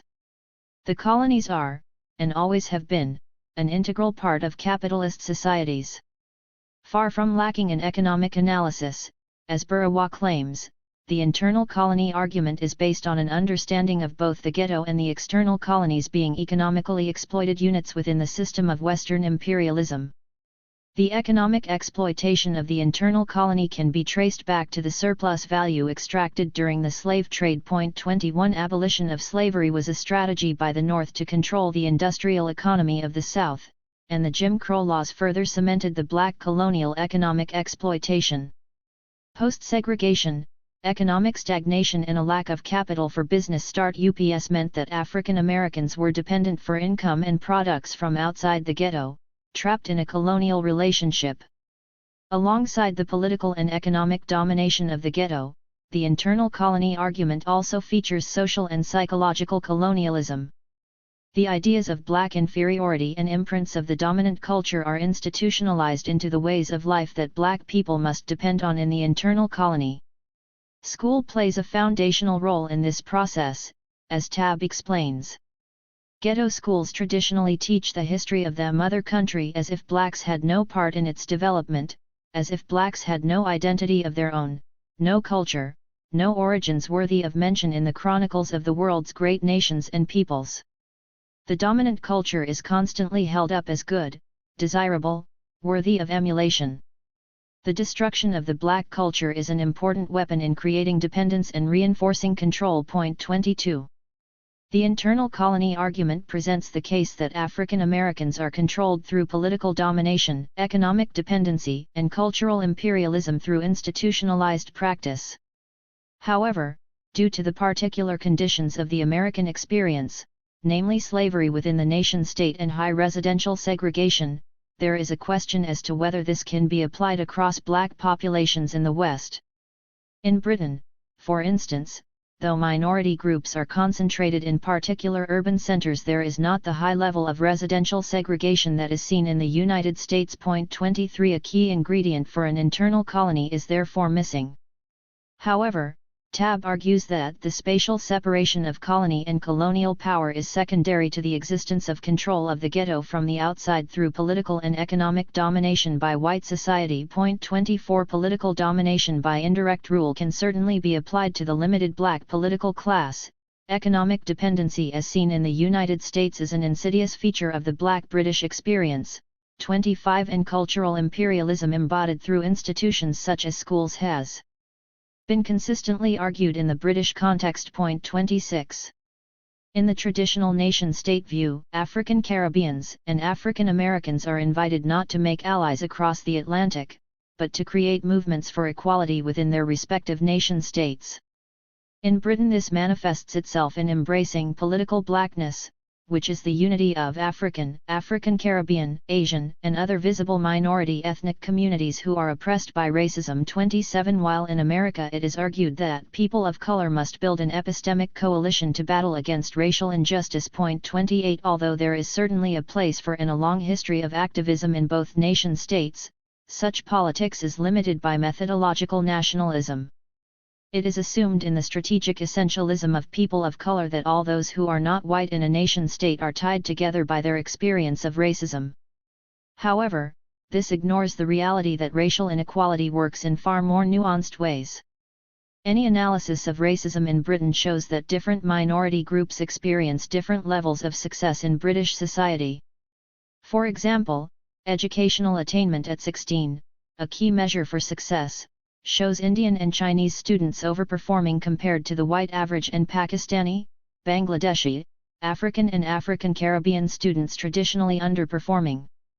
Different groups have different levels of access to success in British society, which should not be a surprise given the different histories and experiences of colonialism across the former colonies. Similar dynamics are true of minority groups in America. A good example of this would be in the Latino community. Although they are viewed as people of color, almost half of them identify as white. 29 There is a history in the United States of Latinos claiming whiteness, for example Mexican Americans attempting to assimilate in the 1950s as whites of a different color. 30 There remain issues that African Americans and Latinos should unite on, but it is also increasingly the case that as Latinos become more Americanized it is likely that more among them will become white, and we will see an ever-growing distancing from blackness. 31 Political blackness traps us in a regressive nation-state logic of race relations. Black radicalism is based on a radical politics that necessitates an analysis of racism that transcends nation-state boundaries. Members of African diasporas separated by thousands of miles are subject to processes of racial oppression that are more similar than those experienced by their allies of color in the adjacent neighborhood. To illustrate this connection, the example of African Caribbeans in Britain and African Americans is instructive. Underlying the history of black people in the West is the original sin of enslavement. It can be argued that the slave experience of black people in America is markedly different because the plantations were not on the British Isles. But as we discussed in Chapter 1, we need to conceive of Britain as an empire, not a nation-state. The Caribbean was Britain's version of the American South. The migration from the slave-holding South to the free North, and from the Caribbean to enlightened Britain is remarkably similar. The size of America shielded much of the North from the realities of enslavement, but more importantly from the associated guilt, with it being seen very much as a Southern issue. 32 In a very real way Northerners take responsibility for ending enslavement, but not the system itself. It was the South that had the plantations and the North that fought for the freedom of its African American citizenry. For an example of this, see none other than the Romanticism surrounding New York. This was the same New York that was founded by one of the most vicious corporations in history, the Dutch West India Company, and was originally built by slave labor. 33 British notions of freedom and progressivism are also built on myths surrounding the slave trade. Britain is only ever actively conceived of being engaged in the ending of, and not participation in, enslavement, because the plantations were outside of its borders. Abolitionist heroes like William Wilberforce are elevated in the historical record to obscure the insidious history in which Britain took such a leading role. 34 Largely ignored is the role which British cities played in the slave trade, Liverpool and Bristol in particular, having been built almost entirely off the back of enslavement. What is clearly set up on both sides of the Atlantic is an enlightened part of society that ended enslavement and embraced the black population, which lies at the heart of the liberal myth of progressivism in both countries. Black people in both America and the Caribbean found themselves in a post-enslavement society where they remained firmly at the bottom. Both groups had little choice with unemployment but to migrate to the urban centers of their respective saviors. When they arrived in these progressive countries they encountered the same forms of racism. For African Caribbeans in Britain and African Americans in northern cities of America the stereotype of the aggressive, over-sexualized savage that was key to enslavement formed the basis of relations with the majority population. It should come as no surprise then that in terms of discrimination the experience of African Caribbeans and African Americans, regardless of which part of the country, are mirror images. Education is a very good example of this, where both groups are associated with lower educational attainment. If we look more closely at schooling, the arguments about the hidden curriculum, devaluation of black cultural forms, treatment of black vernacular language and teacher expectations have been argued to apply equally to both settings. 35 The nature of the racism along with the formation of racial characterizations facing African Caribbeans in Britain is identical to that faced by African Americans. In Britain there is no internal colony akin to the expansive American ghetto because the descendants of the enslaved live in the Caribbean, not on the island. So the colonies are the Caribbean islands, or the African nations where migrant families arrived from, but relations on the British Isles remain defined by the colonial relationship. We have to go beyond a national analysis so as not to be blinded to this fundamental point. And when black people are viewed as a colonized minority it necessitates a transformation, rather than reform, of the societies in which we reside. Perhaps the most serious issue the internal colony argument has to overcome is that of independence. In the former colonies, battles for economic and political independence, though difficult, are conceivable because they exist outside of the physical encompass of the West. The question is how to disentangle the mechanisms of control that the West uses to dictate from afar.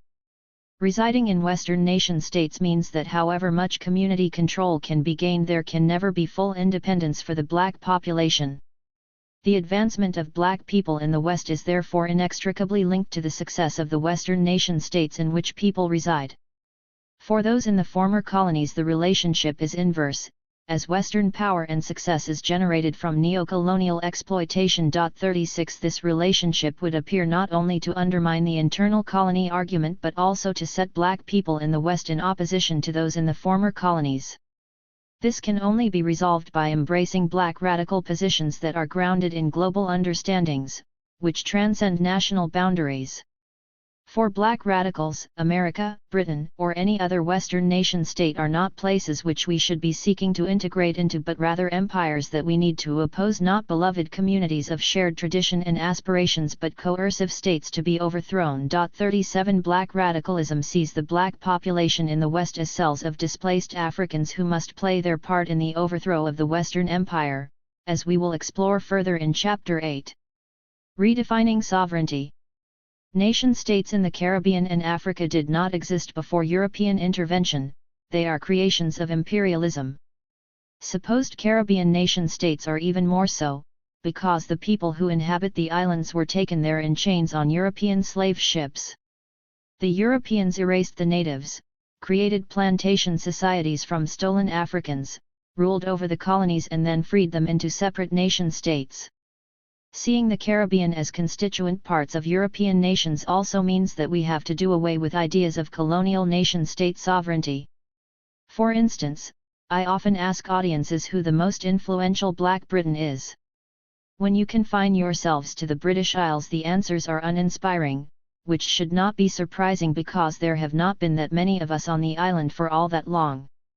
Once we open up the nation to include the empire, the answer quickly becomes apparent. Marcus Mosiah Garvey. Garvey was born a subject of the British Crown on the island of Jamaica long before the pretense of independence was bestowed. After his incarceration in America, he was deported to London, because the authorities feared his influence on the Jamaican colony. They were only able to do this because of his nationality. He died in London in 1940, never having experienced the Jamaican so-called nation-state.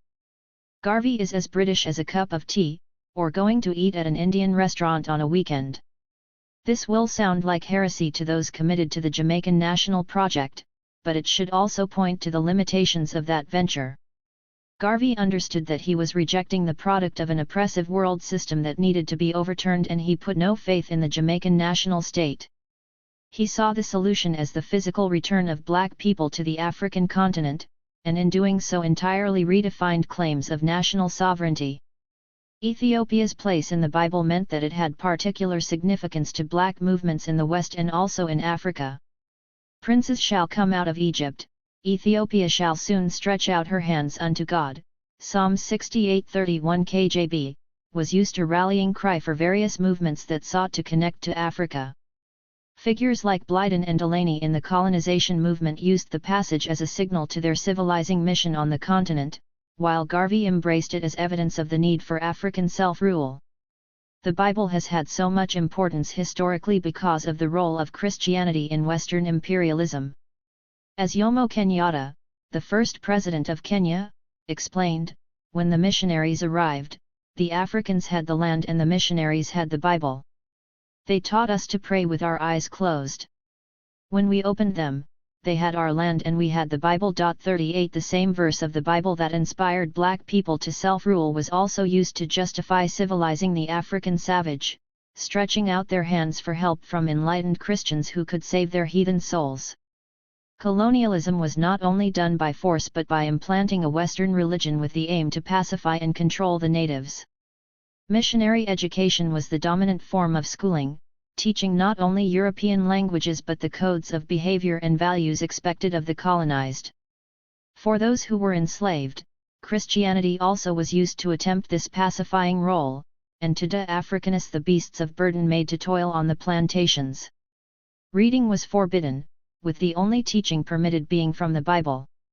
A few of the enslaved were allowed to learn to read the Bible in order to teach the word in obedience to the rest of their kin. The result of this history is the embeddedness of Christianity across the Black world. Black participation in churches in the West, the Caribbean, and Africa are now outstripping that of white people, with the Anglican Church facing a shift of power away from the mother country. It should come as no surprise that the Bible had such an impact with regard to understandings of blackness. But as regressive as the history of Christianity and black people is, they were never able to remove the spirit of resistance from how we interpreted it. There is not a single part of our history where we simply passively accepted what was passed down to us. Many of the revolts during slavery were led by preachers on the plantations, by figures such as Sam Sharp in Jamaica and Nat Turner in America. Far from being disabled by the Bible, they were spurred on by it, reading it not as a text of submission but as a liberation theology. With the greater freedom to travel around the plantations to spread the word, they were also in a unique position to bring together slave revolts. Preacher as slave revolt leader is not our typical association, but we need to reform our imaginations. Given the dominance of the church in black communities, they are perhaps the only independent, well-funded institutions that regularly bring the masses of black people together, even today. The black church would do well to remember its roots of resistance. The spiritual connection to Ethiopia was transformed into a radical redefinition of sovereignty by the invasion of Ethiopia by the Italians. Ethiopia was one of the few parts of Africa untouched by European colonialism at the end of the 19th century, but the Italians wanted to expand their colonial territory, which included Eritrea and part of Somalia. In 1896 at the Battle of Adwa, the Ethiopians won a decisive victory over colonialism that is still celebrated today. This was an immense source of pride across the diaspora and galvanized the movement for Ethiopianism. When Ras Taferi Makonnen Wolde Makai was crowned Emperor of Ethiopia in 1930, he assumed the name Haile Selassie I, and Western dignitaries came to celebrate his coronation. A picture of Queen Mary bowing to the emperor during the celebrations was extremely powerful at a time when Europe dominated the world. Another image with his foot on an unexploded bomb gave him an almost supernatural aura of power. Selassie became seen as not only the emperor of Ethiopia but of the entire global black nation. 39 When Italy again launched a colonial invasion under Mussolini in 1934, the global black nation rallied to protect Ethiopia. In the war that followed, black people in South Africa and America were stopped by their respective nation-states from going to join the battle for Ethiopia. Narrow conceptions of nationalism were torn apart by the desire for black liberation. A connection to Ethiopia also birthed the influential Rastafari movement, which remains active today. The movement takes its name from Selassie's title Ras and name Tafari before he became emperor. Rastafari was hugely influential in changing the terms of the debate on racism in West, critiquing the Babylon system as corrupt. Rastas rejected the ways of the crazy baldheads who integrated themselves into the system of colonialism, and they embraced the rural poor of Jamaica, aiming to create a political re-education of the masses. The message has been popularized in reggae music, but it is more than just a cultural movement. Rasta ideology changes how we see the world, presenting a radical critique of the system that oppresses black people by design. Rastafari has been hugely influential in the West, particularly in Britain, and today represents one of the truly independent and radical critiques in the way that it aims to create new forms of liberatory knowledge. 40 Rastafari also calls for a physical return to the African continent, pledging absolutely no allegiance to colonial nation-statehood. In 1948 Selassie gave a portion of land in Ethiopia called Shashamane for Rastas to repatriate back to the continent. Though diminished in size, the settlement remains to this day. As much as both Ethiopianism and Rastafari redefined sovereignty, embracing the global black nation, they were both limited in their radical scope by their roots in religion. Ethiopianism never really overcame its foundation in the black Christian civilizing mission of the colonization movement. Rastafari has developed more along religious lines, making links to the Ethiopian Coptic Church, rather than strengthening its commitment to the revolutionary struggle. Given the religious basis of the connection, both movements have been hurt by their loyalty to Selassie as the vessel. The problem is that the Selassie of myth and divinity in no way matched the real-life figure.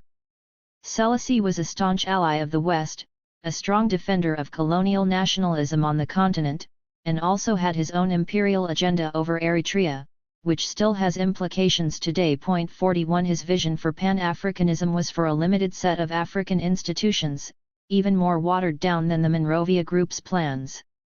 Rastafari will be further explored in Chapter 8, but for all its limitations it helped to develop the platform for the global black nation. Garveyism. Rastafari's roots are as much in Garveyism as in Ethiopianism, explaining its radical take on sovereignty. Garvey's appeal to the Rastas was his focus on the rural poor and devotion to Africa, and he remains revered in the movement. Garvey's legacy is complicated and Garveyism has significant limitations, by no means representing the perfect ideology of liberation. Garvey's was not a revolutionary economic analysis. In many ways his vision was to create a capitalist Africa that could take its place in the existing economic system. It would be tempting to see Garveyism in the same light as the American Colonization Society, a bourgeois westernized project wanting to modernize the continent. However, this would be an unfair caricature and ignores the importance of Garveyism's redefinition of nationhood as a revolutionary concept. The inspiration for Garvey's Universal Negro Improvement Association was his travels around the Caribbean, South America, and the United States. He recognized that the plight of the formerly enslaved was the same in each location, that there was a common problem for all to oppose. 42 From its conception Garveyism transcended the nation-state, arguing that black is a country, which includes all Africans and their descendants. 43 At the root of his analysis is the conclusion that the West can never provide freedom for black people, and therefore there is a need to liberate the African continent and for the physical return by those descendants in the diaspora. The UNIA set about selling shares in order to purchase steamships for the Black Star Line, which would transport those in the West back to the African continent. Garvey was trying to secure land in Liberia in order to resettle the black population in exile. This is completely different to the colonization movement in that it was neither sanctioned nor controlled by the imperial powers. Garvey was arguing for the complete liberation and independence from imperialism in Africa, and building a mass organization, owned by the people, in order to do so. It is true that Garvey's position from outside the continent is effectively one of black capitalism. He had a lot of reverence for the West and what he saw as the great achievements it had built. In a speech praising capitalism in general, and J.D. Rockefeller in particular, he explained that white people had nothing to fear from the Garvey movement.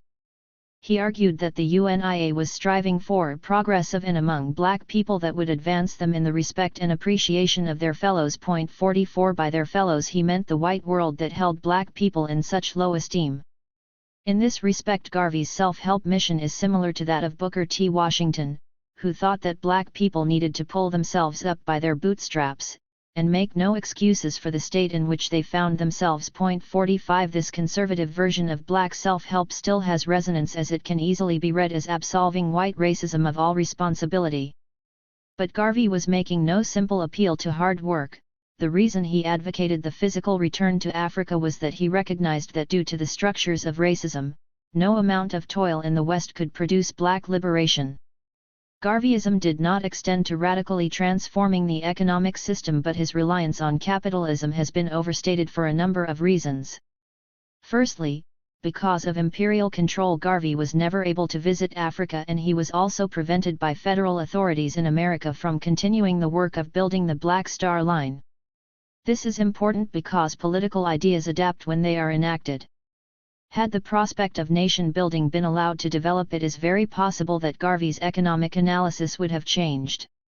He was not raised to believe that the West could never provide for black people, but came to this conclusion through experience. The practicalities of establishing a liberated Africa would have necessitated a radical rethink of the economy, given how embedded capitalism is in the system that impoverishes the continent. Second, and relatedly, unlike Pan-Africanism, the UNIA was a mass movement, which meant that the people themselves shaped and influenced the politics and economic ideas. Once you base your politics on the concept of the global black nation, it necessitates building an analysis that can provide for the masses. Capitalism and imperialism can never provide for all of us, so through the process of doing the work the movement would have to have oriented away from capitalism. This is where we need to separate out the radicalism of Garveyism from the limitations of the man himself. The power of Garveyism is creating a movement that both redefined the idea of sovereignty and was led by the masses, both central ingredients to black radicalism. The UNIA was an achievement unmatched by any black social movement before or since. The organization spread across the Americas, the Caribbean, Europe, and onto the African continent between 1915 and into the 1920s, a time before the Internet, social media, or even widespread use of the telephone. So successful was the UNIA that it was given observer status at the League of Nations in the 1920s.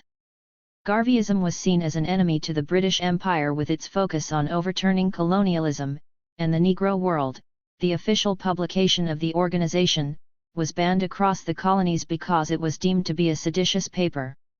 Nevertheless, the UNIA was so effective at organizing Jamaican, meaning British, migrant workers in Haiti that the colonial authorities seriously considered officially recognizing the organization. 46. Garveyism was full of pageantry and parades, and he saw the UNIA as the bedrock of the new global black nation. He even appointed ambassadors and handed out titles to those across the black world who were seen as deserving.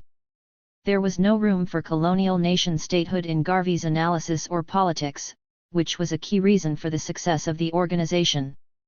Even though he never set foot on African soil, Garveyism had a massive impact on the continent.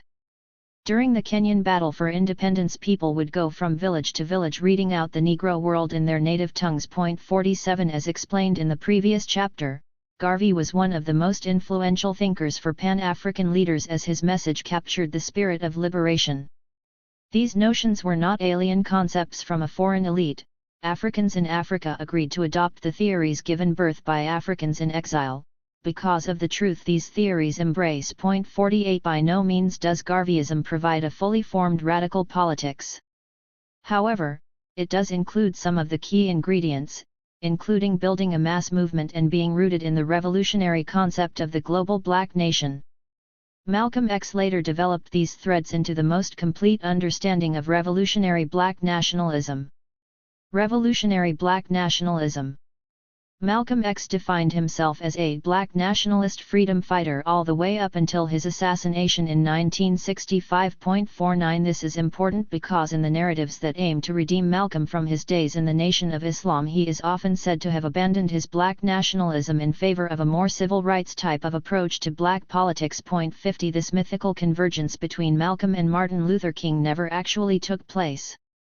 Malcolm never stopped embracing black nationalism. In fact, he best articulates the radical nature of the global black nation in his redefinition of the idea of being American. 5 days before he died, Malcolm explained, "When I speak of the Afro-American, I'm not speaking of just the 22 million of us who are here in the United States. But the Afro-American is that large number of people in the Western Hemisphere, from the southernmost tip of South America to the northernmost tip of North America, all of whom have a common heritage and have a common origin when you go back to the roots of these people." 51. Malcolm was always destined to leave the Nation of Islam, NOI, because his politics was far more radical than its narrow nationalism. Throughout his time in the NOI he met with global revolutionary figures, most famously talking to Fidel Castro during his visit to New York. By the time he split with the NOI in 1963, his politics had fully integrated into the revolutionary struggles taking place on the African continent, and this global outlook put him at odds with the organization that had raised him. In many ways Malcolm's basic ideology was Garveyism. 52. His father was murdered for being a Garveyite preacher, and Malcolm was nurtured by the NOI, which was heavily influenced by the Garvey movement. 53. Malcolm's analysis also located racism as the fundamental site of oppression, but he evolved from a narrower view of race to progress some of the more regressive positions of Garvey and the NOI. For instance, Malcolm abandoned the NOI's blanket indictment of all white people as devils and began to indict whiteness as a system of control. Prefiguring much of the literature on critical whiteness, he distinguished white being used as an adjective, as he had heard on his trip through the Muslim world, from what white meant in America. When he says he's white, he means something else. You can listen to the sound of his voice when he says he's white, he means he's a boss. That's right. That's what white means in this language. Point 54. After leaving the NOI, Malcolm also moved away from black capitalist ideas of advancement to considering the global battle against imperialism. This meant engaging with, though not wholeheartedly embracing, Marxism, and it was at the Militant Labor Forum in 1965 that he declared, "It is impossible for this system, this economic system, this political system, this social system, this system, period. It is impossible for it as it stands to produce freedom right now for Afro-Americans, in the same way it is impossible for a chicken to produce a duck egg." Point 55. One of Malcolm's strongest criticisms of the civil rights movement was that whenever you are in a civil rights struggle, whether you know it or not, you are confining yourself to the jurisdiction of Uncle Sam. Point 56. If the goal is to get rights within the nation-state, then the message will have to be accepted by the powers that be in order to make the necessary reforms to society. This means having to keep powerful people and the society at large on board. Here we find one of the most fundamental differences between the philosophies of Malcolm and Martin Luther King. King firmly believed that America could be reformed and that activists needed to get powerful people to listen. So he made allies of presidents, politicians, and high-profile white people who could help spread the message to turn public opinion. The best example of this would be the 1963 March on Washington, a multiracial march that ended with a photo opportunity in the White House with Kennedy. Malcolm slammed the march, condemning it as the farce on Washington, a circus, a performance that beat anything Hollywood could ever do. Point 57. Malcolm's frustration was that he saw the march as having been taken over by the civil rights leaders who wanted to contain and control the anger of the people.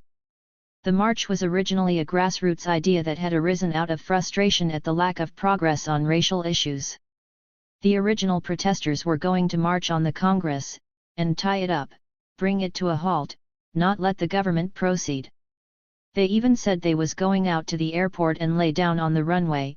This is what Malcolm saw as the Black Revolution. Point 58. After the civil rights leaders got involved, they sanitized the march by bringing to bear the weight of their organizations. The organic grassroots movement became tightly organized and controlled, with approved speakers, march route, and timings, and they only allowed official placards to be displayed. Point 59. Malcolm was furious that the march had been infiltrated and integrated, asking whoever heard of angry revolutionists swinging their bare feet together with their oppressor in lily pad park pools, with gospels and guitars and "I Have a Dream" speeches. 60. Contrary to the historical memory of Malcolm, his outright rejection of the march had nothing to do with its peaceful nature, or because he hated white people. Rather, the march was the opposite of his politics of liberation. Being limited to nation-state boundaries, the civil rights leaders had to control the march, put on a good public face and keep the president happy. This put obvious limits around the appeals and demands that could be made. Malcolm was looking beyond the American nation-state, and therefore his audience was not the politicians or white society, but solely the black masses. Only once you have given up on reforming the system can you articulate a politics of liberation, and this means going beyond the limits of the nation-state. Methodological nationalism prevents the struggles in the diaspora being systematically linked. When Garvey went to America, he faced significant hostility to his politics, partly on the basis that he was from the Caribbean. His ultimate goal of a physical return to Africa was rejected by the black intelligentsia at the time, who were committed to integrating into the nation-state. Du Bois dismissed Garvey because he did not understand that the American Negro problem is very different from the problem of the Negro in the West Indies. Point 61. This idea of American exceptionalism is something that has hallmarked much of black political thought in the nation. By focusing only on African Americans, even the stronger forms of black nationalism have foregone a radical analysis. Racism is a global system, and therefore any politics that offers a national solution can never be radical, because it will never overturn the existing system. Malcolm was able to develop and remove some of the serious limitations of Garveyism before he died, but he is indebted to the movement for his political ideology. This is clearest in the formation of the Organization of Afro-American Unity, OAAU. Focusing on his violent rhetoric and anti-white sentiment, the Malcolm of the popular imaginary is a fiery demagogue with no practical program. In truth, when Malcolm died, he was building the OAAU as the vehicle for revolutionary change and left a detailed blueprint for his vision in the organization's constitution. 62 The OAAU insisted on mass membership and was organized around departments on issues such as education, health, and defense. The idea was that different locations in the diaspora would develop their own strategies for combating the key issues that faced them, funded by money from within the community. The different chapters would then form to make one cohesive organization built for radical change. Key to this was that the OAAU was made to be an organization for the Western Hemisphere, taking no regard for nation-state boundaries. If this plan were to be fulfilled, the OAAU would have effectively created a government for the African diaspora in the West, developed from the grassroots level into a global organization. This may sound unlikely, but it is a model taken directly from the UNIA.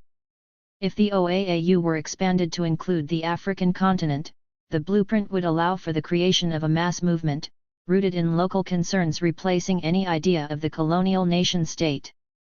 We explore the OAAU further in this practical program in Chapter 8. A key ingredient of Black radicalism is the redefinition of national sovereignty. Radical politics must always reject and dismantle the central pillars of the status quo, and there is none more pivotal to Western imperialism than the idea of the nation-state. There can be no room in Black radicalism for the narrow nationalisms, in any of their varied forms, which have defined so many Black political movements. Revolutionary Black nationalism transforms not only how we analyze the problem of racism, but more importantly how we solve it. Chapter 4. Cultural Nationalism. On January 17, 1969, a meeting took place at the University of California, Los Angeles to discuss the leadership of the Afro-American Center at the college. It was a small meeting with around 15 people attending, but the tension behind the gathering far outstripped the numbers present. The Black Panther Party for Self-Defense and the U.S. organization had been fighting over control of not just the center, but of the Black community in Los Angeles. At the end of the meeting, a fight broke out between the groups, and two Panthers, Al Prentice Bunchy Carter and John Huggins, were shot dead. The killings marked the lowest point of the struggle between the two groups and destabilized both organizations in the aftermath. 1. Many factors led to the rivalry between the two Black Power groups turning so destructive. Both groups recruited heavily from the bad niggers off the block too, meaning the politics of the street often collided with revolutionary ideals. The competition for recruitment to an extent aligned along gang lines in LA, with the requisite territorial disputes. One of the main criticisms of the Panthers has been how they did not reform the streets but became trapped in the negative aspects of masculinity and violence. 3 As well as importing gang culture into the politics, the white power structure also played a role in the conflict that led to the shootings.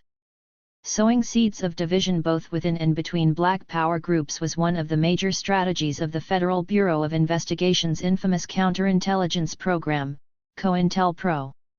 The FBI specifically disrupted any alliances between the Panthers and the U.S. organization by planting agent provocateurs and fabricating insulting messages in the name of each organization. 4 As much as it would be reassuring to believe that it was the state that caused the unrest between the two groups, they only added fuel to a much larger fire of division.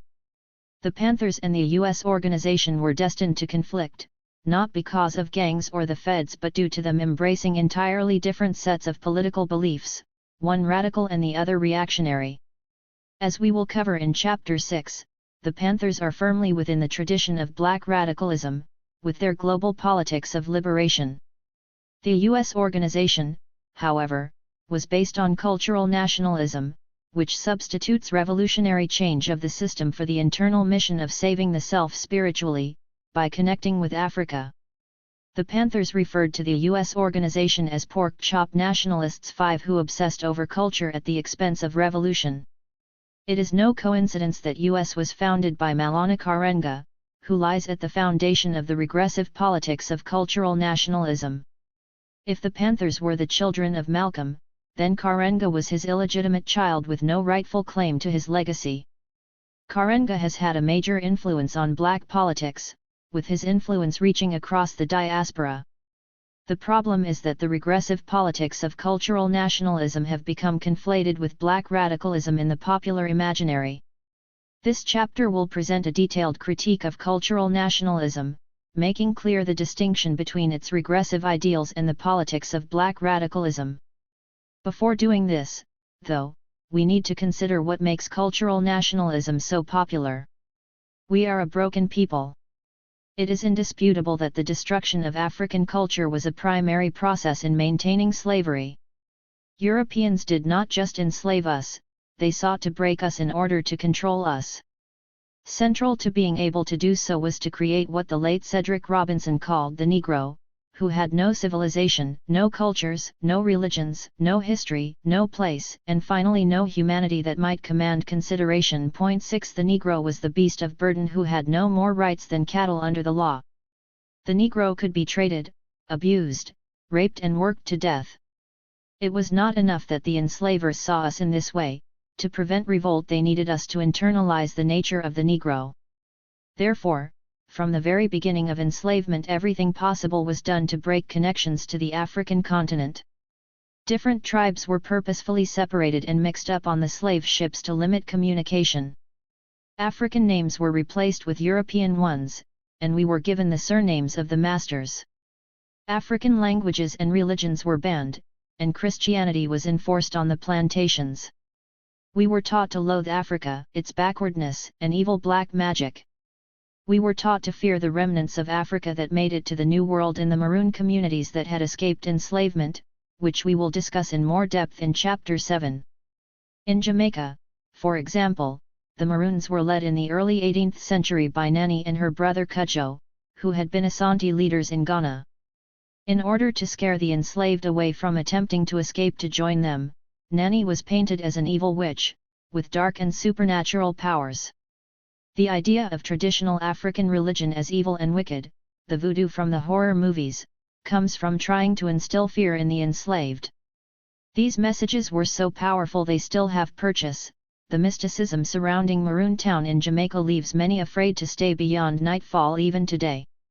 As explained in Chapter 3, one of the main motivations for stopping the trade in Africans was because of fear of the influence of those who were African-born, who still had connections to their roots. There was of course resistance, and the connection to Africa remains in the cultural forms that emerged out of enslavement. The widespread celebration of Carnival across the Caribbean is a testament to the undying connection to Africa. On the solitary day of the year the enslaved were allowed to celebrate, they used the time to recuperate their Africanness. Carnival is not just culture, it is politics, a statement of never being cowed, of maintaining the links that were supposed to have been extinguished. But the separation of families, the widespread rape of men, women, and children, and the unceasing brutality severely damaged the social lives of the enslaved. Cultural genocide against black populations did not stop with the end of chattel slavery, nor was it confined to the process of enslavement. Images of the lazy coon, thieving nigger, and salacious black vixen have dominated popular culture for centuries. Blackface in Britain has been a consistent feature since the 16th century. Do not believe those who peddle the myth that blackface is a harmless pastime from the days of mining, the practice far outdates the industry. Blackface comes from the early encounters in Europe with the African Moors who ruled Spain for 800 years from 711 AD. The blackamoor and Ethiop became features of English popular culture. Donning blackface was done to signify either evil, the black threat, or foolishness, the coon. The tradition of blackface in Morris dancing not only includes the fool sitting up their face but also donning a frizzy wig, wearing coconuts, and being called King Coffee, Old Sooty Face or Dirty Bet. 7 Shakespeare's character of Othello was an outlier in that he was seen to be a forthright, commanding, and noble presence. That is until he caught the white woman disease and descended into madness, demonstrating the fragility of blackness. From books, to film, to theatre and the arts, the cultural genocide of blackness has continued to the present day. Representations of black as evil, dirty, and inferior have real-world implications. Studies going back as far as 1940 have consistently shown that black children prefer to play with white dolls from a young age. 8 Results such as these are said to prove the low self-esteem of black children, poisoned as a result of the legacy of 4 centuries of white supremacist beliefs being programmed into them. 9 Post-traumatic slave syndrome attempts to explain the devastating legacy that not only enslavement, but the lack of reparations after so-called emancipation had taken place. 10 It is as impossible to truly account for the cost of the dehumanization of black people during enslavement as it is to ignore it. In a sense, then, we are seen as a broken people, who have fallen into destructive cultures of being that must be remedied. Healing plays an important role in black politics, given this history of abuse. Even Kwame Ture, formerly Stokely Carmichael, who denounced cultural nationalism, argued that the cultural personality of the black community must be preserved. Integrity includes a pride in the sense of self-acceptance, not chauvinism in being black, in the historical attainment and contributions of black people. No person can be healthy, complete, and mature if he must deny a part of himself. 11. Cultural revolution. Cultural nationalism emerged to fill this void, the absence of African culture in black life. In order to become whole again, Afrocentrism is the most developed and popular paradigm. Pioneered by Molefi Asante, a professor at Temple University, the discipline aims to restore us to our cultural heritage. As he explains, culture is at the base of all values. A people without an appreciation of the value of historical experiences will always create chaos. 12 Reclaiming Africa is said to allow for not only a fuller appreciation of the African self but also to restore African knowledge in the global village. 13 This basic premise of centering black life around a cultural and spiritual return to Africa has been very popular and cemented itself into American academic life and even onto high school curricula. 14 Afrocentrism owes its intellectual heritage to Maulana Karenga's influence. Karenga laid the foundation for the academic flourishing of cultural nationalism, and is currently a professor at California State University. The founder of US thought that the first stage for black liberation must be a cultural revolution. One of his lasting achievements was the creation of the celebration Kwanzaa, meaning first fruits, which starts on Boxing Day and lasts 7 days. The festival is based on 7 Afrocentric principles known as the Nguzo Saba, and drapes itself in Garvey's colors, using the Swahili language to draw on for its legitimacy. Rhetorically, Kwanzaa hits all the right notes with its calls for kujikakalaya, self-determination, umoja, unity, and uhuru, freedom. Kwanzaa is now very popular across the diaspora, including in Britain, and is used as a tool to bring black communities together. On the 50th anniversary of the celebration in 2016, Karenga reaffirmed how essential the celebration is to his politics. It is an act of freedom in its recovery and reconstruction of African culture, our return to its best values and practices, and our resistance to the imposition of Eurocentric ways of understanding and engaging the world. Kwanzaa was also conceived as an instrument of struggle, to raise and cultivate the consciousness of the people, to unite them around principles that anchored and elevated their lives and involve them in the struggle to be themselves and free themselves and build the just and good world we all want, work for and deserve. 15. With the history of enslavement and psychological assault on the formerly enslaved, the appeal of Afrocentrism in a festival like Kwanzaa is easy to understand.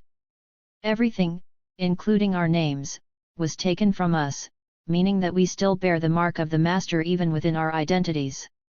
One of the most fascinating clips to watch of Malcolm X is of an interview he did on Chicago's news show City Desk on March 17, 1963. Members of the Nation of Islam dropped their last name and replaced it with an X to remove the slave name that had been handed down from the plantation.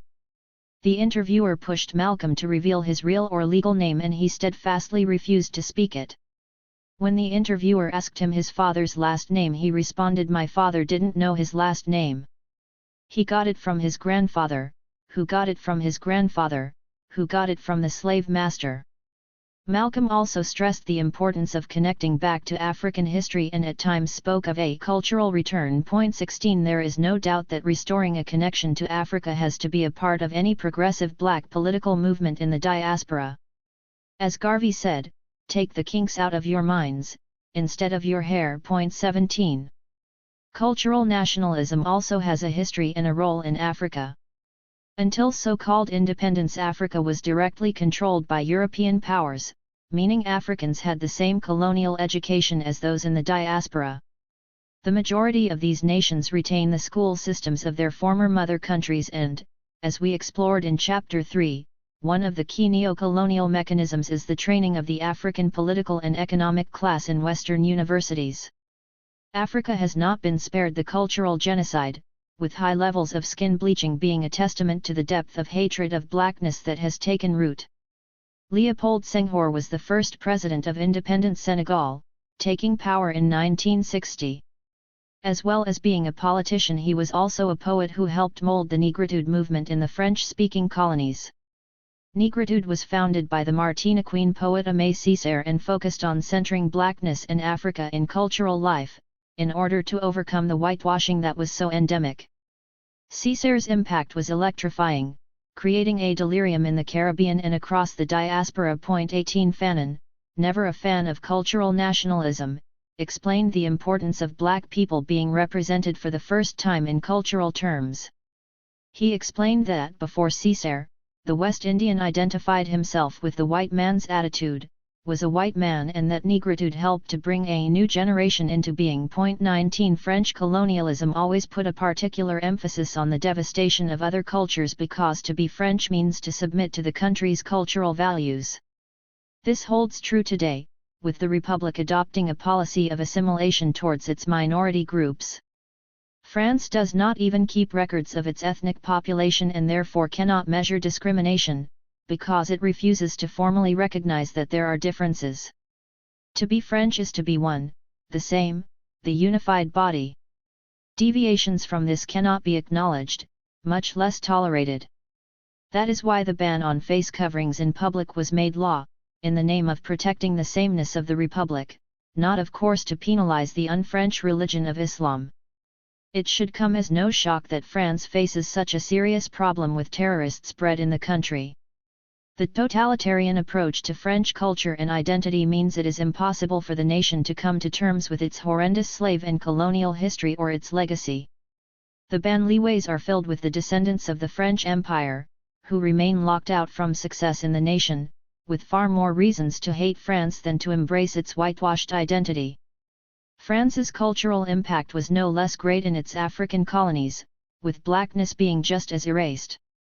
Therefore, Senghor's influence on Senegal and the African continent was keenly felt. As president, he argued for the role of Negritude in fully liberating the people. The problem with Negritude, or Afrocentrism, is not the idea of reclaiming African culture, which is clearly important given the extent of cultural genocide. The problem is that it presents reclaiming our culture as an endpoint to liberation itself. Asante would have us believe that Malcolm's philosophy generated 1,000 ways to fight for liberation 20, but this is untrue. Culture was one small part of Malcolm's political philosophy of black radicalism. To take that alone, or apart from political liberation, is to create a hollow and regressive form of politics. Civic religion. The problems facing black people worldwide are not in our minds. They are in our streets, the schools, and the political and economic system. There is no way to think, teach, or drum our way to freedom. Senghor's version of Pan-Africanism has been severely critiqued, where he reduced the connection of the diaspora to the realm of ideas and aesthetics rather than political activism. 21 Rather than embrace a revolutionary concept of black nationalism, Senghor relied on the poetics of blackness and in fact was a keen advocate for keeping Senegal within the French system. He argued for the creation of a French Commonwealth, explaining that in Africa, when children have grown up, they leave their parents' hut, and build a hut of their own by its side. Believe me, we don't want to leave the French compound. We have grown up in it, and it is good to be alive in it. We simply want to build our own huts. 22 On achieving independence, Senegal maintained close ties to France, retaining the language and also French control of the currency. For all his rhetoric of negritude, Senghor was to all intents and purposes a French man. As president he married a white Frenchwoman. On leaving office he became the first African elected to the Académie Française, the key authority on the French language, and he died in 2001 in his spiritual homeland, France. Senghor's version of Pan-Africanism was clearly a reactionary and dangerous concept advocated to retard the African Revolution. 23 Senghor's politics were all about integrating into France, the imperial infrastructure, and there was no contradiction between this and his cultural nationalism. To understand the reactionary politics of cultural nationalism we need to view it as a civic religion rather than a political ideology. 24 Hill Collins explains that the movements are based on symbols, dress, and other cultural codes. Though the rhetoric may be about freedom, the reality is that cultural nationalism prepares for internal rather than societal transformation. Ras McCohen spoke of the need for Pan-Africanism from within in order to liberate our minds. 25 Karenga described the black nation as injured physicians who have it within themselves to heal, repair, renew and remake themselves. 26 Asante ends his book detailing how Afrocentrism can be used for social change by declaring, let the artist imagine, let the scientists expand, let the priests see visions, let the writers be free to create, and let an Afrocentric revolution be born. 27 The whole metric for salvation is based on the cultural system, dressing correctly, using the right language and praying to the correct gods. Mazama, one of the key disciples of Asante, acknowledges as much when she explains that African spirituality is essential for Afrocentrism and that being in tune with African metaphysics is necessary to produce liberatory practice. 28 A version of history is presented where radical figures such as Nat Turner, who used the Bible as his motivation, embraced African spirituality as a starting point for liberatory practice. Afrocentrism is popular because of the historical attack on blackness, but Asante's attempts to make it the basis for social change border on the absurd. His practical uses of the concept are limited to a number of different ways to help others to take control of their minds and bodies through an Afrocentric lifestyle. 29 These include avoiding deviations from African symbols and imagining greatness, and he actually argues that progress has been made because we now have salad dressings that are not just named after European countries. Apparently mental liberation includes such revolutionary practices as when flying in an aeroplane thoughtfully considering how you would design it Afrocentrically. 30 Perhaps, the revolution will be televised on the back seat of the headrests at 30,000 feet, and there will be no Eurocentric commercials. It should come as no surprise that the largest section of Asante's book on applying the lessons of Afrocentrism is focused on the church, as these are the biggest black-owned, black-led institutions in the diaspora. Thousands of people flock to Sunday services, and it is one of the few places you can see hundreds of black people gathering that do not revolve around music and dancing, though even in the church this is a major part of the appeal. Focusing on spiritual salvation over trying to solve the problems facing people in their real lives has been a perpetual issue for the black church. Once you gear your life towards eternal salvation, it can make the routine struggles seem mundane, even secondary. As Bob Marley famously sang, some people think great God will come from the sky, take away everything and make everybody feel high. 31 Asante wants an Afrocentric revolution in the black church, to remove the symbols of whiteness and recommit the congregation to the black community. Again, here Asante is drawing some inspiration from Malcolm X, who criticized churches that prayed to a white Jesus and a white Mary and some white angels, explaining that those churches were preaching white nationalism. 32 While Malcolm recommends people support those churches that promote black nationalism, Asante misses the point. Malcolm is not making a special case for the church, he is telling the world that black radicals will work with anyone, and explicitly pointing out that religion should not be used to drive the cause. His message in that same speech is to leave your religion home, keep it between you and your God, because it will only get in the way. Malcolm was not against any form of religion as long as it did not detract from the Black Revolution, and he did not see an overhaul of the church as an essential or necessary step to revolution. This is one of the most fundamental changes to Malcolm's philosophy after leaving the Nation of Islam. The NOI is one of the best examples of a civic religion, stressing as it does religious authority and using this as a basis of community action. According to the NOI, whites were bred by the evil Dr. Jacob in order to trick and rob and rule the earth. 33 They are literally devils on earth, whose purpose is to destroy black people. The leader of the NOI when Malcolm was recruited, Elijah Muhammad, prophesied that the white man's time on the earth had been preordained and that they would soon be wiped out in an Armageddon. 34 Therefore, there could be no solution found to the problems of black people in politics or revolution.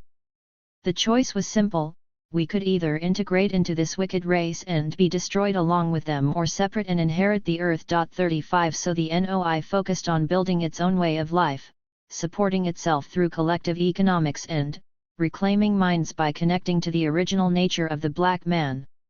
Importantly, because it was waiting for salvation, the NOI did not want to cause too much tension with the state.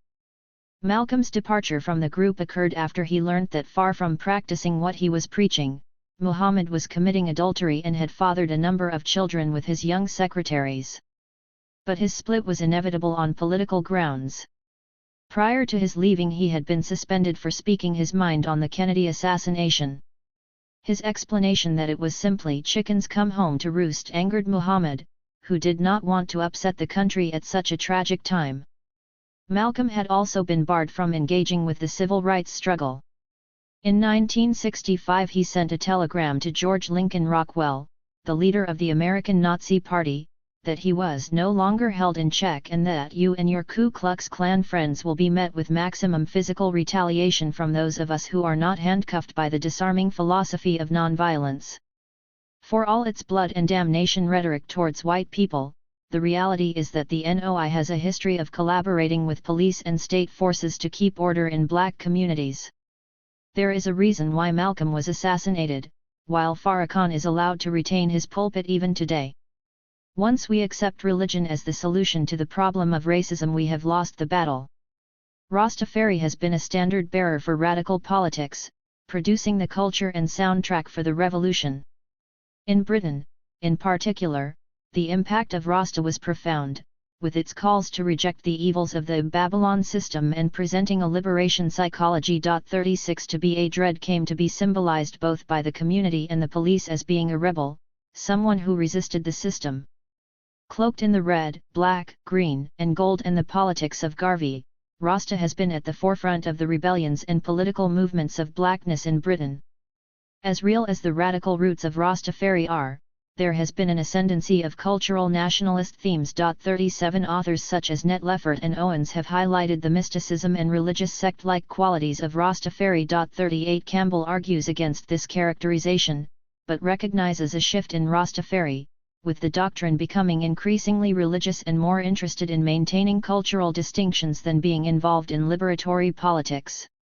He explains how the Jamaican state was involved in strengthening the religious aspects of the Rastafari, by taking action such as officially recognizing the Ethiopian Coptic Church. 39 Visions of Selassie as a Christ-like figure emerge later on in Rastafari with this religious turn to the movement. While once Rastafari was shunned and demonized by the national apparatus, the dreaded figure, singing reggae and smoking a spliff, has become an integral part of brand Jamaica. All of this is made possible by the retreat to cultural nationalism that presents no threat to the neo-colonial status quo on the island. Cultural nationalism is a way of making ourselves feel better without challenging the system. We can find salvation in our African spirituality, or our reasonings where we condemn the Babylon system. We can feel superior to the crazy baldheads and sellouts who have not come to their true nature. We can fill ourselves with spiritual joy on a Sunday, feeling confident in navigating our lives as we walk with Christ. We can do any of these without having to address the structural causes that so harm us. There is no healing for a broken people while the system that breaks us is left intact. None of this is a critique of any religion or culture. There are many different routes to blackness, to the politics of liberation. Islam, Christianity, Afrocentricity, and Rastafari can all lead to and play in a part in black radical becoming. But they should never be confused with black radicalism itself. Religious people have a role in the Black Revolution, but there is no religious solution to our problems, and certainly none that could ever be radical. Once we start to view cultural nationalism as another religious system of belief, we can allocate its place in the revolutionary struggle. As Warren succinctly explains, Kwanzaa might liberate the mind, but it does little to eliminate economic and political oppression. Culture is crucial to revolution, but it is not revolution. 40. Cultural nation within a nation. Cultural nationalism is at its most dangerous when it prevents radical action by masquerading as a politics of liberation. The main way it does this is by providing an alternative way of living that appears to take the followers out of the mainstream system. The NOI was the model for Karenga's U.S. organization in the sense that it involved a complete acceptance of an alternative lifestyle, dress, mannerism, and an entire social life. 41 Members were given new names and had to submit to the principles of the Qaeda. This kind of wholesale devotion to a way of life can unsurprisingly have a profound impact on the individual, but it has little effect on wider society. The U.S. organization was originally founded by Karenga and Hakeem Jamal, who was a close friend of Malcolm X. One of their first activities was to found a newspaper, Message to the Grassroots, and to take up Malcolm's political program. However, Jamal quickly left because he saw little value in US use of African rituals and languages and was dismayed by the cult of personality growing around Karenga. 42 Maulana means master teacher in Swahili, a title Karenga anointed himself with. He was the unquestioned head of the organization and members had to pledge loyalty to Maulana Ron Karenga, who believed in us and accepted us before we believed in or accepted ourselves, or him, who found in all our weaknesses a hidden strength, who gave us more than we asked from us, that something of value which no one can take. 43. The new identity, lifestyle, and value system showed a devotion to a Karenga that reached mystical proportions. 44. The U.S. organization was not only a form of cultural nationalism, but an actual cult. This brand of cult Ural nationalism even included the kind of violence and control we would expect from a sect. Karenga was jailed from 1971 to 1974 for torturing and imprisoning a female U.S. member because he believed she was a traitor. Before those of you who believe in conspiracy theories protest, it should be noted that his own wife testified against him. 45 U.S. was clearly a regressive, cult-like organization, whose leader's idea of a cultural return was of no revolutionary value. Given this, it is somewhat astounding that Karenga's legacy has been so long-lasting and pervasive. He is the definition of the fruit of the poisonous tree that invalidates Afrocentrism in particular, and post-NOI black cultural nationalism in general. Amiri Baraka represents the best attempt, and also the severe limits, of applying cultural nationalism to the social world. Baraka also took his lead from Karenga, and faced the same accusations that his work amounts to telling black people what blackness is. 46 He was an integral member of Karenga's US and later founded the Committee for Unified Newark, CFUN. One of the regular events it ran were soul sessions, a mixture of dancing, cultural and political talks. One of the attendees at a soul session remarked of a Baraka speech, "I will never forget it. It was dealing with morality, like cleaning up your lifestyle, like drinking, smoking, this kind of stuff. The new man, an alternative system." 47 This kind of transformative appeal is key to the popularity of cultural nationalism, and also its inherently conservative nature. The Nation of Islam has probably been the most successful organization at changing the lives of ex-convicts. It recruits heavily in prisons and aims to provide a new social and moral system for those who have been caught up crime. The NOI preaches moral responsibility, clean living, smart dress and discipline. Malcolm always wore a suit, even after he had left the NOI. He spent the first couple of minutes of one of his last speeches apologizing because of his attire. His house had been firebombed, ruining his clothes, and he felt he had to give an explanation for his appearance. 48 The sense of belonging and new structure provided to NOI members helps to keep them away from their former lives and from re-offending. But as we have already explained, the NOI does not change the situation for those outside its reach, simply creating a cocoon which members can be a part of. The result is that the politics of clean living becomes the solution to the problem, perfectly fitting into right-wing rhetoric about responsibility and family, affirming the black cultural pathology paradigm. 49. The high point of Farrakhan's leadership of the Nation of Islam was the Million Man March in 1995. The march saw hundreds of thousands of African Americans march on Washington in order to atone to God for our failure as men to be the providers, the protectors, the defenders of our women and children. 50. We will address the regressive gender politics of this idea later, but it is striking how over 40 years after the March for Jobs and Freedom the rhetoric had changed to atonement for our failures. As much as Malcolm savaged the 1963 march, at least it was trying to address the issue of racism. Malcolm critiqued the alliances with liberal whites, so it is not difficult to imagine how much scorn he would have poured over the Million Man March's political cooperation with white conservatives. 51. Marching to Washington for atonement almost entirely removes any societal responsibility for the issues that are present in black communities. Farrakhan and the NOI have always played off being able to reform the inner city, which is seen as crime-driven, drug-crazed, and overrun with immorality. 52. Having designed a program of self-repair, they can then stand as the moral guardians, the ones who have cleaned up and offer a model for others to follow. This is why the NOI was praised by Republican vice presidential candidate Jack Kemp, in 1996, for its emphasis on personal responsibility, black self-sufficiency, and morality. 53. When you focus on the cultural as political, you end up supporting the status quo, because the cultural nation has to fit into the existing one. In fairness to Baraka, he makes the best attempt to deal with the political conservatism at the core of cultural nationalism. He argued that it was not enough to produce revolutionary rhetoric and that the most revolutionary Africans, as far as the community are concerned, are those who can deliver goods and services. 54. In the 1960s and 1970s, Baraka became one of the key figures of the modern Black Convention movement, which organized mass meetings of black politicians and activists to try to create a black political alliance. By 1972, at the Black Political Convention in Gary, Indiana, Baraka was the de facto leader of the move to create a distinctive black political agenda. The convention drew in over 10,000 delegates, and Baraka's fingerprints are all over the declaration from the convention, which called on the black nation to stop relying on Democrats and Republicans, and seek to represent ourselves. It declared that the time had come to consolidate and organize our own black role as the vanguard in the struggle for a new society.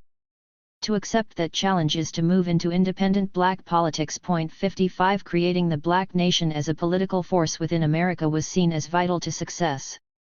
Baraka's work in Newark stuck to these narrow nationalist lines. He aimed to create a model for black power in practice, developing a liberated zone for African Americans. 56. In order to do this, CFUN, along with Karenga's United Brothers, campaigned successfully for black representation on the city council.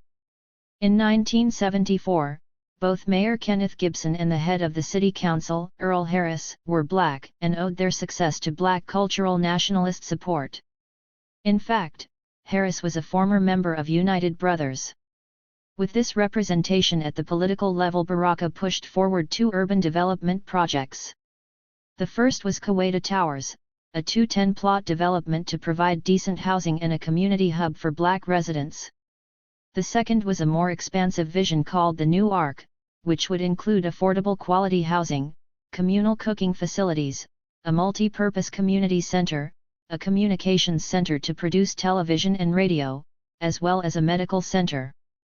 Both were designed by black architects and aimed to enhance community life, based as they were on Afrocentric principles. In order to get this plan approved and funded, Baraka had to work closely with federal, state and local officials.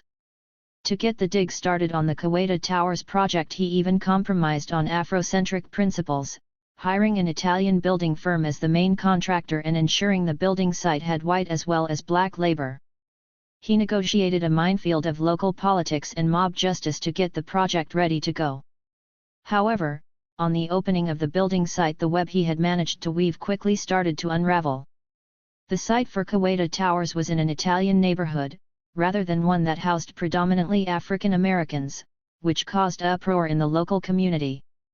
A picket line formed around the dig. The same white politicians who had supported the project in secret openly challenged it in court, and violence erupted to stop black laborers entering the site. The project was held up in the courts and eventually ended when the city council removed its support in the form of a tax break.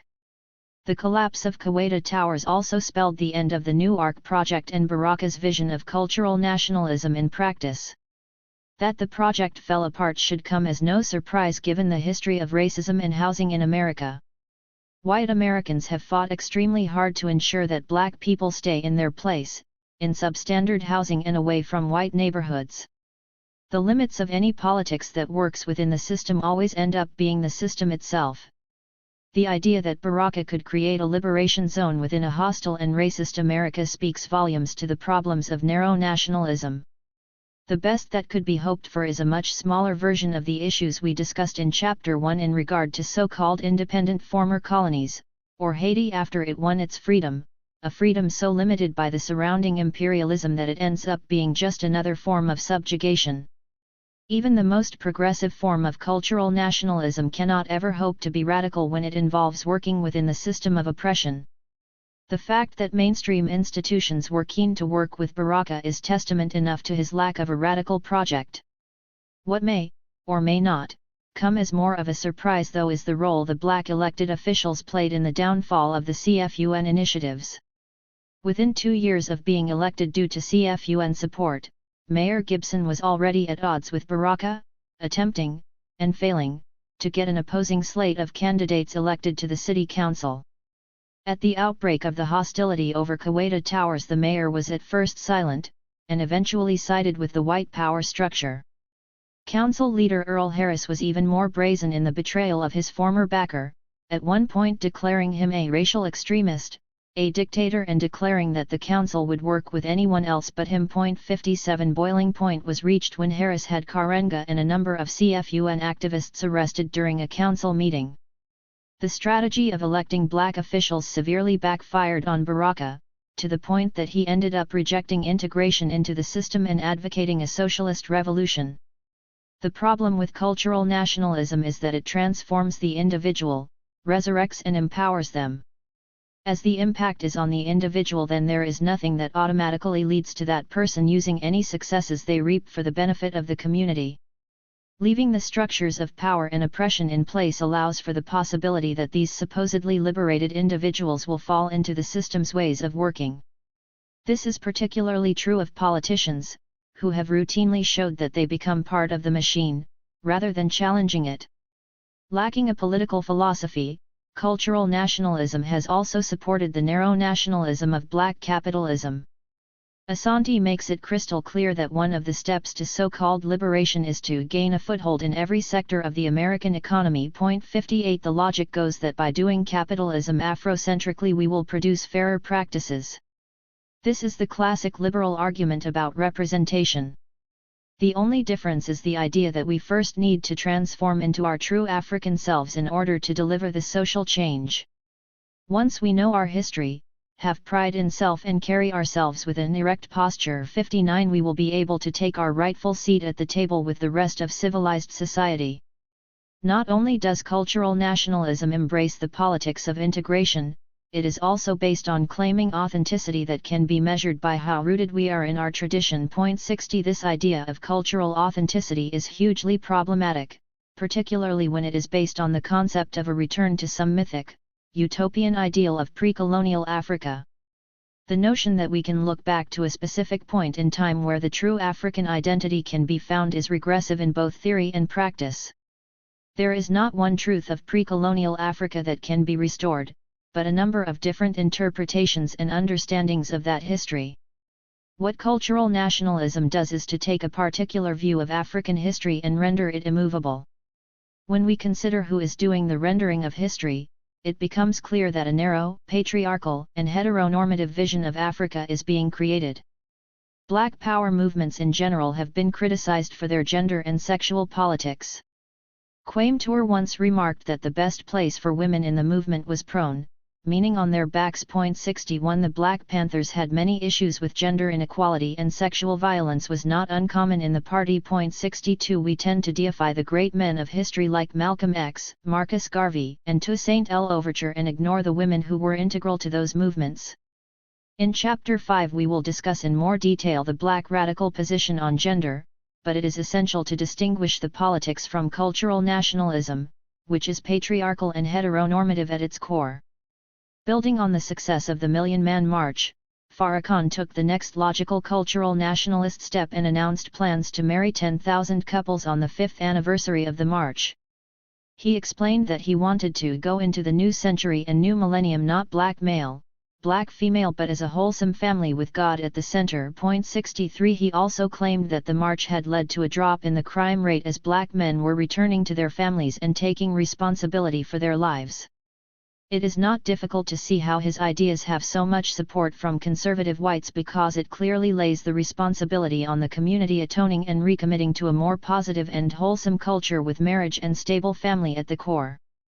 The apparently dysfunctional black family, with absent fathers and single mothers on welfare, is targeted as the cause of the issues facing black people. Before taking these notions apart, it is important to acknowledge that the destruction of black family units has been a consistent feature of racism in the West. When we were kidnapped in chains from Africa, this tore apart familial bonds. Systematic efforts were made to split up families on the plantations, breaking apart relationships and removing children from their parents. Constant sexual violence meant that there could be no sanctity of relationships or families. In America, enslaved men had no paternal rights, and women were reduced to passing on the inheritance of slavery. After emancipation, the conditions for raising a family were far from ideal. Poverty and racial violence made the prospect extremely difficult. We have to consider the impact that thousands of men being lynched would have on the family. In the British context, the mother country's call for labor after the Second World War was a further assault on the family. The first migration was predominantly male, and people who came to the country started new lives and often families. There is a lot of work to be done on the impact this had on family life, on both the children who stayed in the Caribbean and those who were brought over and had to integrate into new family dynamics. These realities of migration still occur today, presenting the same complex issues. 64 The state has also played a divisive role in black families, often being far too eager to take children into care because of how they perceive cultural deficits. There have been campaigns both in America and in Britain to keep social workers and the state out of black families due to this interference.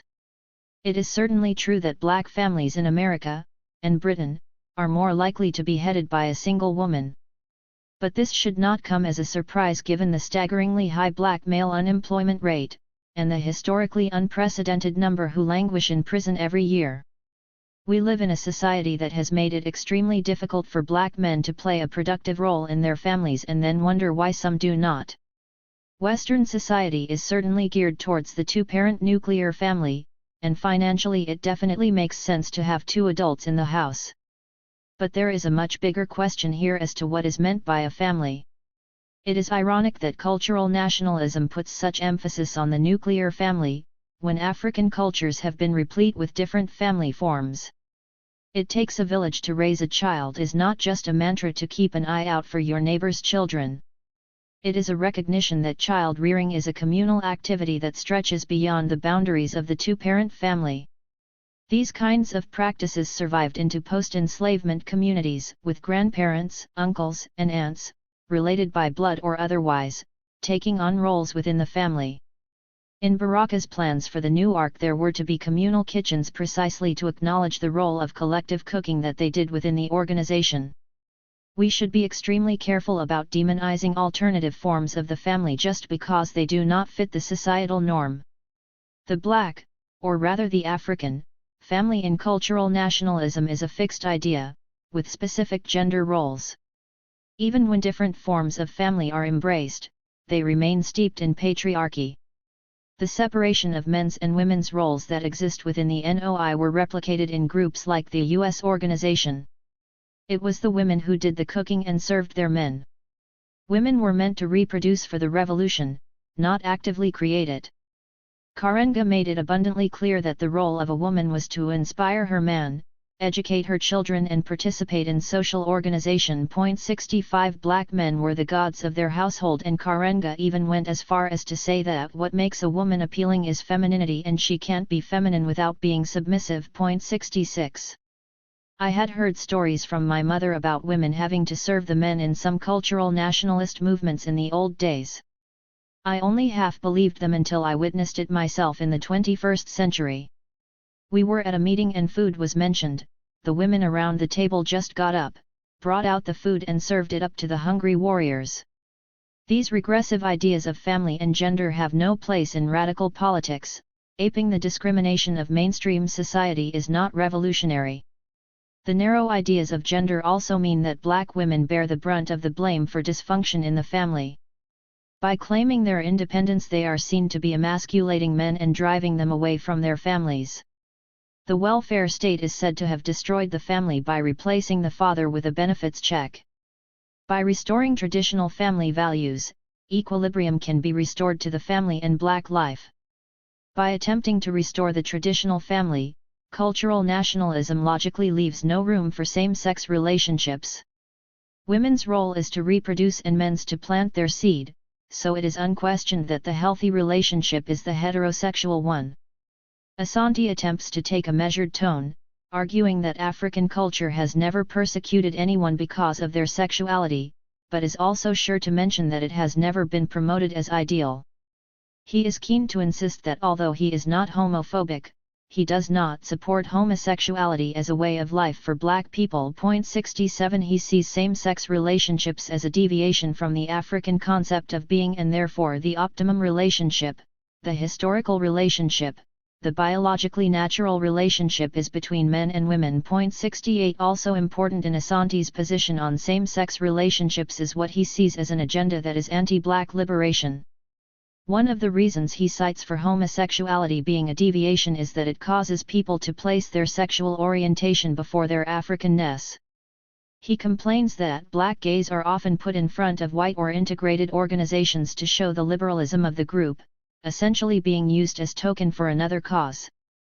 The issue of the gay agenda is one that has a certain amount of purchase in Black communities. As part of the cultural genocide against Black people, the imposition of homosexuality is seen to be one of the tools. The feminization of Black boys is said to rob them of their manhood and effectively castrate them, so that they are pliable and easy to control. 69 The images of Black homosexuality on television and the idea of teaching about same-sex relationships in schools are seen to be part of this conspiracy. I have had numerous conversations with people who are convinced that there is too much focus on the gay issue, with the aim of blunting Black progress. One of the most uncomfortable moments in my academic career occurred at one of our major Blackness in Britain conferences. A stalwart of the community struggle had been listening to discussions about Blackness and queerness and snapped. He went on a tirade about the gay agenda, feminization of Black boys, the spread of HIV and ended with "I'm sick of all this baddiemanism." As you can probably imagine, the room exploded in outrage and dissent. When confronted with these kinds of attitudes, it is easy to dismiss them as outrageous and try to silence them. Unfortunately, they are more commonplace and deep-rooted than we would perhaps like to believe. The idea of the gay agenda can be traced all the way back to enslavement. Rape was not just reserved for women, but was a tool used to correct men who were enslaved, to punish and placate them. The rejection of homosexuality that is seen in Black communities is at least in part attributable to the legacy of such abuses never having been dealt with. None of this is to excuse homophobia, which has some terrible, even deadly consequences.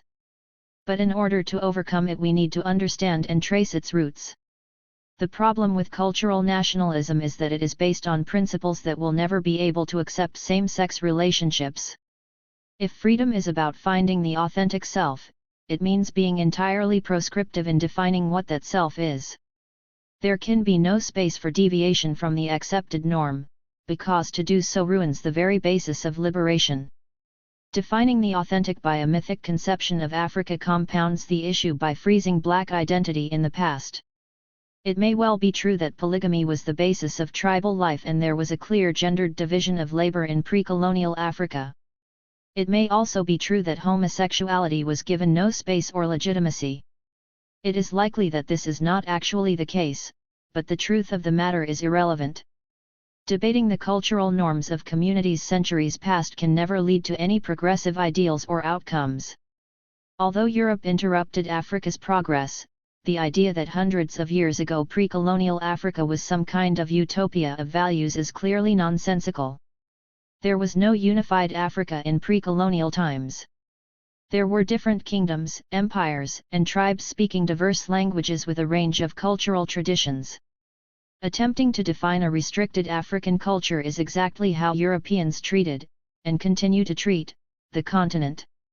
When blackness becomes a set of behaviors, ideas, and cultural codes, then it is easy to conflate the idea with race, a limiting set of attributes to be that should rightfully be rejected.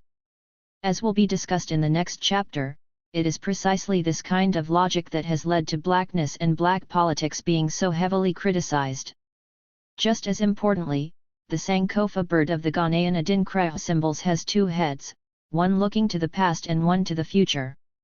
It is not simply fixed on the past as the salvation, but acknowledges that as we develop we adapt and change. The radical nationalism that lies at the heart of black radicalism cannot be contained in traditions from pre-colonial Africa. In fact, some of those traditions would necessarily need to be transcended. Tribalism is certainly an African tradition, but it is the antithesis of the unity needed to create the global black nation. Even Nkrumah, who used tribalism in order to gain power, understood that it prevented the unification he sought. 70 Rather than being forward-looking, however, cultural nationalism stresses tradition, even when it goes against the logic of African unity. Black or African? A perfect example of the regressive nature of cultural nationalism is the insistence that proclaiming oneself to be African is an essential step to liberation. I have lost count of the number of times I have been challenged on using the word black by people who insist that referring to yourself as African is an evolution. The logic runs that we used to be niggers, then Negroes, then colored, then black, then Afro, and finally African. We have now arrived at our rightful designation and the use of the term black for Africans should be abandoned. 71 It is probably the question I am most asked about, and when we started the Black Studies degree at Birmingham City University I had to deal with a potential petition that wanted the course renamed because they found the term black offensive. The African or black question is a seemingly endless debate rooted in a cultural nationalist perspective that freedom is a mental state rather than a structural one. The fact the question is still raised indicates the limits of cultural nationalism. The idea of evolution suggests that as we have moved through different stages of identity we have also made social progress. When we were enslaved we were niggers, and now that we can be bankers we are Africans. This demonstrates the conservative nature of the politics. Rather than focus on black suffering, we should rejoice in the glory of our Africanness. Unfortunately, progress is an illusion. For all the freedoms some of us enjoy, black people remain locked out of the social system worldwide. The prison industrial complex and mass unemployment in the West, extreme poverty and violence in the Caribbean, Latin America, and parts of Africa, and 3 million children a year dying in East and Southern Africa alone for no good reason. African migrants crossing the Mediterranean Sea are purposely left to drown, their floating bodies used as dead nigger boys to warn off other niggers from attempting to come to Europe. To pretend that we have made any progress in these conditions is to succumb to the delusions of advancement that have kept the West afloat. This brings to mind Tupac Shakur's passionate defense of his use of the word nigga during a panel discussion. I don't care if you're a lawyer, if you're a man, if you're an African American, if you're whatever the fuck you think you are. We're thugs and niggas to these motherfuckers. How you gonna be a man if you're starving? You know? You could go to 4 or 5 different houses and there ain't a man in any one of those motherfuckers. How we gonna be African Americans if we out here dying? We're thugs and we're niggas until we set this shit straight. 72. He is literally spitting these words out of his mouth, so frustrated is he by the idea that calling yourself an African is any kind of progress. We can only judge our success by how far we have improved the condition of the black nation, and we are desperately failing by that metric. Calling yourself an African, wearing Kent cloth and celebrating Kwanzaa is a lifestyle choice and not an achievement. Tupac reminds us of our political commitment to each other over our individual quest for selfhood. His remarks should also challenge the idea that language is all-powerful. Meaning gives language sense rather than the other way round. When Tupac says nigga, or Malcolm said black, or Garvey said Negro, they were all drawing on radical conceptions of black unity. How they used these words is far preferable to how the cultural nationalists mobilize the term African. Africa is a place, not a politics. As we discovered in the last chapter on Pan-Africanism, neocolonialism can make just as strong claims to Africa as can radical politics. If being African meant embracing a politics of liberation, then there would surely be no problems on the continent itself. Many supposedly authentic African leaders have sold out to Western interests, in fact many have done so in the name of Africanism. If being culturally African is the marker of authenticity, then surely the white settler colonialists who have laid down roots and embraced the native culture are now equally African. I have sat in meetings with staunch cultural nationalists who refute the word black, and when it has come to discussing the politics of the continent, they have had to use black to distinguish between the indigenous and the settlers. I constantly hear that black is inauthentic because they don't use black in Africa. For one thing, that is not actually true. But more importantly, the politics of blackness is just as important for those on the continent as it is for the diaspora. People who do not like the word black simply do not understand it. Black is beautiful and blackness is liberation. The politics of blackness rejects the faux unity, principles, and notions of self that lay at the foundation of cultural nationalism. These are entirely inauthentic visions of an African identity that in truth has never existed. In constructing a narrow, patriarchal, and conservative view of Africanness, not only is cultural nationalism not radical, it is actually a regressive politics that must be overcome. In the next chapter we will explore the blackness that is forward-looking, building on what has gone before but laying a foundation for the liberation of Africa and its diaspora. Blackness is never a complete process, but is essential for the politics of black radicalism. Chapter 5. Blackness. Beyoncé's performance during Super Bowl 50 was hailed as a representing a new political moment, one delivering as she did a radical halftime statement. Point 2 Clad in black leather and singing about loving her Negro nose, she paid homage to the Black Panthers, with raised fists and all. This outpouring of black pride was one of the most watched spectacles on television and drew praise, including from Black Lives Matter activist Melina Abdullah, who was impressed that Beyoncé was using her artistry to advance social justice. Point 3 The Super Bowl performance, in tandem with the video for Formation, with its strong anti-police violence message, raised Beyoncé from performer to activist. 4 days after the Super Bowl, my social media timelines were full of for Beyoncé's bravery and apparently revolutionary act in taking blackness to the halftime show. I was mostly surprised by the response. I had watched the performance live and honestly had not even noticed the supposedly political statement. As far as I could see, it was a case of Beyoncé being Beyoncé. There were the customary well-choreographed dance routines, on-point vocals, and of course the nod to sexualization, with her and the dancers wearing fishnet tights, hot pants, and garters. We get so used to this commodification of blackness that I didn't even have a response. Well done to Beyoncé for finding her niche and exploiting it for every penny. But the reaction from black people across the spectrum was truly troubling. When we are canonizing pop artists' performances during the most commercial moment in mainstream culture as revolutionary, then black politics has reached its low point. There was nothing brave or activist about Beyoncé's performance, it was well orchestrated and sanctioned by the mainstream media. She received some criticism from the right-wing press and the police, but all that just played into the marketing campaign. Beyoncé was not risking anything during the performance, unlike when Nina Simone wrote Mississippi Goddamn. The civil rights anthem about America's naked racism sparked a major backlash against Simone. The song was banned in several states, significantly damaged her career, and she eventually left the country. Simone openly condemned America at a time of extraordinary racial violence, and even her level of stardom could not guarantee her safety. Beyoncé eventually making the choice to sing about being black, with mild references to her nose and the Jackson 5, once she had attained a level of celebrity that completely incubated her from real-world consequences, pales in comparison.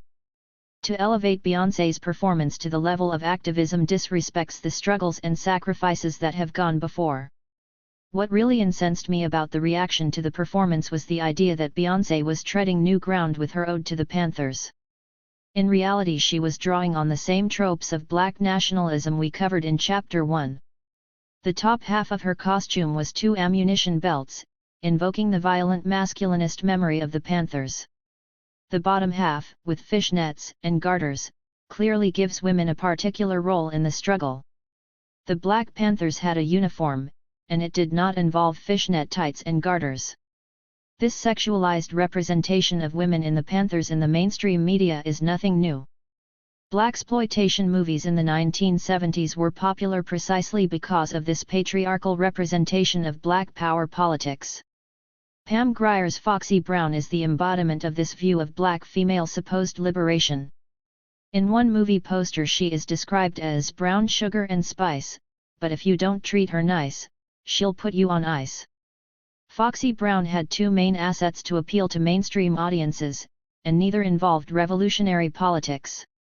Worse still, Beyoncé had already invoked this trope of blaxploitation when she played the role of Foxy Cleopatra in Austin Powers in Goldmember. Not only was the representation of the Panthers regressive, but we had already seen it from Beyoncé over a decade ago. After a few days of being deluged by the adulation for the halftime show, I penned a piece for The Independent explaining why I thought people were getting a bit too caught up in the hype. Of all the things I have written, this got the most volume and negative response on social media. The headline that the paper gave the article certainly did not help the reception. Beyoncé's bootylicious sexualization of black women isn't inspiring. Point 4. My argument that Beyoncé was reproducing sexist tropes of black women was greeted by a deluge of criticism, including being called an Uncle Tom and being guilty of misogynoir.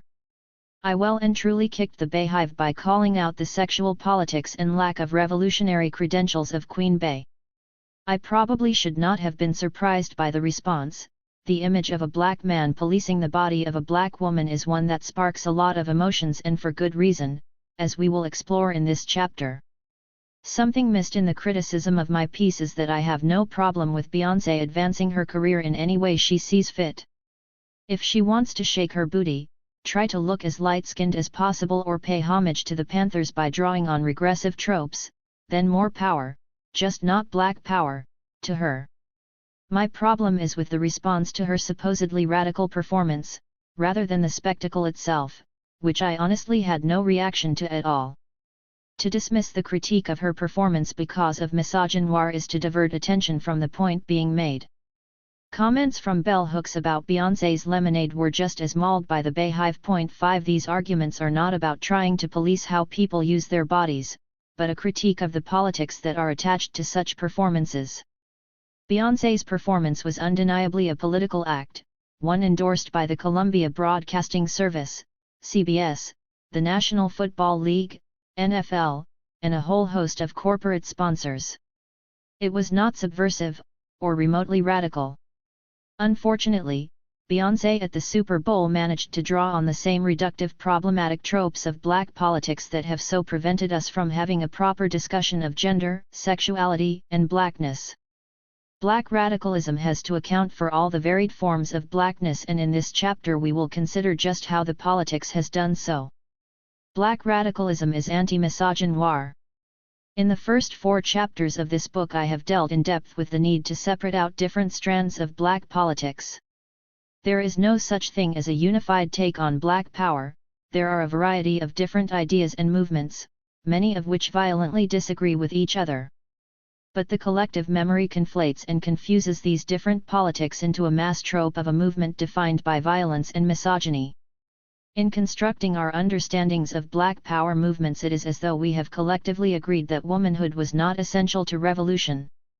Or so everyone thought by the end of the 1960s. Michelle Wallace's highly controversial book Black Macho and the Myth of the Black Superwoman has been taken as a credible account of black power politics, even though she reduces the movement to a quest for black manhood, black macho, which could combine the ghetto cunning, cool, and unrestrained sexuality of black survival. 7 In this reductive account of the movement, Quaimtour's call for black power was nothing more than a black man with an erect phallus, and he was pushing it up into the face of America. 8 Endorsing this reductive view of the movement does a disservice not only to the men, but also to the women involved. Across a range of black activist movements there is no denying that there have been issues with sexism and misogyny. For example, the Panthers have faced heavy criticism for the way women were treated in the movement. But there is nothing special about black power or black activism in this regard. For example, the Socialist Workers' Party in Britain is in crisis after covering up rapes of women in the organization. To mark out black power as some kind of unique space of misogyny is to do the work of the state in discrediting the politics. Certainly true is that the heteropatriarchal black male body has dominated mainstream scholarship. 9 Not only do we view the history of black struggle through great black leaders, most of the writing is done by black men too. This book is a case in point. A brief scan of the authors cited so far and their subjects demonstrates a male-centric discussion. Much more must be done to bring out the voice of women in this history and scholarship. But we should never confuse the historical record or collective memory with the actual reality of the movements that took place. This is why I have gone to such lengths in the book to distinguish the different traditions of black politics. Cultural nationalism of groups like US and the Nation of Islam were, and remain, misogynistic at their core. The roles they assign for women are those of the domestic and caregiver, in support of their revolutionary men. But these are not radical movements, in fact they are regressive and can never form a basis for progressive black politics. It is also in these groups that you find virulently anti-LGBTQ ideas. Much has been made about how efforts to integrate black communities, such as Dubois Nation within a nation, are structurally misogynistic because it means embracing the mainstream idea of a feminine home life and a masculine public sphere. 10 Again, these claims to mainstream nation statehood sit well outside of the black radicalism I am outlining here, so cannot be used to discredit the politics. In seeking to overturn the system, black radicalism must be calling for the whole system of colonialism which produces misogyny to be transformed. 11 Black radicalism is not the politics of Karenga, or Farrakhan, or even Dubois, so to criticize it for their gender biases is unfair. In the next chapter the Black Panthers will be discussed as a key strand in black radicalism, but even here we need to distinguish which Panthers we are talking about. When I think Cleaver, I imagine Kathleen and not Eldridge. In the struggle to view black power as misogynoir, Eldridge is a key figure, especially because he admitted raping black women in preparation for committing the crime against white ones. 12 Rather than being spurred to a life of misogynoir action by his book Soul on Ice, I had to put it down in disgust before finishing it.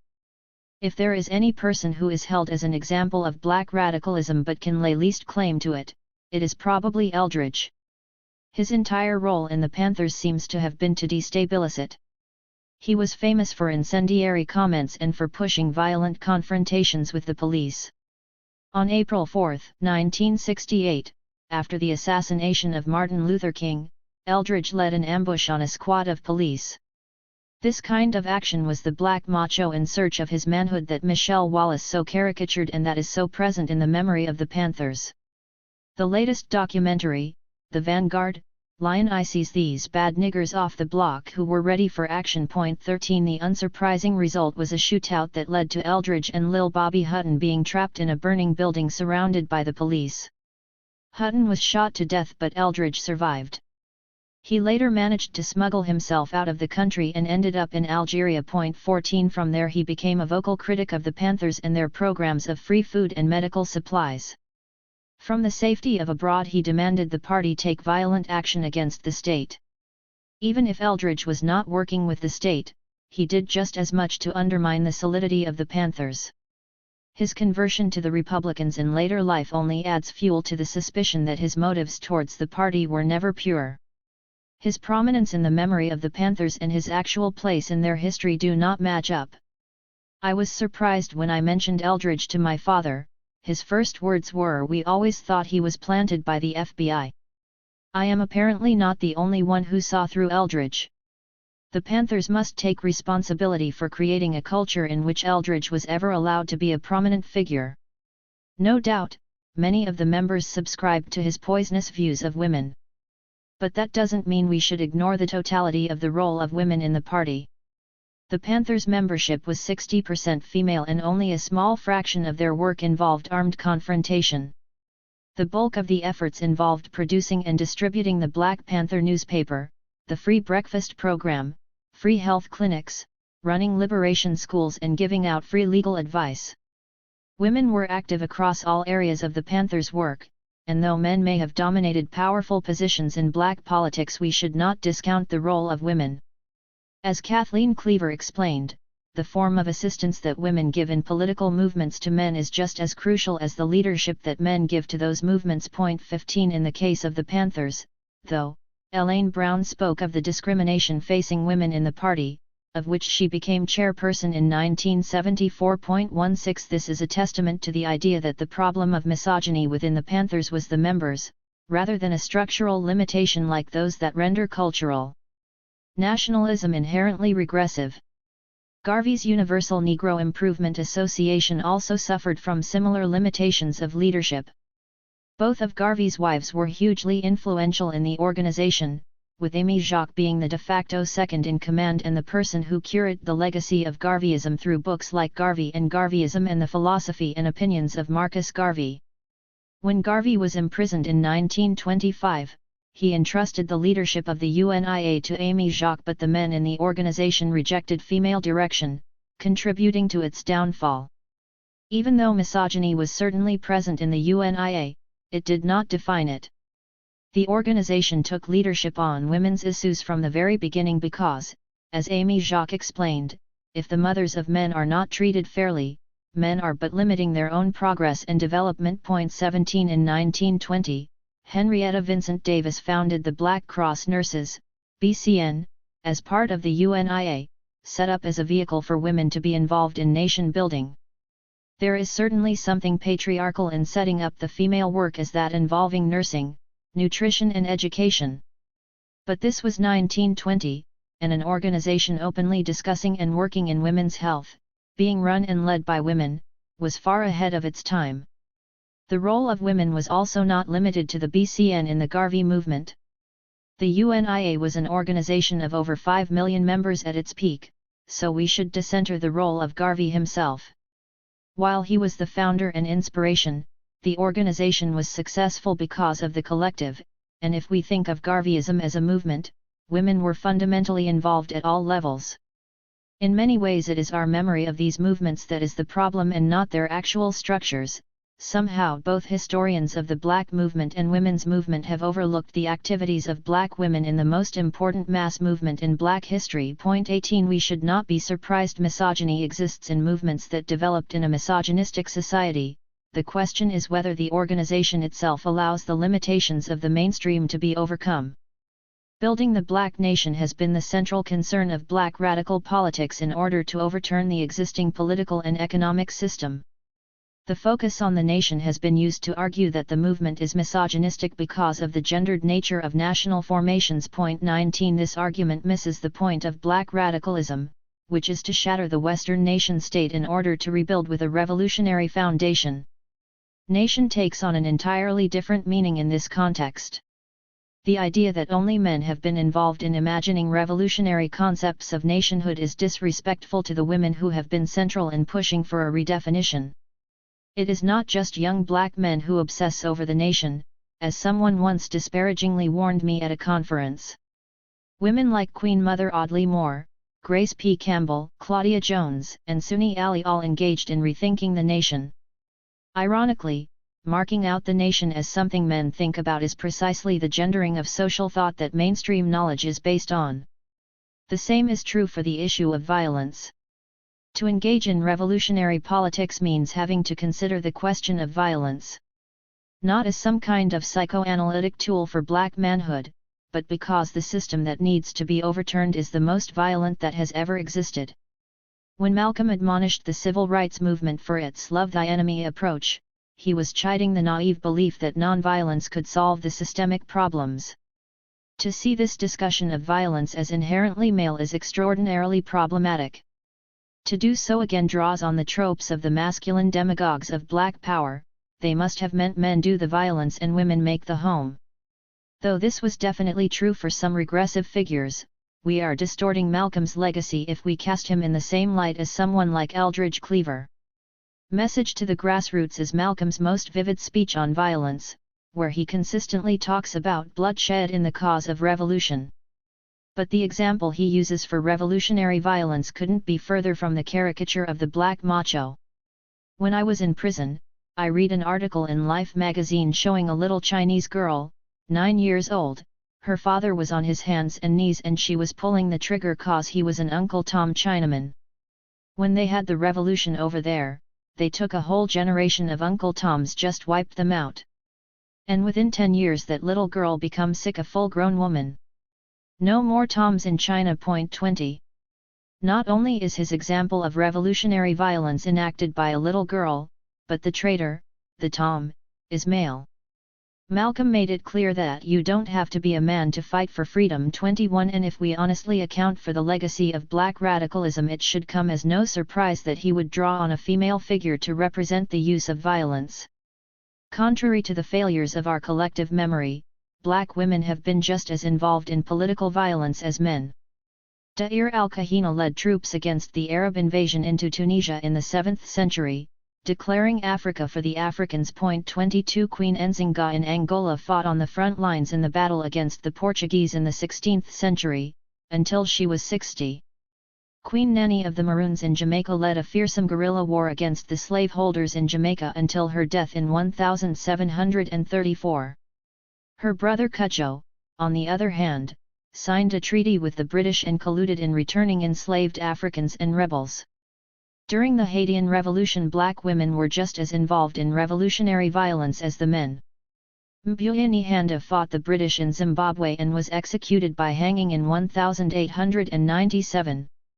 Yacintiwa led a rebellion of the Ashanti tribe against the British in 1900, chastising the men, if you the men of Ashanti will not go forward, then we will. We the women will. We will fight till the last of us falls in the battlefields. 23. Whether it was the revolutionary post-war struggles in Guinea, Tanzania, Angola, or South Africa, women shed just as much blood as men. Throughout this book you will hear me draw on Malcolm X more than any other person. This is not because he is a man, but because he provides the fullest account of black radicalism that can be found. To center on Malcolm does not mean to belittle the contributions of black women, because Malcolm is harnessing a tradition that has always had black women at its core. We absolutely do not need to create definitions of blackness that do not exclude, isolate, or stigmatize, because such an understanding is already the basis of black radicalism. 24. Blackness is not race. When Malcolm declared that there is a new type of Negro, who calls himself black, he doesn't make any apology for his black skin. 25. He ushered in a new type of black politics. Prior to this, in the English-speaking world we did not refer to ourselves as black. We were niggers, Negroes, coloreds, West Indians, and the list goes on. Malcolm was claiming blackness as the political basis for revolution.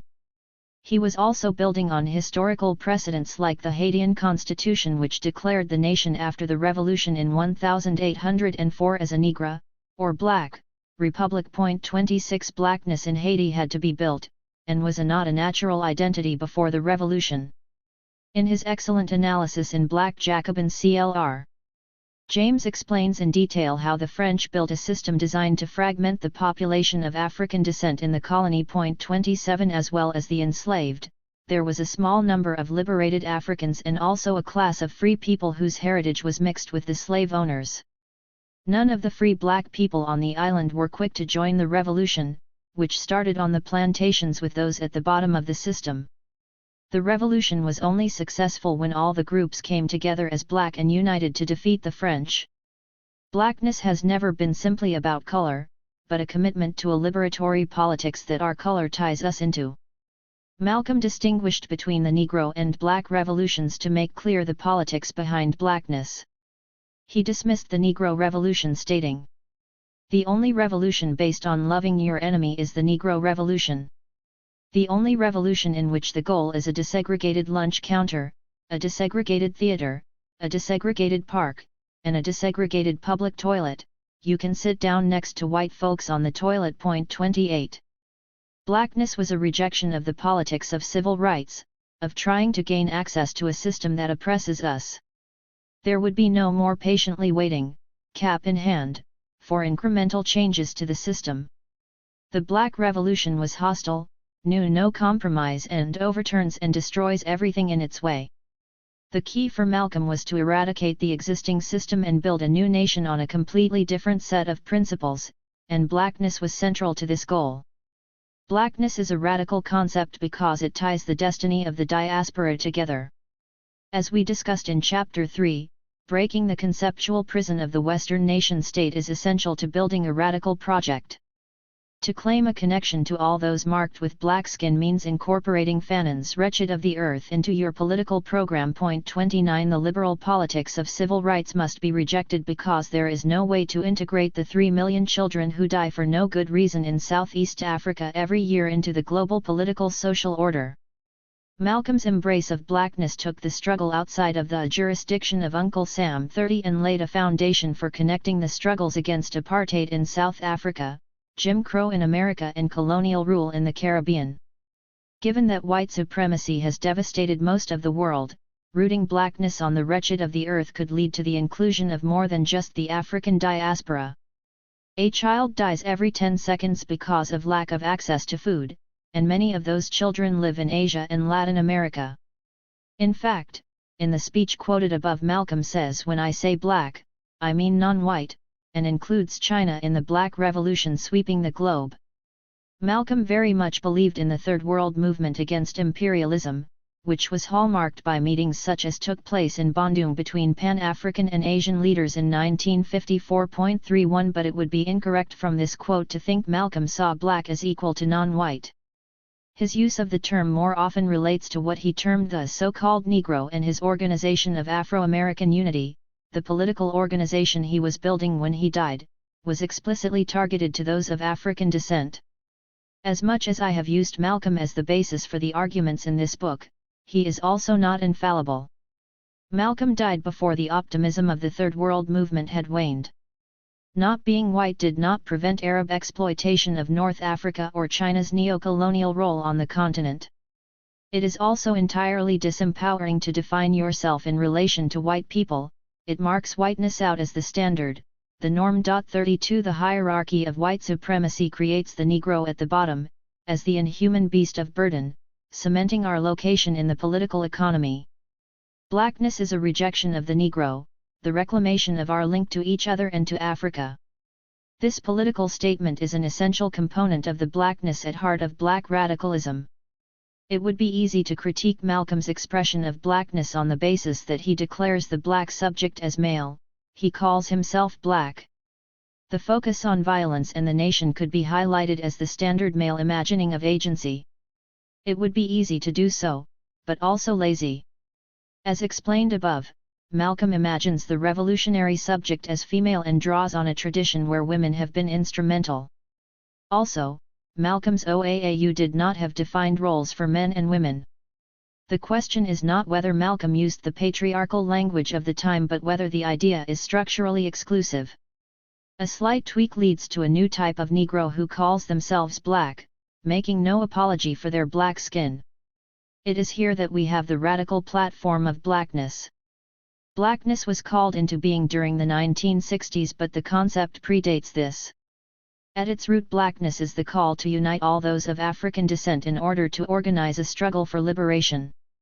As we discussed in Chapter 3, one of the strongest influences on Malcolm was Marcus Garvey and the Universal Negro Improvement Association. Garvey mobilized around the idea of the Negro, but this was identical to how Malcolm used black. In fact, Garvey was in Harlem and influential for the new Negro movement, which aimed to challenge the gradualist approach to freedom. Garvey built the UNIA into the most successful global organization linking the African diaspora. To understand the link of blackness, we must be able to separate out the concept from race, because the two could not be more distinct. Unfortunately, the vast majority of scholarship on blackness has conflated the two.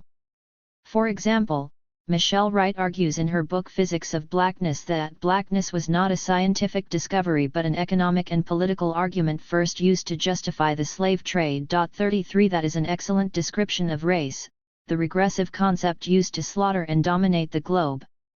However, it is literally the opposite of blackness, which is first used to resist the work that race was doing. When Europeans loaded Africans onto the slave ships, purposefully mixing up tribes so that they could not communicate, it was the blackness of the enslaved that brought them together. It was their blackness that unified them into a force to resist and mutiny. Blackness is relational to whiteness only in that sense. It was the contrast to the racism of whites that brought together the expression of blackness in that form. Our understandings of difference and blackness are not simply to mimic those of white society.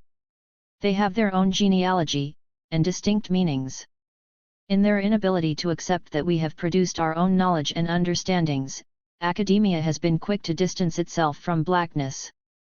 Black liberation movements are patronized for their romantic conceptions of race, people, and nation. 34 And advised to consider abandoning altogether the misleading discourse of unity and nationhood. 35 The inability to distinguish race from blackness has led to figures such as Garvey being either demonized or ignored. Garvey's embrace of race certainly had problematic elements. For instance, he viewed race mixing as a sin that could not stand. His motto was race first, and to be a member of the UNIA meant pledging to maintain the purity of the black race. The extreme end of this logic led him to meet with the Ku Klux Klan in America to discuss how they could work together on their common goal of preventing race mixing. 36 This was actually very similar to Malcolm meeting the KKK during his time in the Nation of Islam and the uncomfortable alliance between the group and the American Nazi Party. 37 Although this is clearly problematic, we have to be more nuanced in our analysis and not condemn him for drinking from the same fountain of racial prejudice as the fascists. 38 Western concepts of race are not only based on supposed genetic differences, but also on a hierarchy with whiteness established as the pinnacle. Neither of these apply to how Garvey viewed race, or what it meant to be black. Even the NOI's view of race, which creates a distinct version of black supremacy, cannot be simply lumped together with Western notions of race. In the NOI's creation myth, white people are literally the devil incarnate. While a member, Malcolm would teach the story of Dr. Jacob, an evil scientist who started breeding the light-skinned black people, then their offspring, and subsequent generations until he had created the blonde-haired, blue-eyed devil. Once he had bred the white devils, Jacob taught them tricknology, which is a science of tricks and lies, and then this weak man was able to use that science to trick and rob and rule the world. 39 White people are inferior in this narrative, and there are many uncomfortable references to the white race being more like dogs than people. However, this is still clearly distinct from European ideas of race. The basis of whites' inferiority is in some sense genetic, in that they were bred that way by Jacob. But the reason they are evil is because they were taught tricknology. It is based on their actions in the world rather than presupposed by genetic traits. There are clearly similarities here to race in that these traits become mapped on the biology of whites. To be white is to be a devil, and there is no redemption from this. In contrast to race, though, the role of this story is not to rule and dominate whites, but as a tool for black people to liberate themselves. Whites' reign on Earth was only supposed to last 6,000 years, which ran out in 1914, and it is supposedly only because black people have been asleep as to the nature of our divine selves that we have not yet inherited the earth. The story is told for black people to resist racism, separate from white America, and start anew in a land for ourselves. As flawed and regressive as this story is, it is the basis of a version of anti-racist politics, and therefore a repudiation, at least to some extent, of Western notions of race. By subverting the Western racial hierarchy, it aims to deal with the problem of racism. White supremacy is a fundamental part of race, and you cannot reify race with claims of black superiority. As problematic as this notion of black supremacy is, it can also be a powerful step towards radical versions of blackness. Malcolm was politically raised in the NOI and ended up articulating the most powerful and radical concept of blackness. We cannot dismiss the influence of his 11 years in the organization in a desire to present a sanitized version of Malcolm that the bourgeois and academic can relate to. We like to pretend that once Malcolm left the NOI he transformed, throwing off the shackles that were holding him back, with his visit to Mecca being this transformative part of his journey, his supposed reinvention. Nothing could be further from the truth. There is only one moment of complete transformation for Malcolm, and that is from when he was Detroit Red, the hustler, to when, after immersing himself in reading in prison, he joined the NOI and became Malcolm X. He refers to that period as completely altering his way of thinking and entire approach to life, likening it to the suddenness of falling snow off a roof. 40 Malcolm's radical approach to blackness and the nation was developing during his time in the NOI, with his split being inevitable given his revolutionary politics. His trip to Mecca opened his eyes only to the reality that all white people were not evil and led him to condemn the system of whiteness, rather than individuals. Malcolm's journey is one of evolution, not transformation, and was the inspiration for one of the most influential psychological models of black identity.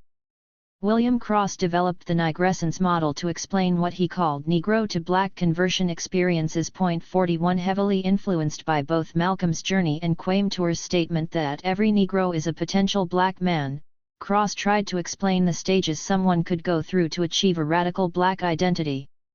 In the first stage they are the Negro, unaware of racism and playing along with their role in white society. For Malcolm this is him as the hustler, the stereotypical black man for the mainstream to fear and desire. Then, Cross theorized, came the encounter, an event that shakes you out of the pretense that your color is not important. Malcolm's incarceration would serve as quite a vivid encounter with the racism of the criminal injustice system. Cross gives the example of people's reaction to the assassination of Martin Luther King, seeing the nonviolent spokesman gunned down woke people to the realities of the system. After the encounter there would be a period of intense anti-whiteness, what Cross called immersion. As people threw themselves into learning about racism they could not help being anti-white given all of the horrors and injustices that the West has wrought. This would be Malcolm embracing the NOI and its view of white people as devils.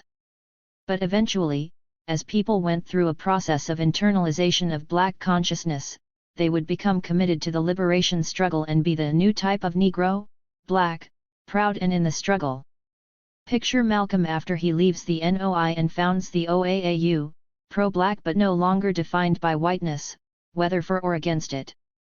Cross model oversimplifies the issues here and he updated it in later versions 42, but the point is that anti-whiteness can be a part of an oppositional politics and may even be a necessary stage to black radicalism. To simply see even the most black supremacist logic of groups like the NOI as the same concept as race is to badly miss the point. This is particularly the case when there are plenty of forms of blackness that involve no hierarchy at all, such as Garveyism, which has often been dismissed as black fascism.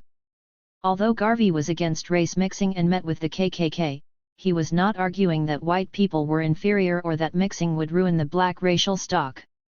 For Garvey, mixing meant diluting African blood and therefore weakening the connection to Africa, the diaspora, and the politics of liberation. It's worth noting that in Garvey's day the impact of colorism across the Americas was unmistakable.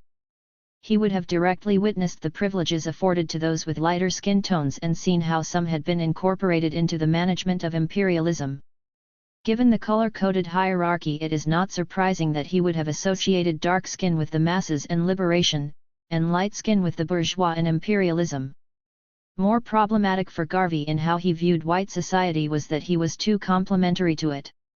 Garvey wanted to elevate the Negro world to the level of the white race and can therefore stand accused of capitalism, but not mimicking the fascists.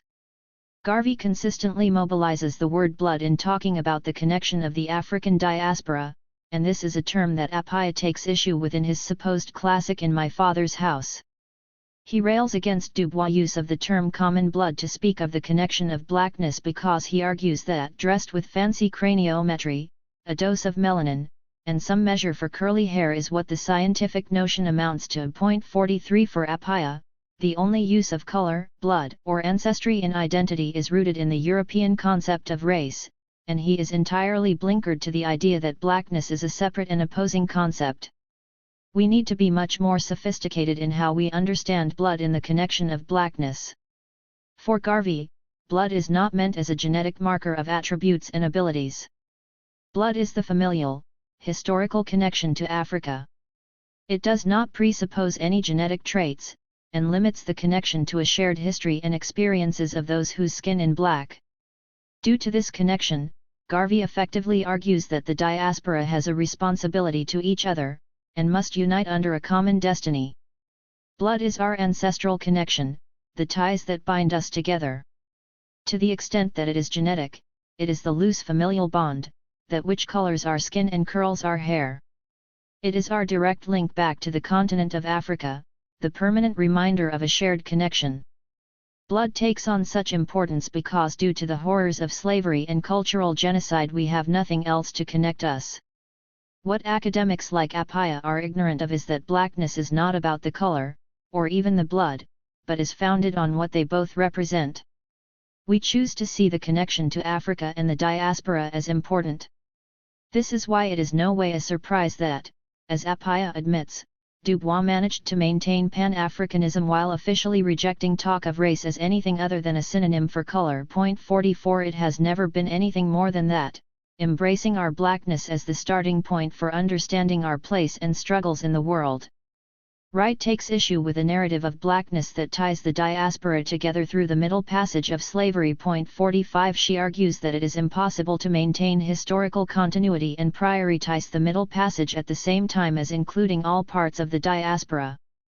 Wright argues that in order to have a more open definition of blackness we need to use nonlinear ideas of time and to decenter the Middle Passage. The idea of linear progress may be central to narrow and cultural nationalism, but the same is not true of black radicalism. To say that we are connected because of our shared history and roots in Africa does not mean this is based on a simple step-by-step link to the past. Wright expends a lot of intellectual energy using the analogy of quantum physics to argue the need to see the past, present and future as fluid in space and time. Rather than mooring her understandings on Eurocentric philosophies of knowledge, Wright would have found that this very concept is alive in African knowledge systems, and is the basis of black radicalism. I am usually wary of claiming the idea of African epistemologies because of the large diversity of thought across the continent and diaspora. But on the issues of time, specifically linked to death, there is a clear distinction to European thought. Death does not mark the end in African thought, because the ancestors retain a connection to the world. 46 You pray and atone to your ancestors to influence the present and future, and it is this connection to the spirit world that Europeans have used to demonize and mock traditional African belief systems. The act of praying to the dead in the present to influence the future transcends any notion of linear time. The Akin Adinkra symbol of the Sankofa bird, which looks backwards and forwards simultaneously, is the visual representation of this idea. When Garvey talks of blood, he is making that ancestral connection. Not in a simple linear sense, but viewing the future of black people through the lens of the past. So the Middle Passage is not a horror that happened a long time ago and is necessary for a continuity narrative, it is something that we connect to from this moment to understand our place in the world. The same is true of slave rebellions and struggles for resistance across time. The idea that the Middle Passage is only important for the narrative of the enslaved diaspora is extremely problematic.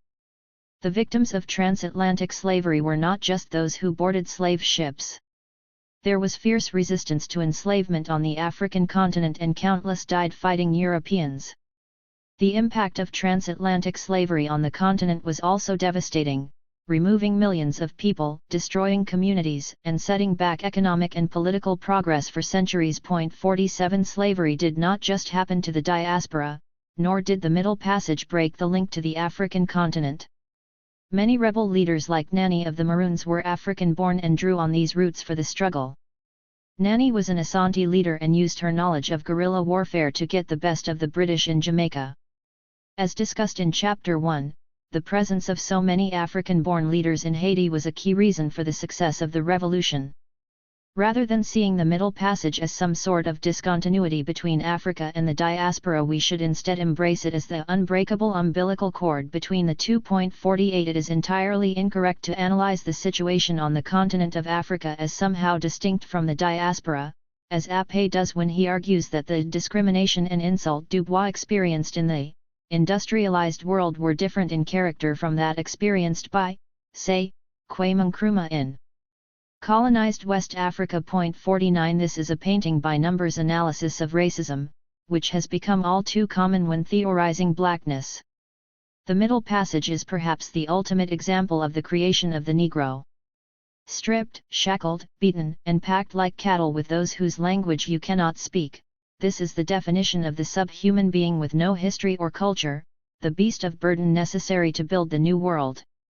But the Negro is not just essential outside of Africa, but also on the continent, to procure the labor force upon which capitalism is based, but also to control and dominate the continent.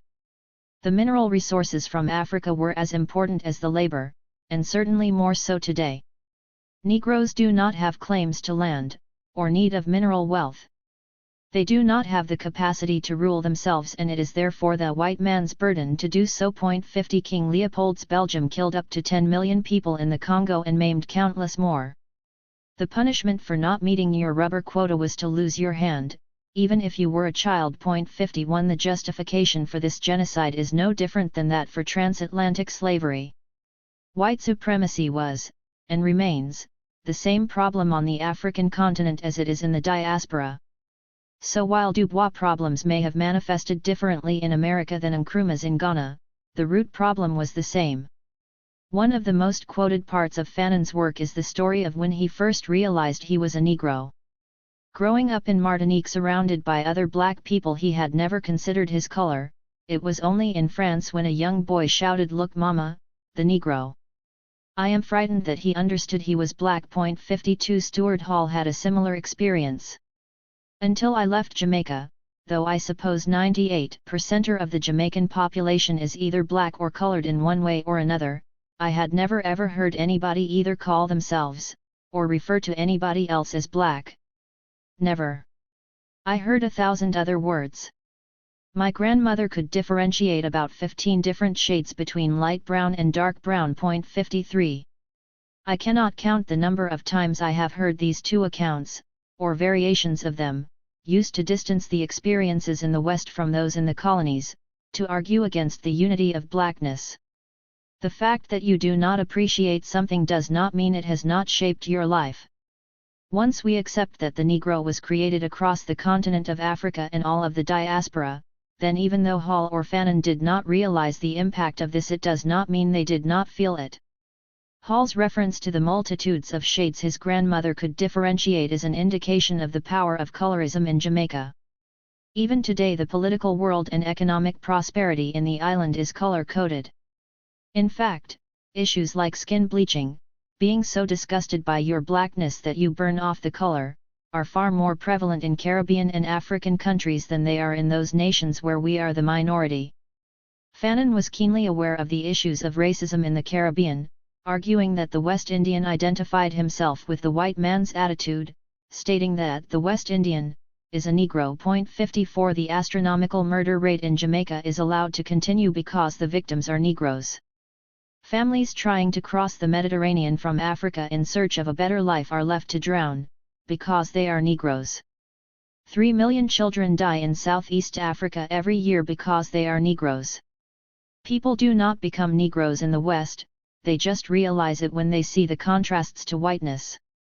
Wright's other objection to how we understand blackness is that in trying to find continuity we narrate a narrow story dominated by men as the only way to point to the existence and pedigree of black culture, black politics, black music, black literature. 55 This is a perfect example of how academic discussions of blackness have become limited to viewing the concept as political expression of racial essentialism. 56 Blackness is a political essentialism. Essentialism in the discussion of blackness means to assume the existence of a trans-historical and organic black essence that defines all black people. 57 It is to reduce us to set ways of being and cultural forms, to make blackness rigid and inflexible. There are two primary concerns from the Academy with essentialism and blackness. The first is that the myth of a black community 58 inadvertently helps to reproduce some of the thinking and practices that have created black disadvantage in the first place. 59 In this dubious logic, racist society is based on dealing with black people as a unit, and we collude in this project by embracing the idea that we are a separate and different community. Basically, this is the latest version of the integration over separation debate. We should have long ago realized that dreaming that we can be an undifferentiated part of the system is a fantasy. Whether we imagine ourselves as equals, or cosmopolitan individuals who transcend the boundaries of race, makes absolutely no impact on the realities of racism. Even the most successful black people, who have apparently made it, have their acute moments of disrespect that Elijah Anderson calls the nigger moment. 60 This whole argument is predicated on the idea that the only way to see blackness is through the lens of whiteness, as if we have no control over our own meaning. When enslaved Africans during the Middle Passage united in their blackness to mutiny, they were hardly supporting the logic that disadvantaged them. Perhaps they should have avoided embracing the myth of blackness and appealed to the slave ship captains as equal members of the human family. The more serious critique the idea of essentialism presents for blackness is the idea that it creates an exclusionary black subject, which reinforces ideas of patriarchy and anti-LGBTQ narratives. Cultural nationalism, as we discussed in Chapter 4, is most certainly guilty of this error, with clear cultural and behavioral roles for the authentic African. There is no space in this logic for men who are not protectors, women who are not domesticated, or anyone who is not straight and reproducing the black family. It is from these kinds of politics that the obsession over creating a more open blackness has emerged. Stuart Hall proposed that we need newer, more hybrid forms of identity that open up space for varying forms of identity. 61 Bell Hooks articulated the need for a postmodern blackness in order to challenge notions of universality and overdetermined identity in movements. 62 In trying to retain some sort of basis of black politics, Paul Gilroy tied himself in theoretical knots, arguing for an anti-essentialism to recognize both the lived experience and the limits of cultural authenticity. 63 Hundreds of thousands of words have been split on trying to retain a form of blackness that can move beyond the limits of cultural authenticity. But lacking in this myriad of work is a recognition that blackness is a political rather than a cultural essentialism. Blackness is the ultimate rejection of Negro status, the call for unity in order to overturn the system that oppresses Africa and the diaspora. In this sense it is mediated through the black body, but there is no need for any cultural sameness or hierarchy. We are linked because of politics and not culture, and therefore whatever cultural forms people choose to embrace are unimportant. Authenticity for black radicalism simply comes down to a commitment to the liberation of the diaspora. But there is no doubt that authenticity has been generally misread, and more widely misused, even outside of cultural nationalism. To sell out, be a traitor to the race, has become defined in cultural terms. 64 Having a white partner, dressing a certain way, speaking in a particular manner have all become symbols of acting white. 65 The cultural performance of a so-called authentic blackness determines who is labeled a Bounty bar or a coconut, brown on the outside but white on the inside. Yet it was never meant to be this way. Malcolm likens the house Negro on the plantation to the middle-class black folk who receive material advantages in capitalist society. He contrasts this to the field Negro who caught hell on the plantation, in the same way that poor black folk experience the brutal realities of racism today. Malcolm is saying that the poor black person is more authentically black than the middle class, not because of their culture but due to their location in the system of oppression and more importantly their political outlook. The house Negro is duped by the system because they cannot see a reality where they can get a better house, better clothes or better food than from the master. So they identify with the master more than the master identifies with himself. 66 And refuse to run away from the plantation or separate from white society. Catching hell on the plantation makes the field Negro much more attuned to the realities of racism. So if someone came to the field Negro and said, "Let's separate, let's run," he didn't say, "Where we going?" He'd say, "Any place is better than here." 67 The field Negro is authentic because they embrace the politics of revolution, while the house Negro is out of his mind because they are committed to the system that is oppressing them. Black radical authenticity takes this further and is not based on class distinctions but political ones. To understand this, we must distinguish between the house Negro and the Uncle Tom. For Malcolm, it wasn't just any old middle-class black person supporting a racist system who was an Uncle Tom. They were quamentors, potential black people who could be awakened to the system. The Uncle Tom was a specific role where the system takes a so-called Negro, and makes him prominent, builds him up, publicizes him, makes him a celebrity. And then he becomes a spokesman for Negroes. 68 Tomming means to pretend to be speaking on behalf of black liberation while being an agent of the system, a tool used to slow down progress. It is easy to point out the well-educated, middle-class, government-appointed Uncle Toms like Supreme Court Justice Clarence Thomas in America, or former head of the Commission for Racial Equality Trevor Phillips in Britain. But we miss the point if we conflate Tomming with the culture of the middle class. 69 A good example of the modern-day Uncle Tom would be a rapper like Lil Wayne, who clothes himself in the culture of street to appeal the masses, but writes lyrics such as "I whip it like a slave." By removing the cultural basis from authenticity, we have a solid platform for the political nature of black radical solidarity. Securing black authenticity within this political framework is seen as problematic because of the lens through which black radical history is viewed. Viewing black politics as a history of misogyny means blackness is seen to exclude those identities that do not fit, for example LGBTQ blacks during decolonization and black power movements in Africa and the West. 70 In the same way that we discussed for women, this is in part a response to narrow and cultural nationalism. Huey P. Newton declared that people needed to deal with their insecurities around homosexuality and that the Panthers needed to unite with gay and women's movements in a revolutionary fashion. He was open about his own prejudices but made it clear that there was nothing in the Panthers' politics that was necessarily homophobic, and even acknowledged that a homosexual could be the most revolutionary. 71 It would be wrong to say that this demonstrates Huey's, the Panthers' or black radicalism's excellent credentials on the issue of gay liberation. While not being hostile, there has been a lack of discussion of the issue. This absence has led to calls for queer black politics. 72 Wright argues that the only way to create the concept as wholly inclusive and non-hierarchical is to understand blackness as the intersection of constructs. 73 In other words, it can only have meaning in relation to concepts of gender, sexuality, disability, and class. But the assumption that blackness, in its radical sense, needs to be transformed is problematic. It would be wrong to assume that because black radicalism has not explicitly centered on LGBTQ issues, it excludes those who are not heterosexual. When Africans were enslaved, or areas colonized, they didn't separate out the black population by sexuality. People of all sexualities and gender identities were both recreated as Negroes and rose up to resist, whether in slave rebellions, anti-colonial struggles, or in post-war movements. Malcolm's comments on religion could equally apply to sexual orientation. They don't hang you because you're a Baptist, they hang you cause you're black. They don't attack me because I'm a Muslim, they attack me cause I'm black. They attack all of us for the same reason. 74 As the police killings in America demonstrate, being gay or transgender is no protection from police bullets.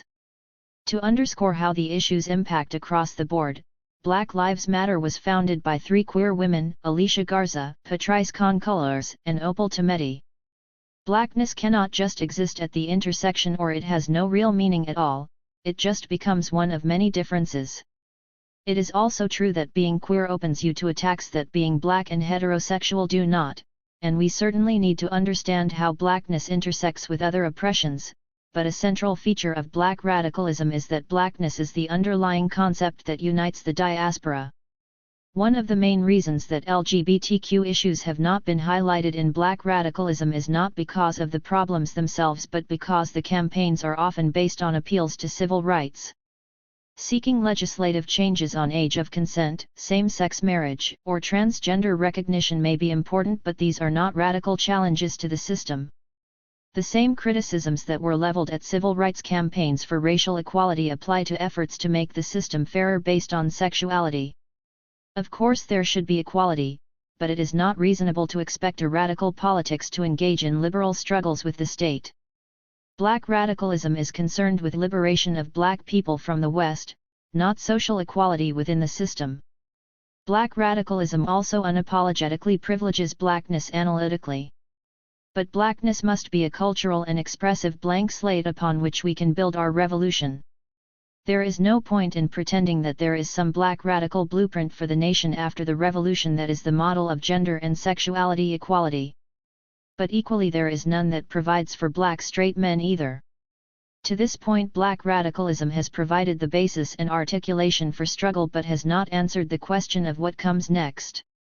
Kimberlé Crenshaw's work on intersectionality is vital in making sure we do not lose sight of the plurality of blackness, but debating the misogyny of black radicalism based on the past will not get us very far. 75 What black radicalism has done is to provide the basis for liberation, with blackness being at the center. It is only by coming together, pushing the politics forward and articulating how the black nation will function that we can fulfill the promise of the radical tradition. Black radicalism must be a space open to all those in the diaspora who have felt on the outside. There can be no exclusions in what unites us in our blackness. In terms of producing a radical culture that overcomes the centuries of Western influence, this can only be produced in the furnace of radical action. Communing together, working together, and struggling together is the only way to build a society together. In the effort to distance themselves from race and to either link, or disconnect, the various cultures of the African diaspora, scholars have had to abandon the real world for the imagined and theoretical. Wright seriously argues that political traditions serve only a limited use in understanding blackness and privileges intellectual formations, which she locates in the literary world. 76 To effectively dismiss centuries of political resistance in order to prioritize the work of contemporary fiction writers is a dangerous indulgence in academia. Sadly, Wright is not alone in this kind of rewriting of blackness, detaching the concept from its radical and grassroots origins. It is an ongoing crisis of the Negro intellectual to be unable to articulate the radical nature of blackness because of the limits of the white academic framework. 77 Blackness is not a theoretical, literary, or abstract construct. It is a concept produced in struggle, by those facing the brutal realities of racial oppression. Perhaps it should come as no surprise that the black intelligentsia have been unable to comprehend the basis and importance of this radical idea. I can personally testify to the assault of the Eurocentric canon and the insular nature of the academic-industrial project. It is only by rooting our understandings in that knowledge produced outside of the university, in the process of struggle, that we can trace radical versions of blackness. The misogynistic blackness that you have been led to believe has dominated our politics has never been at the heart of the radical project. Black political movements have been by no means perfect models of gender and sexuality equality, but blackness provides the unifying concept that can build a truly inclusive and liberatory politics. Chapter 6. Black Marxism. In 2012 I attended a Black History Month event in an African Caribbean community center in Birmingham. There was nothing particularly memorable about the event itself. It was one of the many indistinguishable celebrations of blackness that we crowd into every October in Britain. There is nothing like state funding to remind the community of their roots.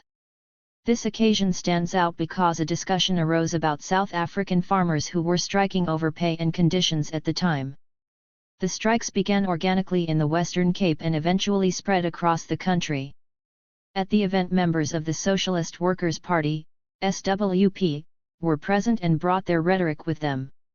You may well question why the SWP was at a random Black History Month workshop, but only if you have never attended a black community event. Malcolm used to joke that the FBI always lingered at black community meetings. In Britain it's not the feds who are ever present, but the SWP or some other variant of the left. An undeniable part of this hyper-presence is certainly to lecture us that our problems are really about class and not race. In fact, when critical race theory first emerged in Britain, every conference was attended by Mike Cole and or Dave Hill, Marxists sent to teach us the error of our ways.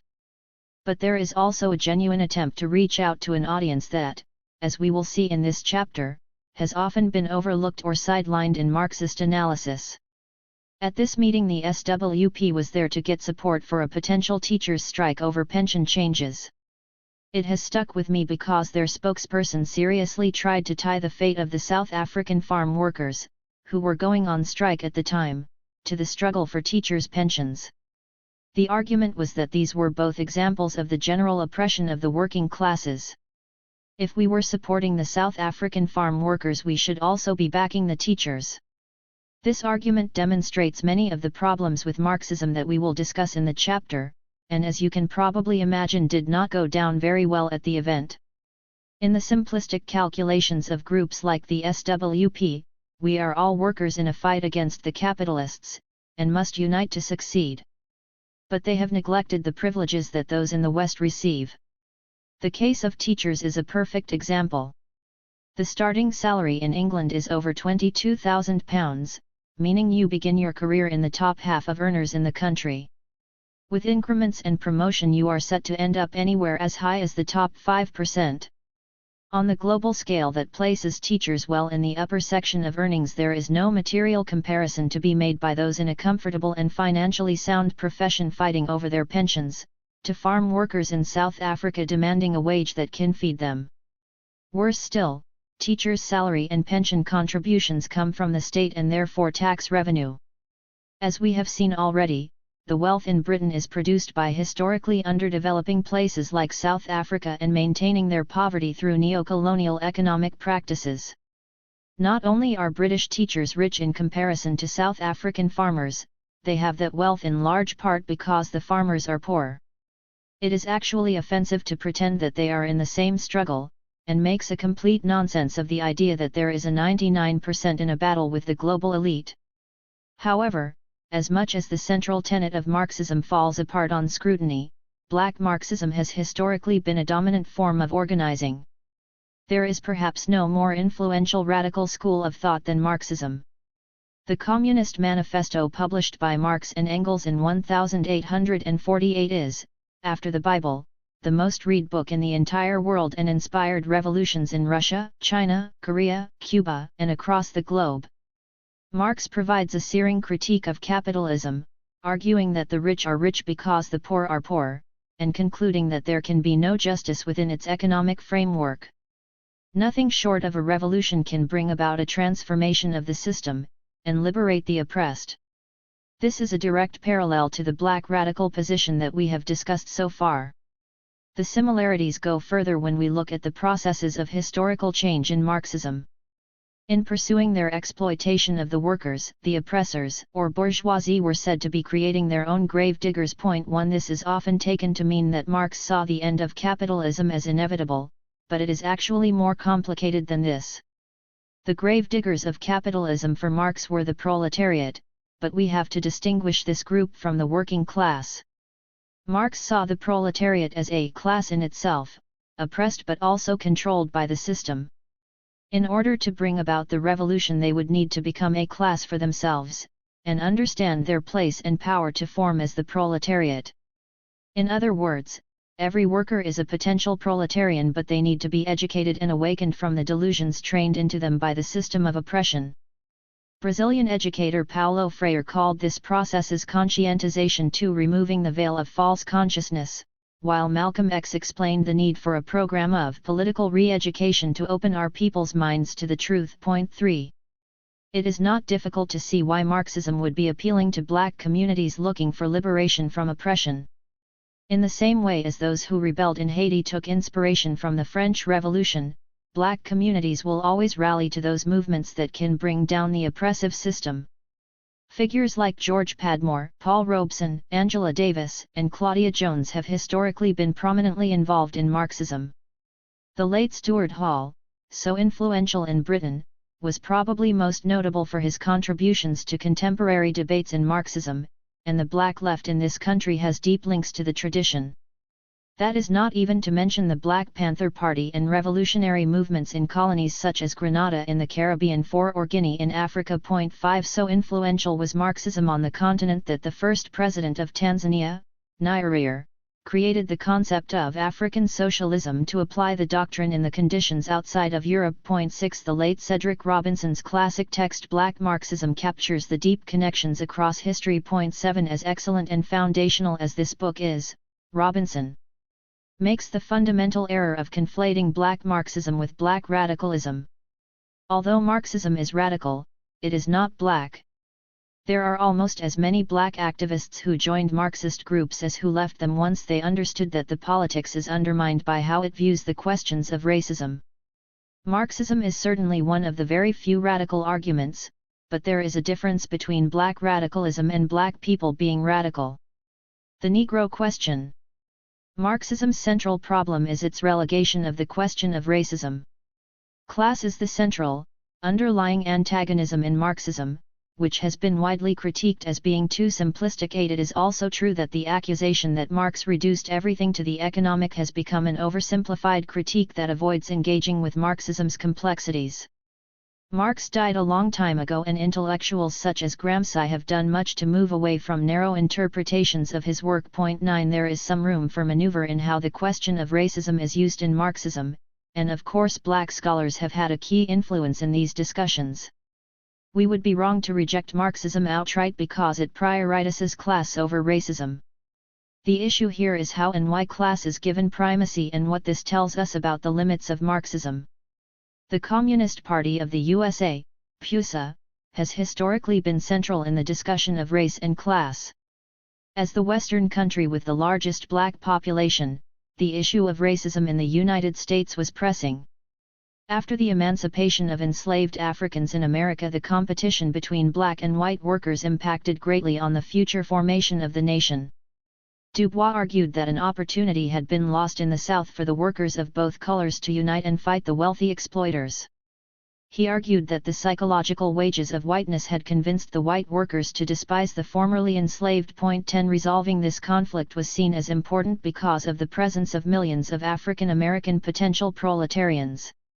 The PUSA could not afford to ignore issues of race and set about discussing whether African Americans be considered a subject nation, an oppressed race, or simply a particularly disadvantaged section of the American working class. 11.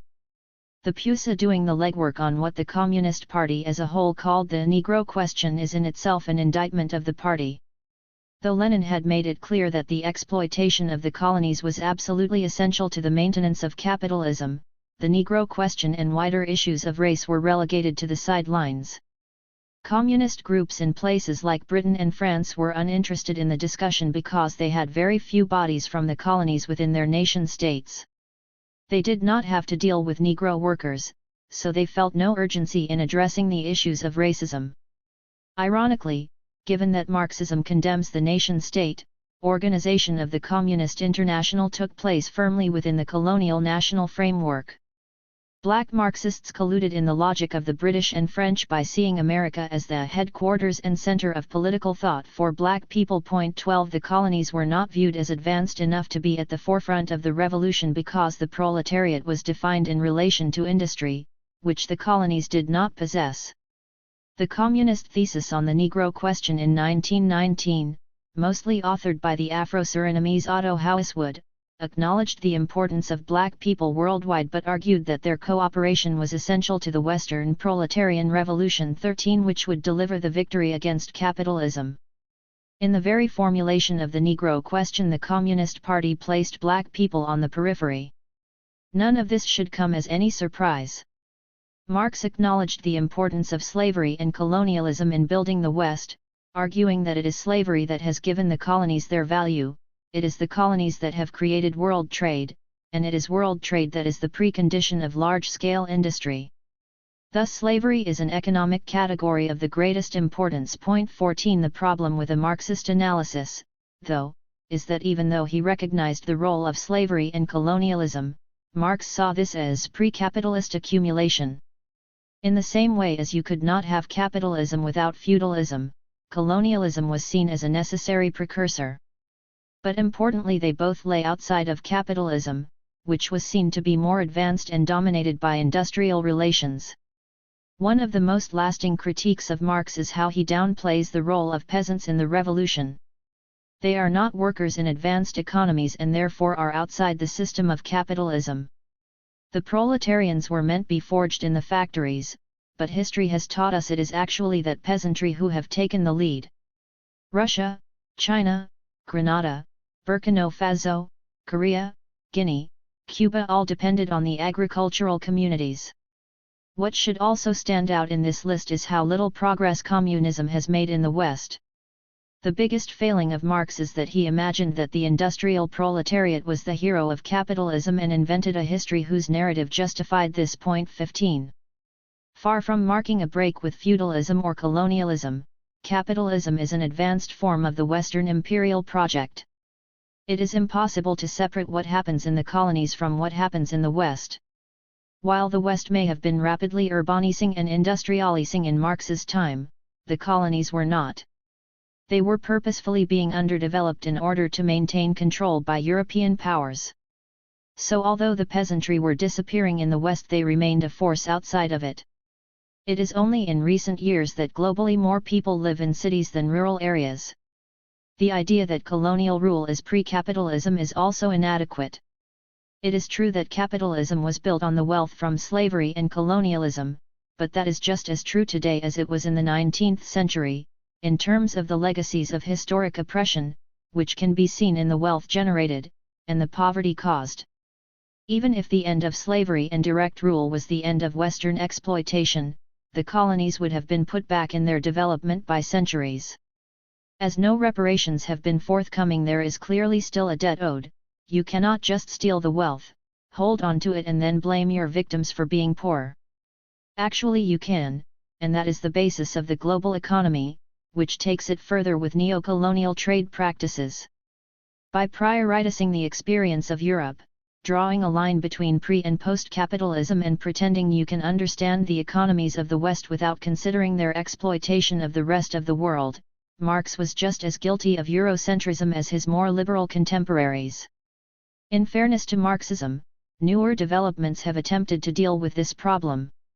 Wallerstein's world system theory, for example, places the wealth of the West at the core in relation to the exploitation of the colonies on the periphery of global economics. 16. It is no longer controversial to argue that capitalism is a form of imperialism, rooted in the oppression of the former colonies. But it is one thing to recognize the problem of global capital and quite another to deal with the issue of racism. It is in the mechanism for change where we can see Marxism's most fundamental error. The industrial working class has not and will never be the most exploited group in the system of imperialism, and therefore capitalism. Even though the conditions in the factories during the Industrial Revolution were terrible, they were a luxury compared to the enslavement of African people. Due to how dehumanizing slavery was, the history has been sanitized in the collective memory. We can picture the chains, whippings, and even rapes, but the scale of the torture, mutilations, and genocide is mostly hidden from view. One brutal slave owner in Jamaica, Thomas Thistlewood, as well as raping hundreds of women, invented a punishment where the enslaved would be beaten, and salt pickle, lime juice, and bird pepper would be rubbed into his or her open wounds. Another slave would defecate into the mouth of the miscreant, who would then be gagged for 4 to 5 hours. 17 If we truly comprehended the horrors of slavery, we would not only be saddened but sickened. We would certainly not do the history the disservice of comparing it to the labor that Europeans experienced in the workhouses. As horrible as it was, Thistlewood's derby dose, as he called it, was not being practiced on the production line. When Europeans had exhausted the lives of the natives in the America, they did not enslave poor whites to produce their commodities. In order to extract maximum wealth, they needed to create the Negro, the commodity to be bought and sold.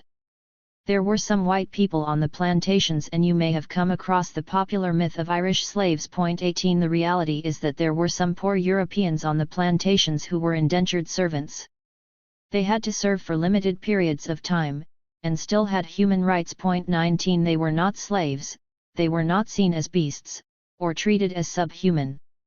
Indentured laborers were effectively serfs, by no means were they equal, and they experienced tremendous hardship, but they were not slaves. Britain did not round up its, or Ireland's, poor at the barrel of a gun and chain them into chattel slavery. Those horrors were reserved for Africans, who were used to produce the wealth that the Industrial Revolution developed from. As the conditions for the working classes in the West improved, they did not do so in the colonies. In fact, the conditions in the West improved because of the continued poverty in the colonies. The wealth generated from imperialism was a key part of allowing for the abolition of child labor, the introduction of the working week, and the comforts provided by the welfare state. The fear of communism after the Second World War was enough for Britain and other countries to offer social welfare, free schooling, free healthcare, and to bring in more progressive taxation systems. But these benefits were not passed down to the colonies, which suffered further exploitation to secure social democracy in the West. If we take the example of Britain, at the founding of the welfare state the colonies were still controlled by the mother country and they provided the wealth and labor to make the project possible. The National Health Service was described by Labour Prime Minister Harold Wilson as the very temple of our social security system, providing universal, free medical care. 20 From its outset the NHS has been entirely dependent on migrant workers from the colonies and nations after independence. The only reason black people are in the country in large numbers is because our labor was needed to build a welfare state that the colonies saw no benefit from. As is typical of the white left, they tend to celebrate these advances in progress as the result of their tireless working class campaigning. But considering the welfare state should be impossible without recognizing Britain's colonial subjects. Therefore it was particularly offensive that Ken Loach's Spirit of 45 movie, celebrating the era, was almost exclusively white. The unfortunate truth about Marx's hero of history is that the Western working class has benefited from imperialism and forged political movements that mostly aim to distribute the wealth gained from the exploitation of darker people more equitably between whites. Trades unions have largely operated to defend the short-term interests for their members within the framework of the nation-state. 21 On top of this, the unions have also been a bastion of racism and exclusion. When Caribbean and Indian workers came to Britain they found themselves subject to color bars from both the unions and workers' organizations like social clubs. 22 Groups like the Indian Workers Association had to form because they had no representation in the mainstream unions. Even now, though we are welcome to pay our fees, I don't remember anyone ever expressing the feeling that their union was particularly supportive over issues of racism. If we are honest, the history of working class movements in the West has largely been one based on self-interest, and these interests generally do not align with the victims of imperialism. Though this has never stopped the left attempting to organize on behalf of the black and brown. After the financial crisis in 2007, Western economies felt a severe impact, declines in share prices, the near collapse of Greece and banks having to be bailed out with public money. The result was the politics of austerity and a significant squeeze on public spending and resources. The credit crunch laid bare the lie of progress built on loans, and the rebalancing of Western economies has been terrible for the poor. Wages have stagnated, public safety nets have been removed, houses repossessed, and people are now regularly struggling to feed themselves. Unemployment in some countries has not been the problem it could have been, but underemployment is just as big an issue. Having a job that does not pay enough to live on is hardly better than not having one at all. All of this financial chaos led to a reaction from the left, and the Occupy movement was born, rallying around the slogan "We are the 99%. Marxism is not in vogue at present, so the movement was not keen to embrace its politics, although there is a clear influence in the idea of the elite against the rest of the world. We will not go into any depth of critique of Occupy, which has since become a distant memory, but will simply point out that all of those things that the movement were complaining about were not new to the former colonies. Poverty, food insecurity, precarious work, and especially austerity have been features of the global development package for decades. It was only when these inequalities were felt in the West that people deemed it necessary to rise up. More to the point, the financial crisis did not bring anything new to black and brown communities in the West. Much has been made of the staggering unemployment in Southern Europe, but black male youth unemployment has hit as high as 50% in some parts of Britain. One of the starkest figures I have seen on racial inequality recently is that, of all African Americans who have jobs in New York, half of them work in fast food outlets. 23 Austerity and the financial crisis have also hit black communities disproportionately hard. Losing 1 million public sector jobs is devastating in Britain to a black community that has relied on public sector work because of discrimination in the employment sector. To be told that we are now in a collective struggle is a bit difficult to hear when our plight has mostly fallen on deaf ears for decades. The response to the politics of austerity has been typical of the white left through the ages: fight to get a more even distribution of the profits of imperialism, while making sure to keep the system in place. Appeals to the white working class have either been made directly on a racist, nationalist basis as we saw with Trump in America or Le Pen in France, or with calls for a return to social democracy and more equality within the nation-state, as with Podemos in Spain or Corbynism in Britain. Nationalizing railways and taxing the rich are good ideas, but let's not pretend that they will alleviate global poverty. Britain was a social democracy when my grandmother came to Britain and faced the kind of overt racism I have only seen on screen. Gains for workers in the West have always been secured off the backs of those in the underdeveloped world. This is a necessary feature of capitalism. A perfect example of the ignorance of racism and neocolonialism from the left is the idea of the universal basic income, UBI. In short, the idea is to abolish welfare spending and give everyone a set income. This would mean everyone could eat, have a foothold in society and work to earn more money. It has been a part of the Green Party agenda for years, and the Finnish government has even run a trial. One of the justifications for UBI is that increases in robotics have eroded many of the manual jobs that were the staple of working class communities. 24 Again, we see the bias towards the West because the problem in the underdeveloped world is not the loss of manual work. In fact, in many places it is the opposite: the outsourcing of manual labor to poorer countries that do not have the same working conditions and are paid far less than the Western worker. When you are paid less than $1 a day for your 10-hour shift, robots taking your job is not your number one concern. For the African continent, the problem is the complete marginalization of the economies, where the West, and China, take the resources and do not leave enough for the native populations. The fascination with robotics is the definition of a first world problem, and UBI is the fittingly Western solution. Even if UBI was a good idea, it would not necessarily do anything to alleviate the global issues of inequality. One of the pioneers of this idea, Guy Standing, actually researched the concept in the underdeveloped world, an ideal setting because the amount is pegged to subsistence levels. 25 In a poor country, UBI is much less than in a rich one, so he did not need as much research funding for the project. Surprise, surprise, the results were positive. If you give people money, their lives get a bit easier. Setting aside the ethics of giving people money in a poor country and then stopping when the research finishes, the whole notion actually reinforces global inequalities. The West gets to keep its inflated UBI, while the rest live off a much lower figure. But because no one is starving, everything is all right with the world. Worse still, the campaigns for UBI are typically at the nation-state level, so there is little concern for applying the model to the globe. UBI is the perfect example of the left coming up with a solution that benefits the West and does not challenge the world system, which provides the wealth for their social safety net. Psychosis of whiteness. Marxism has been unable to overcome what I call the psychosis of whiteness 26, which infects Western thought. Whiteness is actually rooted in the political economy, it is in the fabric of the institutions and social life. You cannot work the natives in the Americas to death without whiteness. You do not enslave millions of African people and kill millions more without whiteness. You do not steal the resources from the places of the world you have underdeveloped and then create a system of unfair trade practices without whiteness.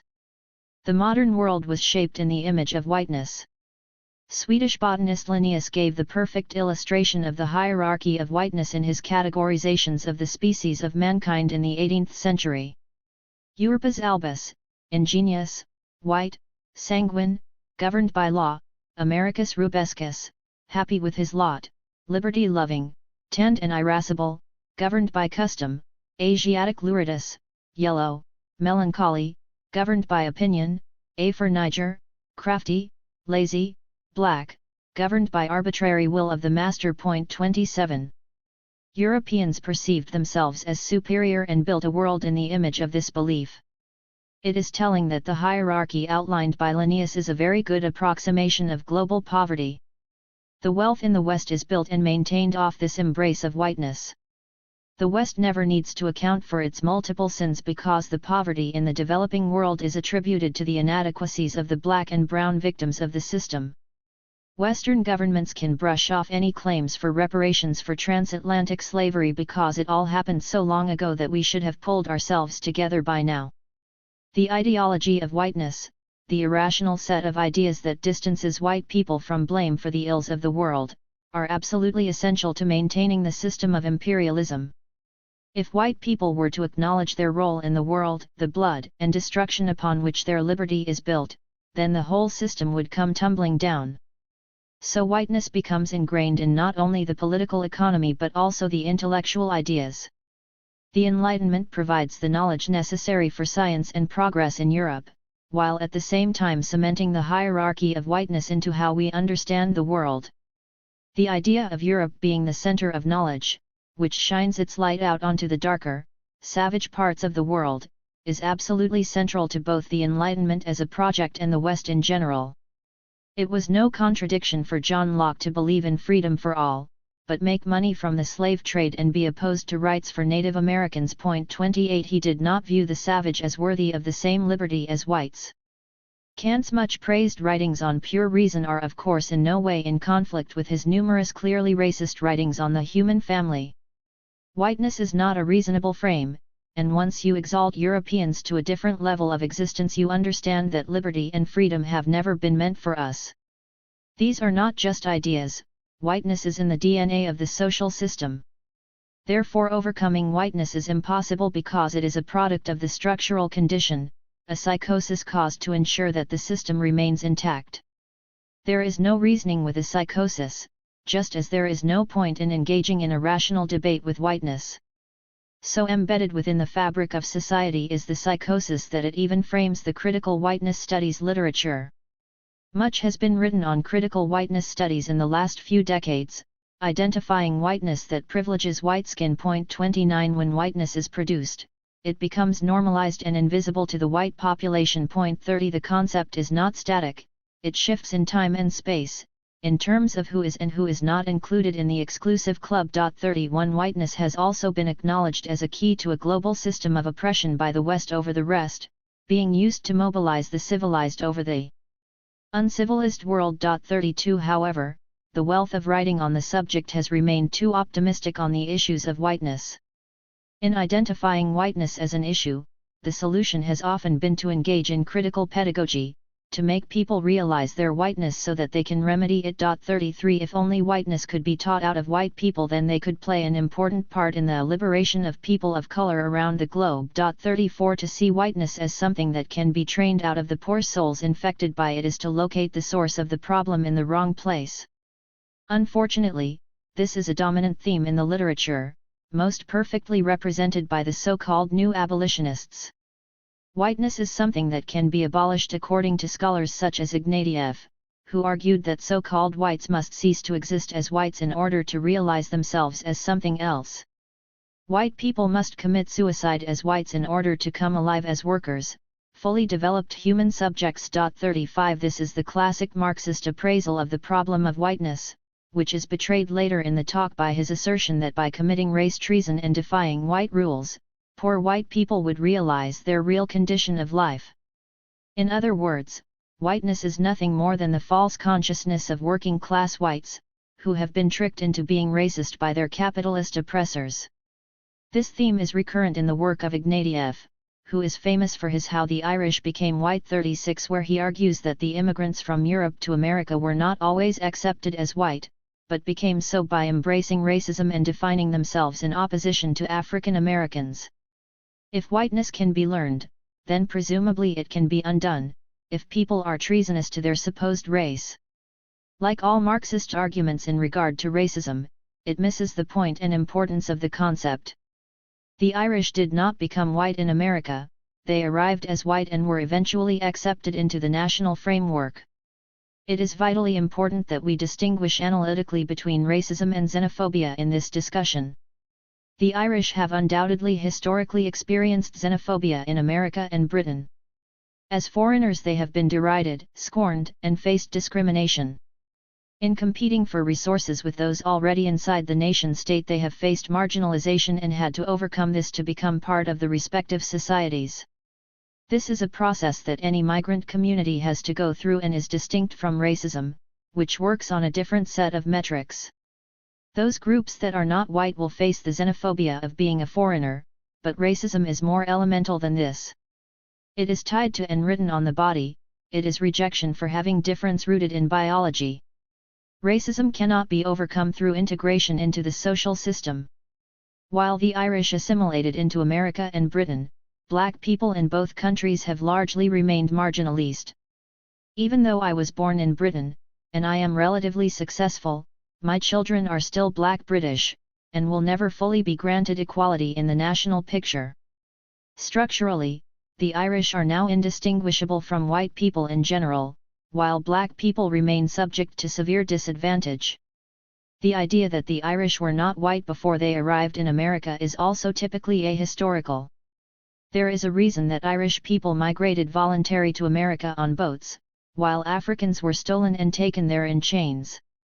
The very notion that it is possible to abolish whiteness speaks to how little weight is truly given to both the concept, and issues of racism in general. Abolition ties into the myth that anything other than one form of racial oppression was ended with the so-called emancipation of enslaved Africans. Rather than being the solution to the problem of racism, abolition just heralded the dawn of new ways to oppress black people. But it is also the perfect metaphor for the new abolitionists, the illusion of progress while ignoring the structural issues of racism. Even better, abolition is the definition of the white savior discourse, celebrating the white heroes who abolished the evil system of slavery. Central to the psychosis of whiteness is that white people are the key agents of history, the ones who decide the future of the world, for all of us. Importantly, the psychosis of whiteness is not limited to those whose skin is white.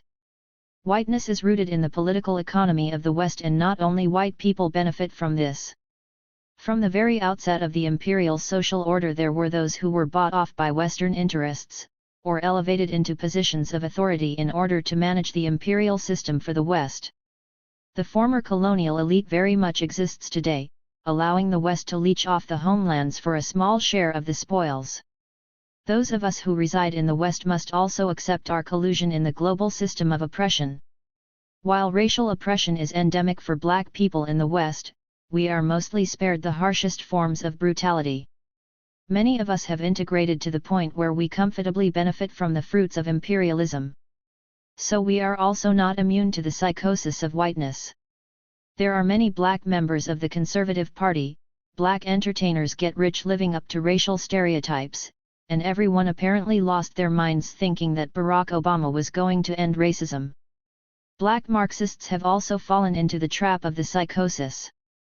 In the 1920s, African-American scholar Abram Harris accused those who embraced race consciousness as being in the grip of color psychosis and needing to gain an awareness of working-class consciousness in order to join the real struggle. 37 For Marxism, class always trumps race, and the history of black Marxists lecturing those who cannot accept that equation is well worn.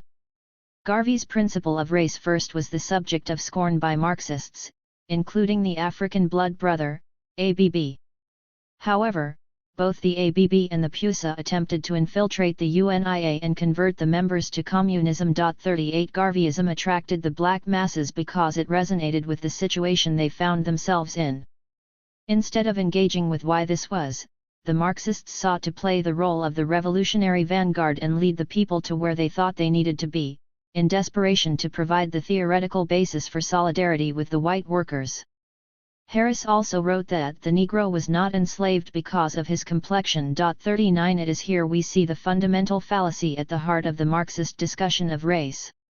In Eric Williams' Black Marxist classic Capitalism and Slavery, he repeats this idea when he argues that slavery was born not of racism, rather racism was the consequence of slavery. 40 In this logic, racism was justified after the decision was made to enslave countless African people. As we have noted earlier, this logic cannot be defended. The brutality of slavery was only an inevitable feature of capitalism because whiteness was already driving the process of imperialism. In fact, racism actually predates class in a Marxist sense, shaping the development of the system that will eventually lead to the proletarian revolution.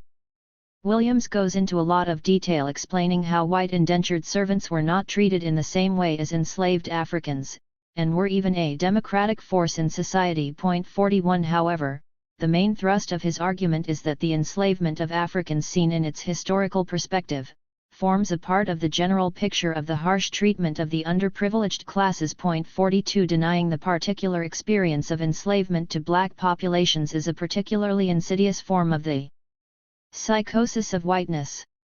Even more harmful in terms of activism is the reduction of blackness to a product of class.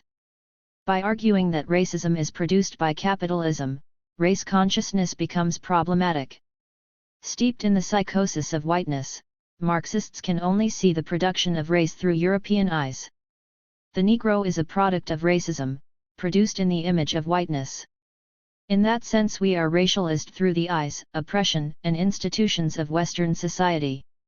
Indeed, racialization has become a central way in which academia understands the issue of race. 43 The fundamental logic of Marxism is therefore to abolish blackness and join the ranks of the oppressed workers. But, as we explored in the last chapter, blackness was never created by whiteness, it is a rejection of it. I am not racialized into blackness, I am black. My blackness is a declaration of self and resistance, not a position of victimhood and oppression. The same cannot be said for the white working class who from the outset have been racialized into whiteness. Far from breaking down this racialization, Marxism tends to feed it, transforming the white workers from collaborators in the system of oppression into the vital hero of the story. The white working class is part of the problem of imperialism, it does us no favors to pretend they will be the solution. But black Marxists have been unable to break free of the illusion that the white working classes are a sleeping beauty of allyship. It's time to realize they have no intention of waking up. 44. African socialism. As well as embracing Marxism in the West, black activists in the colonies have attempted to apply the theory to their conditions. Walter Rodney's How Europe Underdeveloped Africa was an essential text in applying a material analysis to the problems in the colonies. The idea of analyzing the situations in the colonies through the lens of Marxism was a powerful one. The Communist bloc presented an alternative to Western imperialism, and the Soviets, Chinese, and Cubans also provided key support to African and Caribbean revolutionary struggles. For instance, before the hero of the Cuban Revolution Che Guevara was assassinated in Bolivia, he spent part of 1965 in Congo trying to support the revolutionary movement. 45 The failure of this mission could stand as a metaphor for communism in Africa, but there was a time when the struggle between capitalism and communism was uncertain. Africa was a central battlefield given the continent's wealth of material resources, so Marxist revolutions in places like Angola, Guinea, and Mozambique were a clear threat to Western dominance. In adopting Marxism, efforts were made to adapt its core principles. Africa was not in an industrial stage of development and had vastly different social and cultural norms to Europe. Amilcar Cabral, who led the revolutionary struggle in Guinea and Cape Verde, also developed a significant analysis of Marxism on the African continent. Rather than dismiss colonialism as a prior force to capitalism, he explained that what commands history in colonial conditions is not the class struggle, it is the colonial state. 46 Colonialism is at the heart, not the periphery of the analysis, and is the foundation of the class system. He explored the elevation of some tribal leaders into a managerial class overseeing Portuguese rule and the creation of a city-dwelling class to serve the Portuguese residents. The marginalization of the rural peasants was total, and they were locked away from any social advancement, even literacy. In presenting these class distinctions, Cabral importantly does not conclude that the African petty bourgeoisie, who collude with the Portuguese, are a counter-revolutionary class. In fact, he argues that it is this class that is absolutely essential for the revolutionary struggle, because although they based the whole armed liberation struggle on the peasantry, the leadership was drawn from the petty bourgeoisie. 47 National liberation became the primary objective in the colonial struggle, and in order for this to occur, all the classes of black people in Guinea had to unite. The picture Cabral draws is very similar to the unity of the enslaved, mulattoes and free blacks that we examined in the Haitian Revolution.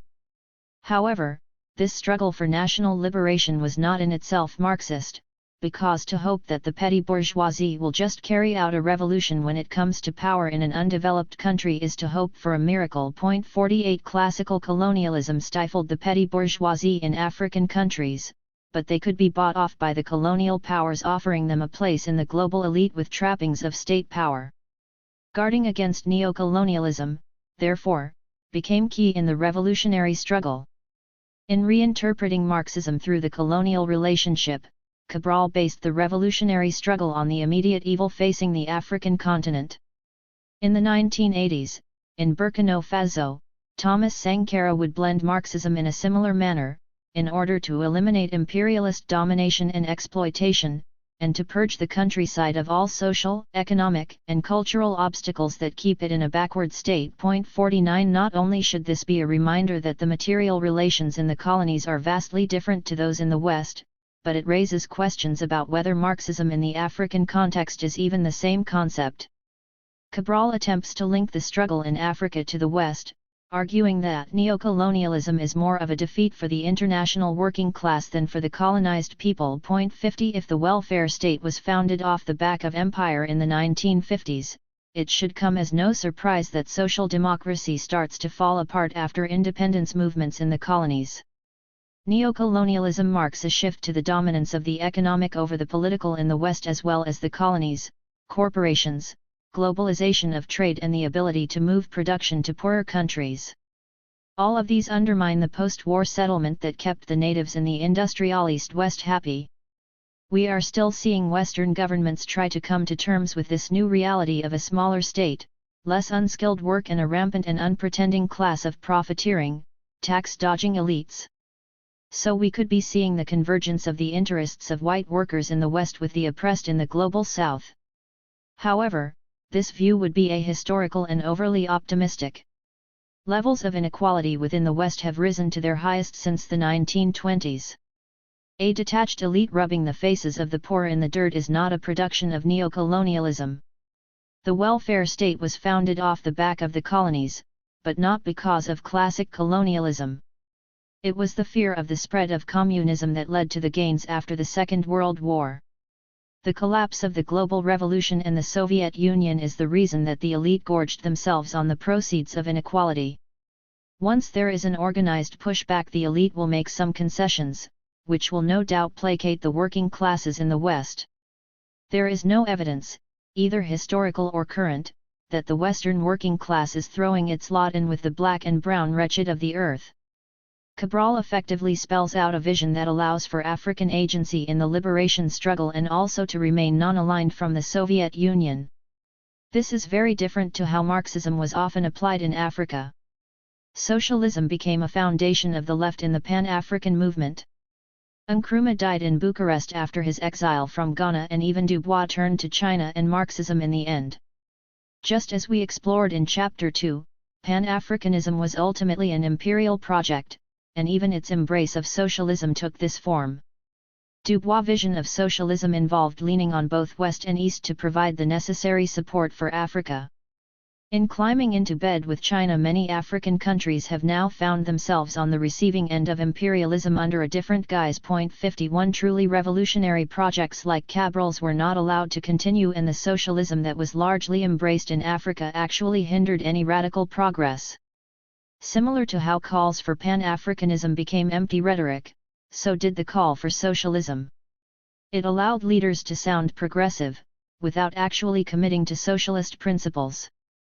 20 years after independence, none of the states implemented policies which would qualify as effectively fighting for socialism. 52 The extent of socialism for many countries was to allow China to interfere in their economic affairs. Whether by accident or design, when socialism was applied in the African context it largely became devoid of its revolutionary politics. Nyerere's African socialism is an example of these limitations, being rooted in connecting communism to the communalism of traditional African society. In the village everyone's fate was tied together. If the crop failed, the chief and the servant both suffered due to the nature of communal living. But the differences between communism and communalism are stark and undermine the radical nature of Marxism. In a society based on the communal production and distribution of food, where housing and clothing can be built within the family unit, communalism can thrive. Crops failing will be devastating to everyone, so it makes sense to pool resources. But there is no comparison of this situation to that of industrialized, mass production with wealth that far outstrips subsistence levels. Providing the basic material of life is no longer done on the village scale. Think of the complex system that gets milk to someone in the city. You need the farmer, farm machinery, the market, infrastructure, mechanics, vehicles, and the list goes on. There is not one aspect that everyone contributes to, which everyone relies on for the system to work. If one farmer has trouble and goes out of business, there is another one to take their place. Rich and poor are perfectly possible.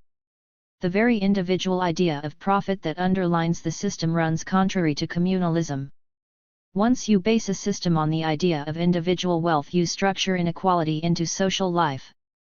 To argue that there is something innately African about sharing this wealth is to grossly oversimplify the situation. The limits of Nyerere's concept of African socialism can be seen in his discussion of the role of individuals in socialism. In the individual, as in the society, it is an attitude of mind which distinguishes the socialist from the non-socialist. It has nothing to do with the possession or non-possession of wealth. Destitute people can be potential capitalist exploiters of their fellow human beings. A millionaire can equally well be socialist. He may value his wealth only because it can be used in the service of his fellow men. 53. Socialism is reduced to a mere state of mind, detached from all economic analysis. To argue that someone who is destitute is equally capable of being a capitalist exploiter as someone who is wealthy is to remove any Marxist analysis from socialism.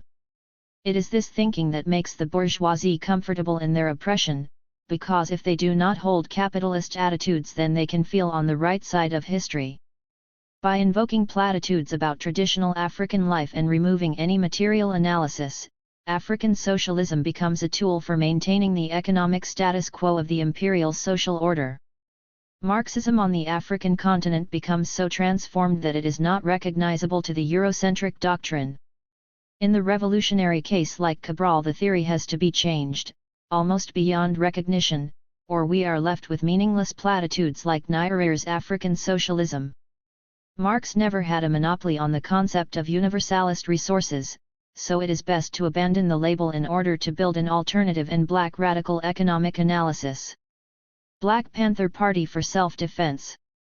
Untangling Marxism from black radicalism is difficult because of the crossover and linkages, as the Cabral discussion demonstrates.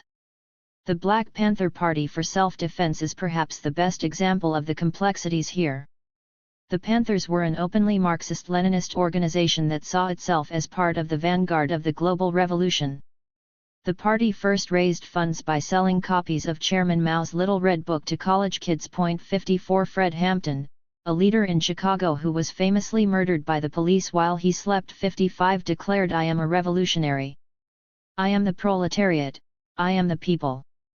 He even predicted that he would die a revolutionary in the international revolutionary proletarian struggle. 56 The influence of their contemporary neo-Marxists on the Panthers was also keenly felt.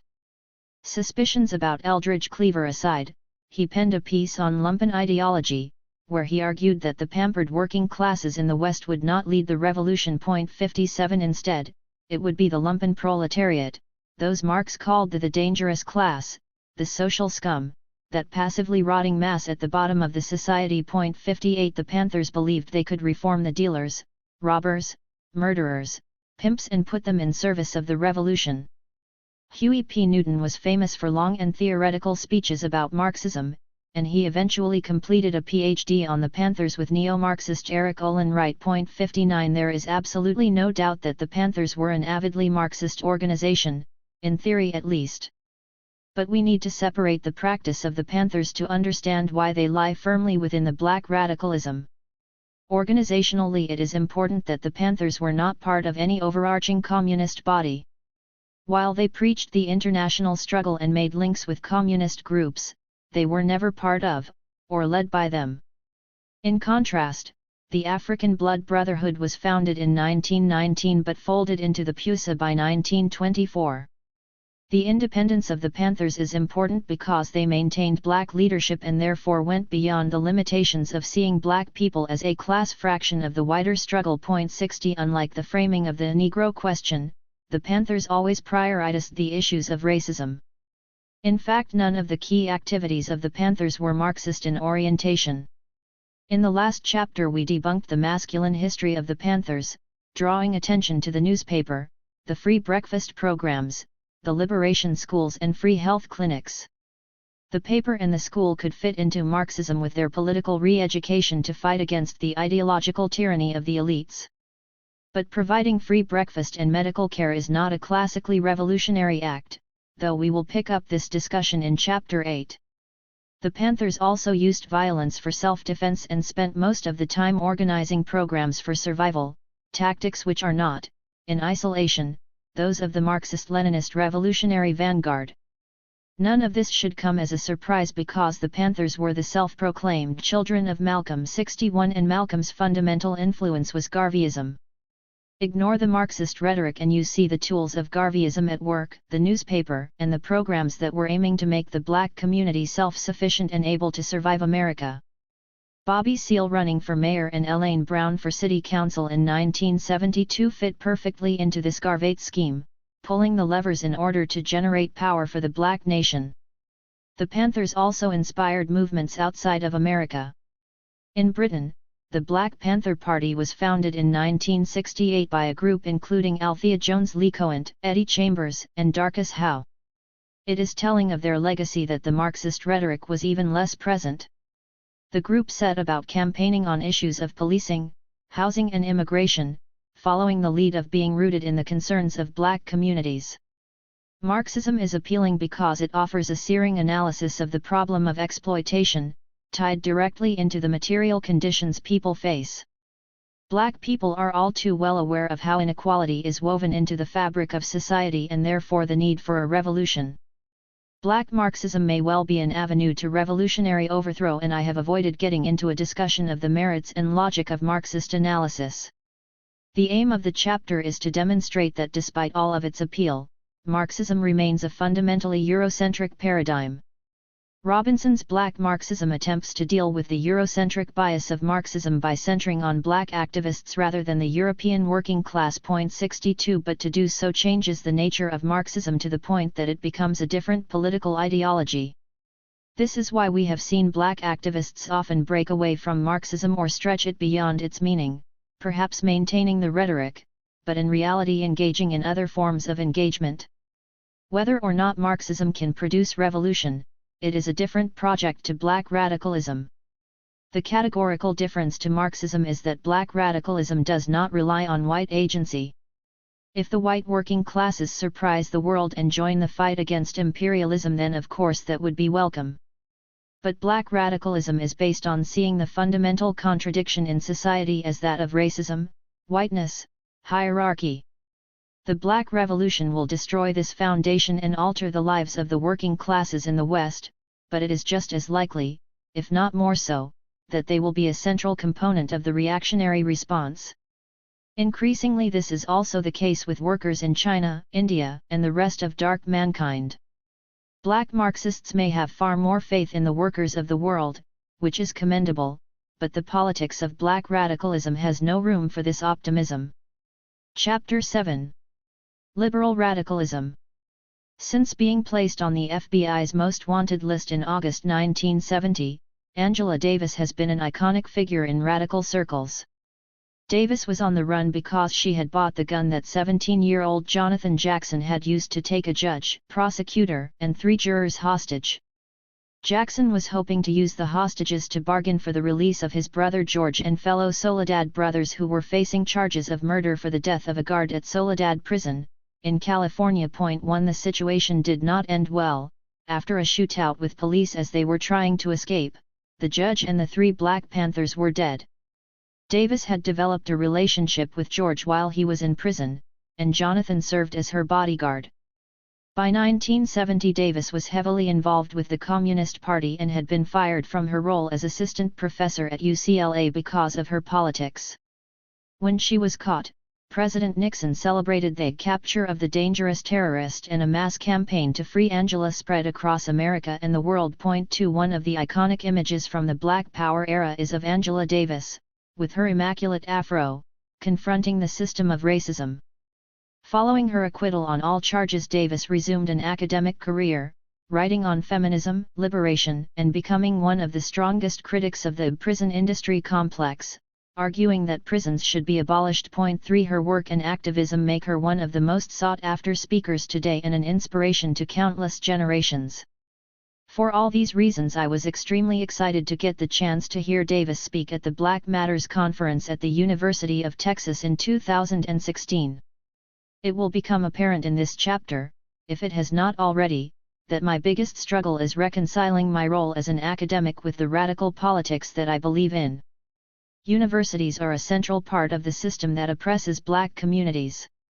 The very idea of race, the hierarchy of white supremacy, was produced and maintained by universities. Universities have continued to produce the knowledge that supports ideas of white supremacy, and are the peak of a school system that is the enemy of Black progress on a global level. Universities are as institutionally racist as the police force, so in the same way that a Black cop is always problematic, so too is a Black academic.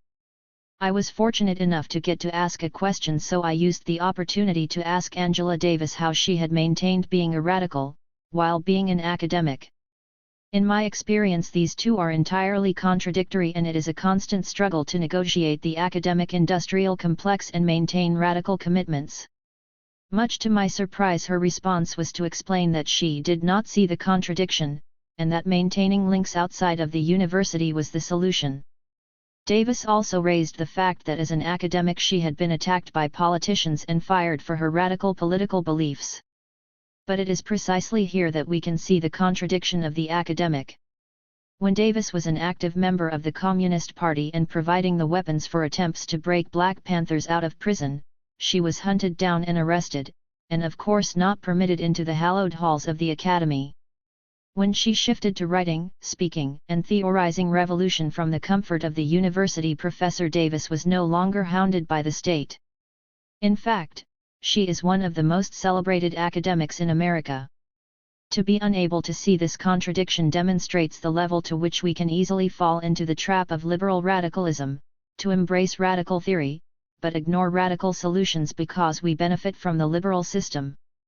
Symptom-free racism. One of the statements that Davis made in 2015, while in Berlin, is a good starting point in this discussion. After speaking to refugee activists and being taken to see one of the housing facilities, Davis remarked that the refugee movement is the movement of the 21st century. It's the movement that is challenging the effects of global capitalism, it's the movement that is calling for civil rights for all human beings. 4 Due to the sheer numbers of people fleeing their homelands in search of refuge, immigration has become a priority issue across the globe.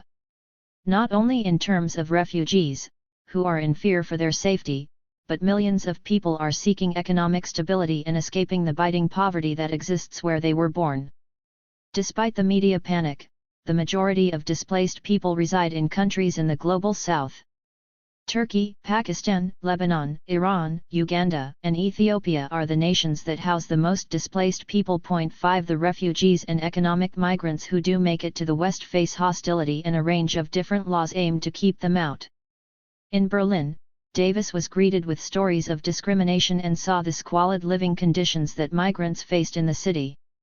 This should come as no surprise given the anti-migrant feeling that has become a mainstay of political discourse in the West. The European Union reducing support for search and rescue in the Mediterranean is indicative of the callous approach to migrant life of Western governments. So keen are they to keep people out, they use floating bodies as a deterrent to migration. Britain has a particularly inhumane system for those who wish to claim asylum. People are prevented from working and forced to live on an income far below the poverty level while their cases can take years. During this time they are incredibly insecure and in danger of being apprehended at a moment's notice if their case fails. Detention centers are used to house families and unaccompanied minors, and deportations are carried out by private security firms. Put this together with a hostile media and suspicious public, and life for migrants in Britain should bring shame to us all. Davis is right when she compares the refugee movement to those campaigns for civil rights. The quest is for decency and dignity to be applied to all. But if this is the movement of the 21st century, then we have given up on radical change. The plight of refugees is not the problem, it is a symptom of the wider structural issues. Rather than trying to simply deal with how migrants are treated in the West, we must be trying to prevent their arrival in the first place. In truth, there is too much migration, which is caused by the imbalances of global inequality. This is a resources issue, though it is not that migrants are stealing from the West, but the exact opposite. Due to the continued imperial global order, the West enriches itself from the poverty and instability that is driving millions to flee their homes. We should be trying to stop there being any need to flee in the first place, not just trying to make the process of moving easier. Radical arguments seek to cure society, not just alleviate the suffering. Unfortunately, the desire for symptom-free racism is strong and at the core of much of our politics, activism, and theory. We focus on surviving by treating the symptoms rather than the disease. Police brutality, educational inequalities, unemployment, migrant rights, and the list goes on. By engaging our energies in the symptoms, we can convince ourselves that we are healing, without having to address the fundamental concern. We build a politics that helps us live with the disease of racism, rather than overcome it. This is the liberal individual approach to tackling racism. Our aim is to make the effects of racism as little seen in our lives as possible, to push it to the sidelines. We know we will not avoid the symptoms forever, but as long as they only act up every so often, we can deal with it. The quest for symptom-free racism is most keenly felt in the black bourgeoisie, those who have managed to alleviate some of their condition. Unsurprisingly, then, symptom-free contagion is rampant in black academia. The best example of this would be the theorization and focus on microaggressions 6, which are the slights of everyday racism, the subtle paper cuts that as they accumulate do enormous damage to the psyche. Any black person in a professional job will testify to the pain caused by microaggressions. People are often surprised when I explain I have a uniform for work. I always go to the office in smart trousers and shoes because I have been scarred by being treated as a student by both the security and my colleagues. Any black male academic will have a story of being harassed while carrying out their job because they simply did not fit the expected profile of an esteemed academic. For the first year as an academic, I made sure to wear my staff card around my neck, because the treatment was so noticeably different when I did not.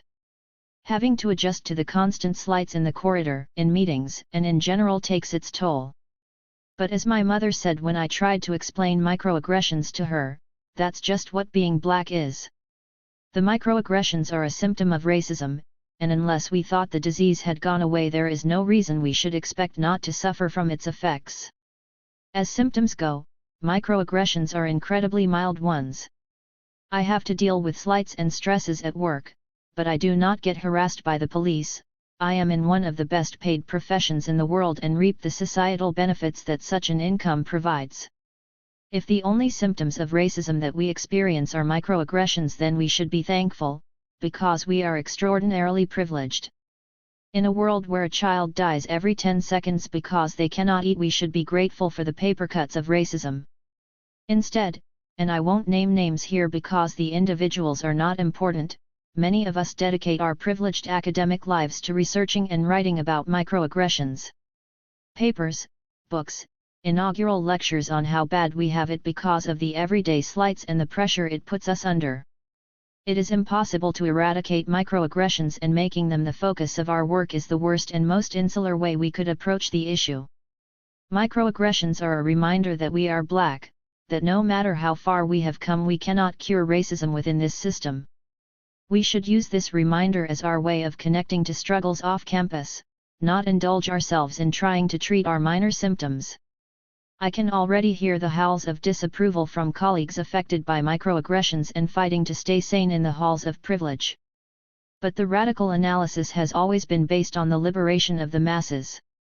You cannot build a revolution by trying to make it more comfortable for the lucky few to endure the master's house.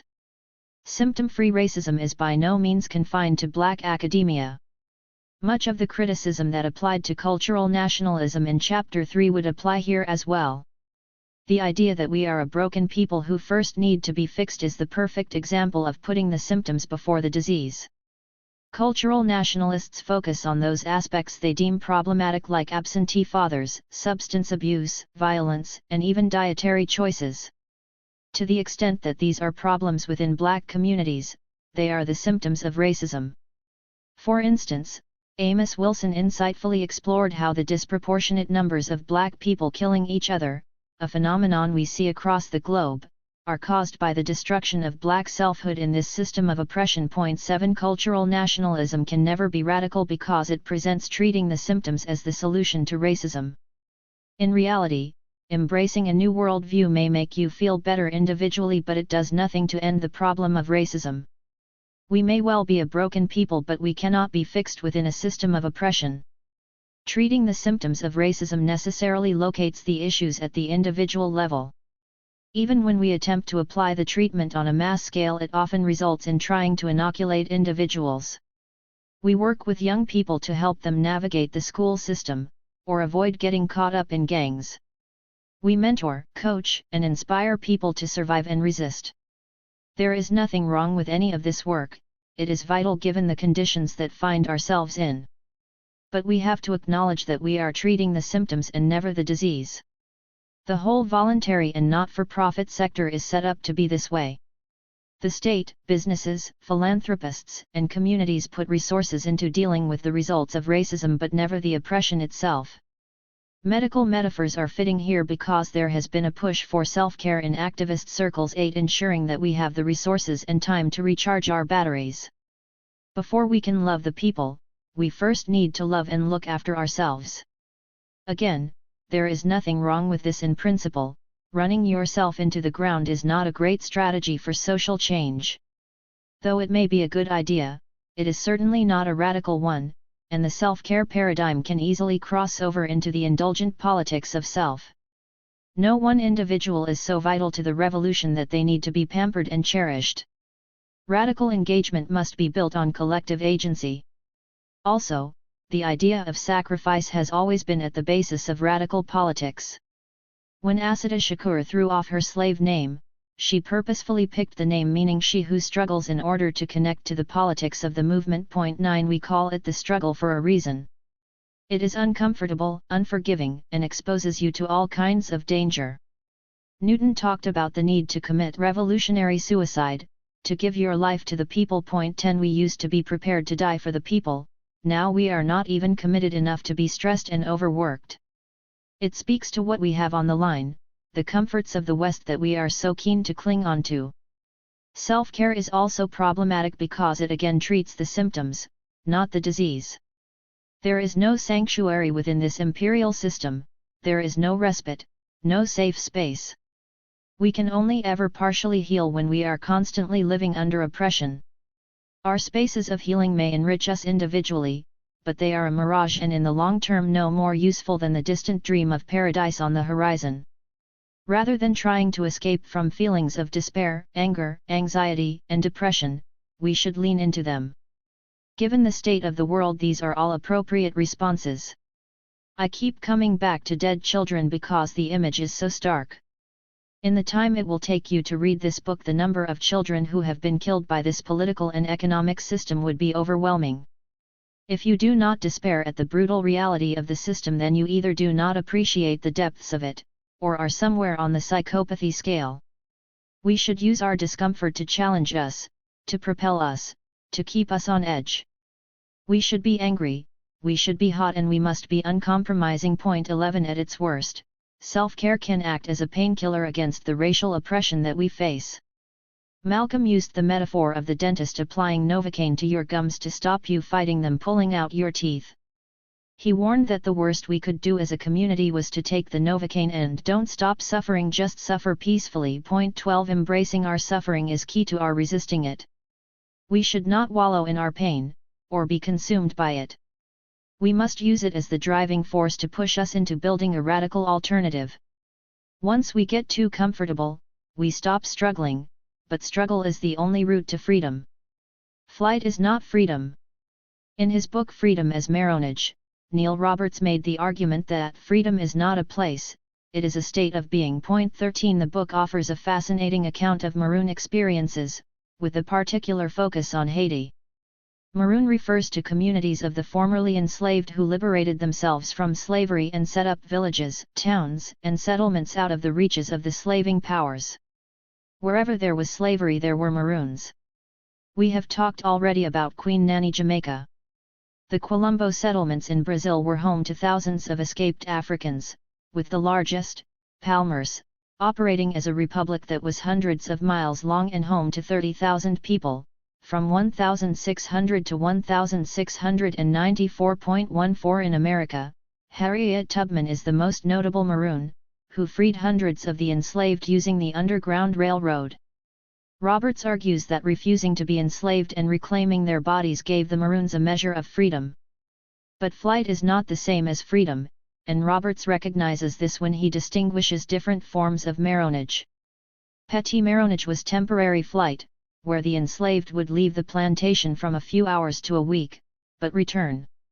Grand marronage was the Quilombos and Maroon communities who never returned to the plantations.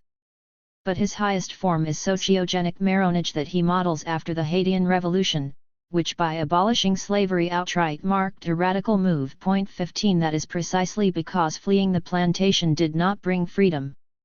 The plantation continued to shape social life for the Maroons. It defined where and how they could live, and they had to constantly be vigilant for fear of raids and capture. The lack of freedom meant that many Maroon communities signed treaties with the colonial powers in order to protect themselves. Under these treaties the Maroons would have to agree not only to stop attempting to free the enslaved but also to return any runaways to the plantations. Collusion between some Maroons and the imperialists ran so deep that it continued even after the end of slavery. Paul Bogle, who started the Morant Bay Rebellion in Jamaica in 1865, was captured for the British by Maroons. Flight may be a rational response, but it is not a radical one. By leaving the system of slavery intact, the Maroons could never be free from it. This is an extension to the problem of narrow nationalism that we discussed in Chapter 1. Separation can never solve the problems, it just relocates them. This was even true for Haiti because the Republic could never succeed, surrounded as it was by the imperial might of the West. Freedom can only be won by overturning the system that oppresses you. Flight, as part of a process of liberation, should never be confused with the condition of freedom. Roberts ends the book by connecting Rastafari into the history of marronage, and it works as the perfect case for its limits. In rejecting the language, culture, and mindset of the West, or the Babylon system, Rastafari represents cultural flight. At the birth of the movement, Rastas also lived apart from the crazy baldheads in the city and survived off the land. In Chapter 3 we covered how the increasing cultural nationalism of the movement took it away from the black radical tradition. But even in its most political sense, Rastafari is based on fleeing Babylon rather than conquering it. The notion of chanting down Babylon plays a key part in Rasta Practice 16, using culture to transform the black population and eventually to destroy the wicked system. But Rastafari offers a primarily ideological assault and alternative cultural and value system as the solution. Point 17. No matter how free Rastafari may make you feel, it cannot provide liberation. Attitudes to Rastafari by the mainstream have also dramatically changed. At one point the Jamaican government was in open warfare with Rastas, and in Britain dreadlocks were synonymous with crime and drugs. Point 18. In Britain, Rastafari became closely associated with the uprisings against police racism that shook Britain in the 1980s. Rasta's overt connection to radical liberation struggles marked it out as something to be opposed. But as the movement took on more cultural nationalist overtones, the mainstream embraced Rasta, or at least the symbols of it. In Britain, dreadlocks, dub, and parts of the reggae scene have become gentrified. They are now markers of the white, middle-class youth who are bravely reclaiming inner-city spaces. Rastafari has become firmly a part of brand Jamaica, with the global success of reggae being seen as a boost to the tourism industry. Undoubtedly, the diluted version of the culture being taken on in the mainstream bears no resemblance to the roots of Rastafari, but the fact that the movement is no longer seen as dangerous tells us its radical limits. Rastafari should remind us that there is no way to check out of the system. It is almost impossible not to engage in Babylon. I have seen all sorts of strategies for avoiding the system, including destroying your birth certificate and refusing to register your car, or even your child. None of these take you out, or put you beyond the reach of the system. It may feel liberating to reject the formalities, but you are still just as much a part of system as anyone else. Assata Shakur is probably the best example of a modern-day Maroon. 19 Assata was part of the Black Liberation Army, active in the 1960s and 1970s in America. Along with her comrades Sundiata Akali and Zaid Shakur, Assata was involved in a shootout on the New Jersey Turnpike with State Trooper Werner Forster in 1973. Both Zaid and the officer were killed and Assata was badly injured, arrested, and eventually convicted of murder. But in 1979 she was broken out of prison and escaped to Cuba, where she still lives with political asylum. Technically, Assata is free, out of prison and away from the clutches of the American state. But her entire existence remains framed by America. There is currently a $2 million bounty on her head and she is on the FBI's most wanted terrorist list. Therefore she has to remain in hiding in Cuba and have limited contact with family and the outside world. She cannot leave the island or lead anything remotely like a normal life. Cuba is effectively a prison for Assata, so it should be no surprise that when asked what freedom meant to her, she responded, "You asking me about freedom? I know a whole lot more about what freedom isn't than about what it is." 20 Flight can never bring about freedom, because the act of running ensures that the system of oppression remains. Freedom is not a process, it is not the struggle. Freedom is the dream that we struggle for. Misuse of revolution. Radical dreams of freedom are uncompromising, totalizing, and demand the complete transformation of the social, political and economic order. For radicals the only solution is revolution, in order to overturn and destroy the existing system. 21 But Malcolm warned that many of our people are using this word revolution loosely. 22 Lightly embracing radical rhetoric without truly taking on board revolutionary practice. This critique definitely applies to black politics and theory, where to be radical or revolutionary appears to mean adopting a position that differs somewhat from the norm. Part of the misuse of the term revolution is closely tied to the idea that change must come from within before it can lead to social transformation. For cultural nationalists that is the spiritual and cultural transformation. In academia we focus on the ideas, the knowledge to produce change. While acknowledging that Cesar's Negritude movement was never intended to be a roadmap or a blueprint for revolution, Kelly contends that his classic work Discourse on Colonialism was poetry and therefore revolt. He goes further to argue that the book was an act of insurrection, a hand grenade thrown with deadly accuracy, clearing the field so that we might write a new history with what's left standing. 23 Cesar is the perfect figure to explain the limits of intellectual radicalism. As we explored in Chapter 3, his work was hugely influential, with Fanon crediting him for transforming how black subjects of colonialism saw themselves. But we also discussed how Cesar was a French Republican to the core, who did not see liberation from France as being desirable. Negritude was about claiming black personhood in order to integrate more equally into the Western ideal. There is nothing radical or revolutionary about the project. Just because it went against the prevailing ideas of the time, that black people were inferior, that does not make it radical. To judge the radical nature of an argument we have to engage in the new history that it writes, not just its condemnation of the old one. To be revolutionary also means going beyond deconstructing the present and offering abstract visions of a different future. This clearly applies to a range of post-structural theoretical reminiscences on society that even if they were written intelligibly would make little sense. In terms of black radicalism, the more common misuse of revolutionary relates to giving too much power to music and popular culture. Moten argues that black radicalism is, like, music. The broken circle demands a new analytic way of listening to the music. Point 24. He spends a lot of time making the argument that black music with its different arrangements, soulful cries, and boundary-breaking forms of expression represent the aesthetics of black radicalism. Kelly speaks of the revolutionary nature of the blues 25 and the power of the surreal in transforming our vision for reality. A lot of emphasis is placed on this work in the idea of desire, fantasy, and soul being alternative concepts to build our understanding on rather than European ideas of rationality.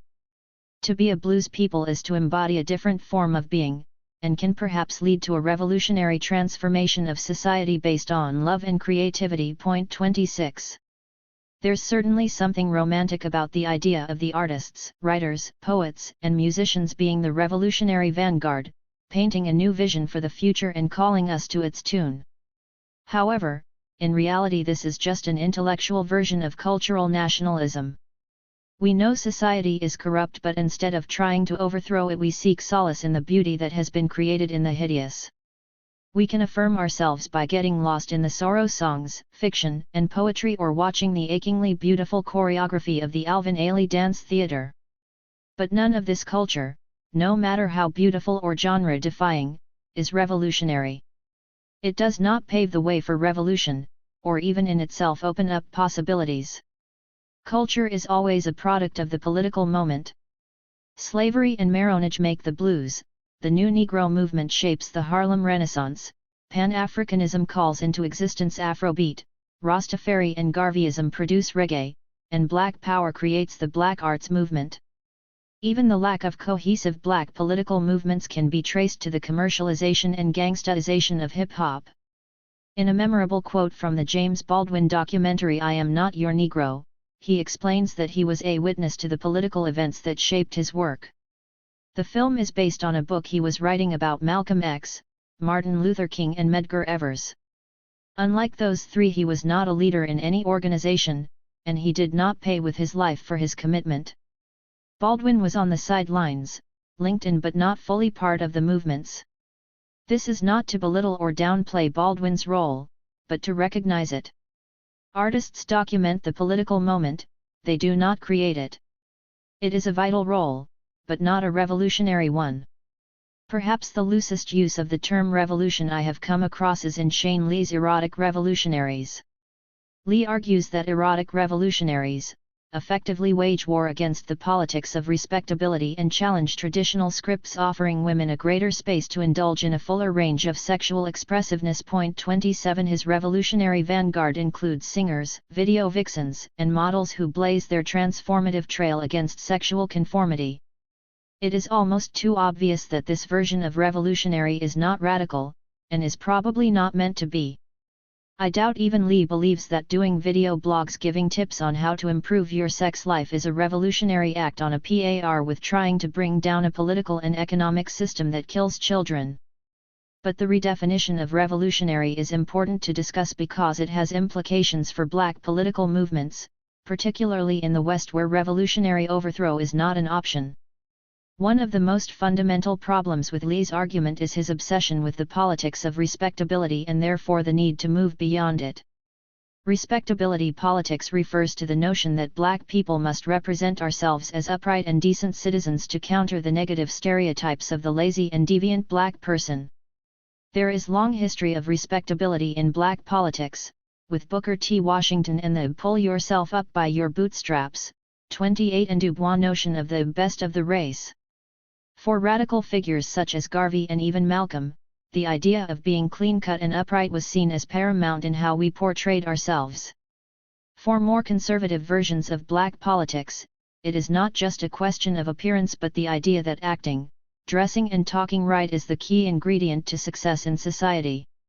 One of the best examples of this poisonous logic was when Bill Cosby used his speech at the 50th anniversary of the desegregation of schooling to attack the people with their hat on backwards, pants down around the crack.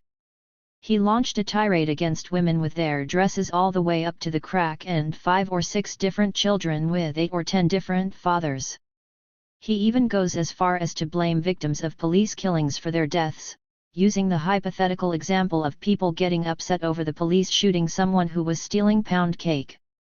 The problem is not the police but that they were holding the pound cake in the first place. Point 29. Respectability politics is a problem with vastly negative consequences for black politics and also has particular implications for gender. Rosa Parks was not the first black woman in Montgomery, Alabama to refuse to give up her seat to a white passenger. 9 months previously, Claudette Colvin had been carried off a bus in handcuffs after she asserted her constitutional right to a seat. She sought the support of the civil rights apparatus, but they did not want to use her as a test case. Claudette was 15 and pregnant, the opposite of the steadfast black working woman they would later use as the symbol of the campaign. Point 30. Rosa Parks is the embodiment of what Lisa Thompson calls the black lady archetype, a representation that relies heavily on the aggressive shielding of the body, concealing sexuality, and foregrounding morality, civility, and intelligence. 31. Claudette was too much the stereotype, not respectable enough as the face of the campaign. In order to have the necessary esteem in the eyes of the public and the state, they needed to call in the black lady. Lee rails against how the black lady has dominated not just black political representation but also black feminist scholarly work. Seminal scholars such as Patricia Hill Collins have forensically analyzed how mainstream culture provides limited controlling images of black women. From the sexless, nurturing mammy figure to the deviant, oversexed Jezebel. 32. The black female body has been policed in popular culture. Lee is critical of how scholarship has overdetermined the role that sexualization of black females has played and therefore limited the space for black female sexuality to be appreciated on its own terms. There is some truth to this. The black lady in particular is an overcorrection to the negative representations of mainstream culture. But we have to view it as a response and a resistance to this cultural oppression. Sexual abuse of black female bodies has historically been so central to racial oppression that it is difficult to overstate. Rape was part of the fabric of plantation life. The gruesome world tour that Sartij Bartman was subjected to, paraded naked in a cage to show off her big breasts and large backside, is testament to the powerful image of black female sexuality underlying mainstream discourse. The controlling image of deviant black people is not just used to make white people feel superior, but also to justify oppressive treatment. If black women are sexual vixens, then they cannot be raped. Embracing the image of the black lady was a political maneuver in part enacted to protect black women, to desexualize and make them less of a target of unwanted desire.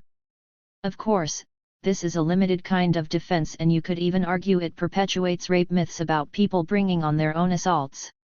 But the reality is that the black lady, and the politics of respectability in general, however misguided, are a defense mechanism. It is a symptom and not the disease. Therefore, rejecting it is not a revolutionary act of liberation, just a correction of a problematic political position that arose in the struggle. It is also completely incorrect to paint the black lady as the dominant form of black female representation. Perhaps in the black church, or even within some black community circles, this may be the case, but most certainly not in mainstream culture. Scholars object to seeing black women's bodies being displayed with same contempt for black female sexuality as Sartij Bartman experienced, as they rightly should. Black female sexuality has been given space to be explored in popular culture, through the lens of white oppression. There is absolutely nothing new or transformative about the presentation of Nicki Minaj, or the plethora of video vixens. The only difference is that now they are paraded on screen, rather than in a cage. Liberation is not rebelling against black political formation. Of course, we need to refocus our lenses, learn from mistakes of the past and reject conservative ideas. But the trend that views black politics as the problem is disturbing. If we strip back much of Lee's argument, we see an embrace of the individual, with black women being restricted in their sexuality by the moralizing black feminists who take a more collective position on representation. There is an urge to free black women to fulfill their desires and sexual fulfillment. Similar to cultural nationalism or finding solace in the break of the beat, this is an illusion of freedom. Revolutionizing your sex life is not a radical act. More problematic from a black radical perspective is how this is yet another example of foregoing the collective for the individual revolution. Broader critiques about the industry and the way that the black female body is used are not about policing representation. You can believe that Nicki Minaj's representation is problematic, while defending her right to pursue her career in whatever way she sees fit. But her individual career choices are not so sacred that they are above criticism, and when they reproduce harmful controlling images, we should have the right to critique those decisions. More importantly, to reassert black radicalism, we have to push back against the corrosive idea that there can ever be an individual revolution, whether centered on culture or the body. Part of the desire to shift the terrain to newer sites of resistance is because of the perceived gender dichotomy between the public, private and even personal spheres. This follows on from the discussion in Chapter 5 about the critique of the masculine history of black political movements. Opening new terrain for radical politics can be seen to break the gendered binary that placed men on the front lines and women on the domestic front. Recasting domestic labor as a site of resistance is an important project. 33 If the kitchen is a radical space, then the labor within it can be revolutionary. As we will discuss in the next chapter, redefining what we mean by revolutionary labor is vital to understanding black radicalism. The Panthers' survival programs, which fed children and provided medical care, were just as revolutionary as their armed patrols of the police. But that does not mean that all domestic labor is revolutionary. The women who were cooking and cleaning for the men in Karenga's U.S. organization were not revolutionaries because they were contributing to a cultural nationalist and regressive project. Worse still, they were reproducing the gendered politics that have held back black political progress. To embrace the domestic sphere as a potentially revolutionary site does not mean necessarily to cast it as one. Doing so runs the risk of further gendering the political movements. A radical role for women is carved out, but only in the home, doing so-called women's work. There is no real difference to the idea that the woman's place in the struggle is to support her man, and to raise the family. The same danger is present in the idea of an erotic revolution. If the body can be a terrain for liberation, then embracing different forms of expression can be seen as a radical act. Egalitarian sexual relations and overcoming the misogyny that has been present in black political movements are certainly necessary for revolutionary practice. Our visions of freedom must liberate all black people, not just recreate patriarchal hierarchies. But this does not mean that every embrace of sexual freedom is revolutionary. Reproducing racialist gender norms would clearly be counter-revolutionary, as would embracing the individualism of desire at the expense of collective engagement. More importantly, radicalism means those politics that aim to overturn the existing system. If one of the goals of black radicalism is to fundamentally transform patriarchy, then no amount of individualized expression of desire and sexual liberation will achieve this. The same structure that produces the celebrity of video vixens, modern-day Sartij Bartmans, and places celebrities as spokespeople is the very one that needs to be overturned. Revolutions in black sexual expression will never happen in mainstream media, in the same way that a chicken will never lay a duck egg. 34. Maintaining this gendered binary also misses how supposedly feminine notions have been debated within black politics. Love, for instance, has been frequently used in black politics, with the difference being in how it is mobilized to distinguish radical from liberal movements. Martin Luther King believed in love power, in a soul force that could transform society by reaching the hearts of the oppressor. He argued that we will meet the forces of hate with the power of love. We must say to our white brothers all over the South, we will match your capacity to inflict suffering with our capacity to endure suffering. Bomb our homes and we will still love you. 35 King's conception of unconditional love for the oppressor was a central concept underlying the political nature of the civil rights movement. In its focus on being a part of society, civil rights had to appeal to white people to let us in. Unconditional love was not just a moral issue of nonviolence and Christian ethics, it was the only way that the movement could make sense. Forgive them, Father, for they know not what they do, and if we just keep loving them, eventually they will come to their senses. Unsurprisingly, Black radicalism takes a different approach to love. In complete opposition to King's approach, Malcolm declared, "You don't have a revolution in which you love your enemy." 36 In complete contrast to King's politics, Malcolm was clear that you don't have a revolution in which you are begging the system of exploitation to integrate you into it. 37 King's unconditional love was that of the supplicant house Negro who loved their master more than they loved themselves, who was desperate to remain on the plantation. For Black radicalism, embracing the oppressor is the antithesis of revolutionary love. Instead, it is essential to ground the politics on an undying love for the people. 38 The radical commitment is to the grassroots, the masses, to build the unity that is necessary to create the world anew. There is no space to love the oppressor. We cannot indulge in love for ourselves. It is love for the people, for the Black nation, that is absolute essential to bring about the Black Revolution. Limits of critical race theory. Looking for revolution in aesthetics and desire expresses the cultural turn that we have seen in both academic and some activist circles. The result is to switch the terrain of revolution by removing the gaze from the structural concerns of Black radicalism. The most frustrating bodies of thought are those that embrace the radical analysis of Black radicalism but do not engage in the revolutionary solutions.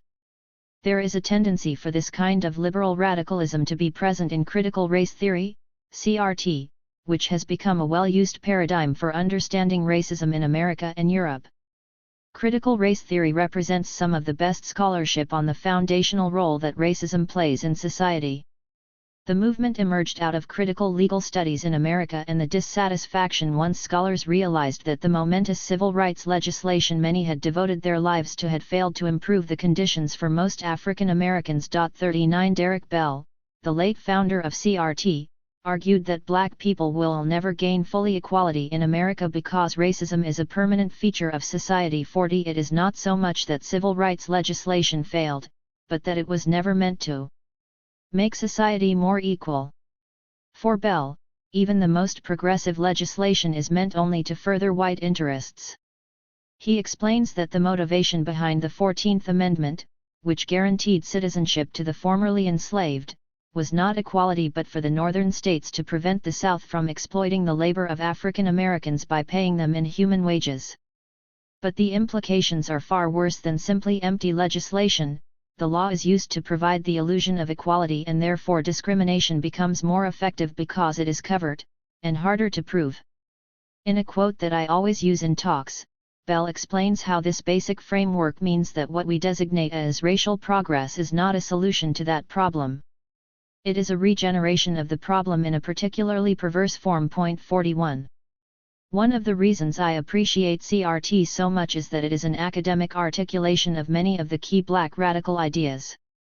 These concepts were not alien to me when I came across them, but felt familiar. In fact, Malcolm's condemnation of the civil rights movement predates Bell by almost 30 years. We have already discussed Malcolm's dismissal of the March on Washington as farce, in Chapter 3. Without the benefit of hindsight, he saw that the best Black people could hope for was second-class citizenship in America. The problem with CRT is that though it eventually embraces the analysis, it does not adopt the revolutionary solution. Education has been a key site of CRT research in Britain. The long-standing racial inequalities in terms of both Black attainment and higher exclusion rates have persisted, despite funding and attention from policy makers. All that the money has done is altered the processes and experiences of minority young people but done little to alter the outcomes recorded for them. 42 CRT is useful because it removes the need for evil intent to reproduce racism. As Gilborn argues, the situation is worse than that. 43 Britain is no different from any other nation in regard to schooling inequalities facing Black students. Even with good intent from teachers and policy makers, racism is reproduced because it is a necessary feature of the system. Once we have established the permanence of racism in schooling, then surely we need to radically rethink how we educate our children. A mainstay of the educational response to the challenge of CRT has been to develop strategies of critical pedagogy. Often this entails using the school system to transform the understandings of white students by getting them to think critically about their own experiences and privileges of whiteness. 44 Also, by presenting counternarratives and alternative understandings from marginalist communities. Critical pedagogy aims to be productive of empathy and promote awareness of racism in society. Point 45. The only problem is that the theory of CRT tells us that awareness of racism could not possibly solve the problem, because even with positive intent racism is reproduced. In a study of teachers' racial attitudes, this is exactly what was found.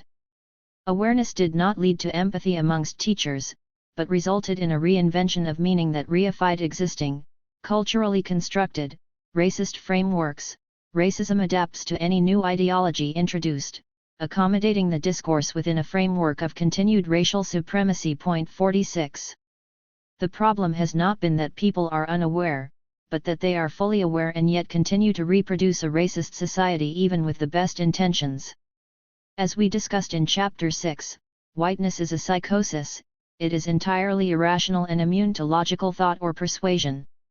By presenting itself as some kind of solution to an issue it can never solve, critical pedagogy is in fact a regeneration of the problem that is particularly perverse because of its good intent while actually contradicting the core theoretical foundations of CRT. Further contradictions in the theory and practice of CRT emerge when it comes to the idea of social justice. The term is littered through the writings of CRT and much progressive research. Milner sees the role of CRT as being to assist social justice-oriented individuals in organizing to actively do something, to change racist systems, policies, and practices. Point 47. What is meant by social justice is unclear, and also what it means to do something. Civil rights activists were no doubt social justice-oriented and certainly did something to change racist systems. However, CRT is founded on the basis of critiquing these actions. In order to overcome the permanence of racism in society, it must therefore be far more complex than supporting those with good intentions. Milner acknowledges interests and their ideological convergence that are most profound for movements to be successful. 48. But this then precludes embracing the social justice mantra. CRT cannot at once be in support of ideologically committed and interest-driven groups, while simultaneously agitating for vague coalitions of the well-intentioned. But this is precisely what CRT often becomes, a method for diagnosing systemic inequality and championing solutions that contradict its own theory. Bell somehow argues that we delegitimate racism if we can pinpoint it, and appears to present CRT as a claim of truth to power where stating the reality of oppression loudly and firmly is advanced as noble action. Bell's paradox is most clearly demonstrated in his embrace of both the permanence of racism and the constant struggle against it. He bleakly contends that we must come to both the recognition of the futility of action, and the unalterable conviction that something must be done, that action must be taken. Point 49. Cheerfully singing into the abyss is not the foundation of a radical politics, and here is where we find the fundamental limit of CRT. A body of thought produced in the university is liberal by its very nature. So while CRT can appreciate radical rhetoric, it can never make the next logical step to revolutionary practice. To do so would undermine the very foundation upon which the idea was produced in the first place. Universities are built on the basis of separating thought from action, of the intellectual from the communities they serve. The role of the academic is not to bring about social change but to reproduce the status quo, the social relations of oppression and exploitation. Point 50. By becoming part of the academic furniture, it is debatable to what extent we have changed our traditional oppressive function. By remaining largely detached from the movements for social change, we cannot produce the knowledge of liberation. This is what separates Malcolm from CRT and why he was able to foresee the limits of the civil rights movement. He was with the grassroots, trying to enact change, so understood how the system would react. Rather than producing knowledge that is engaged in social change, academics often prefer to take the traditional role of the intellectual. Gloria Ladson-Billings does not even see the academic's role as necessarily creating the limited critical pedagogy. Instead, she argues that CRT's project is to uncover the way pedagogy is racialized and selectively offered to students according to the setting. 51. In other words, we just provide the analysis, not the solution. Trapped in the academic industrial complex, our internal bubble where we write, speak, and engage with the same audience, Bell's theoretical cul-de-sac is transformed from a paradox into business as usual. We were never meant to actually solve the problem, so we can be content diagnosing the need to act, and the futility in doing so. Racism is a permanent feature of Western society, but we only become resigned to it if we cease to imagine the alternative. We make a fatal error to conflate this society with the only possible one. Taking on board the radical analysis and refusing to consider its solution means that we become trapped in a black hole, unable to see any real hope. Academic versions of radicalism therefore become hallmarked by either a misplaced optimism or an inherent pessimism.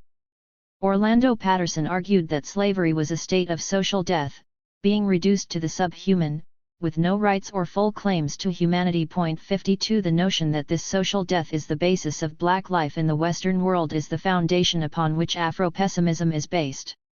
As Sexton argues, black life is not social, or rather that black life is lived in social death because society is built on, and therefore permeated by, anti-blackness. 53 Afro-pessimism has been critiqued because it associates with the negative connotations of blackness and appears to offer no hope of redemption. 54 In keeping with a radical analysis, Afro-pessimism refuses to ignore the brutal reality of racism.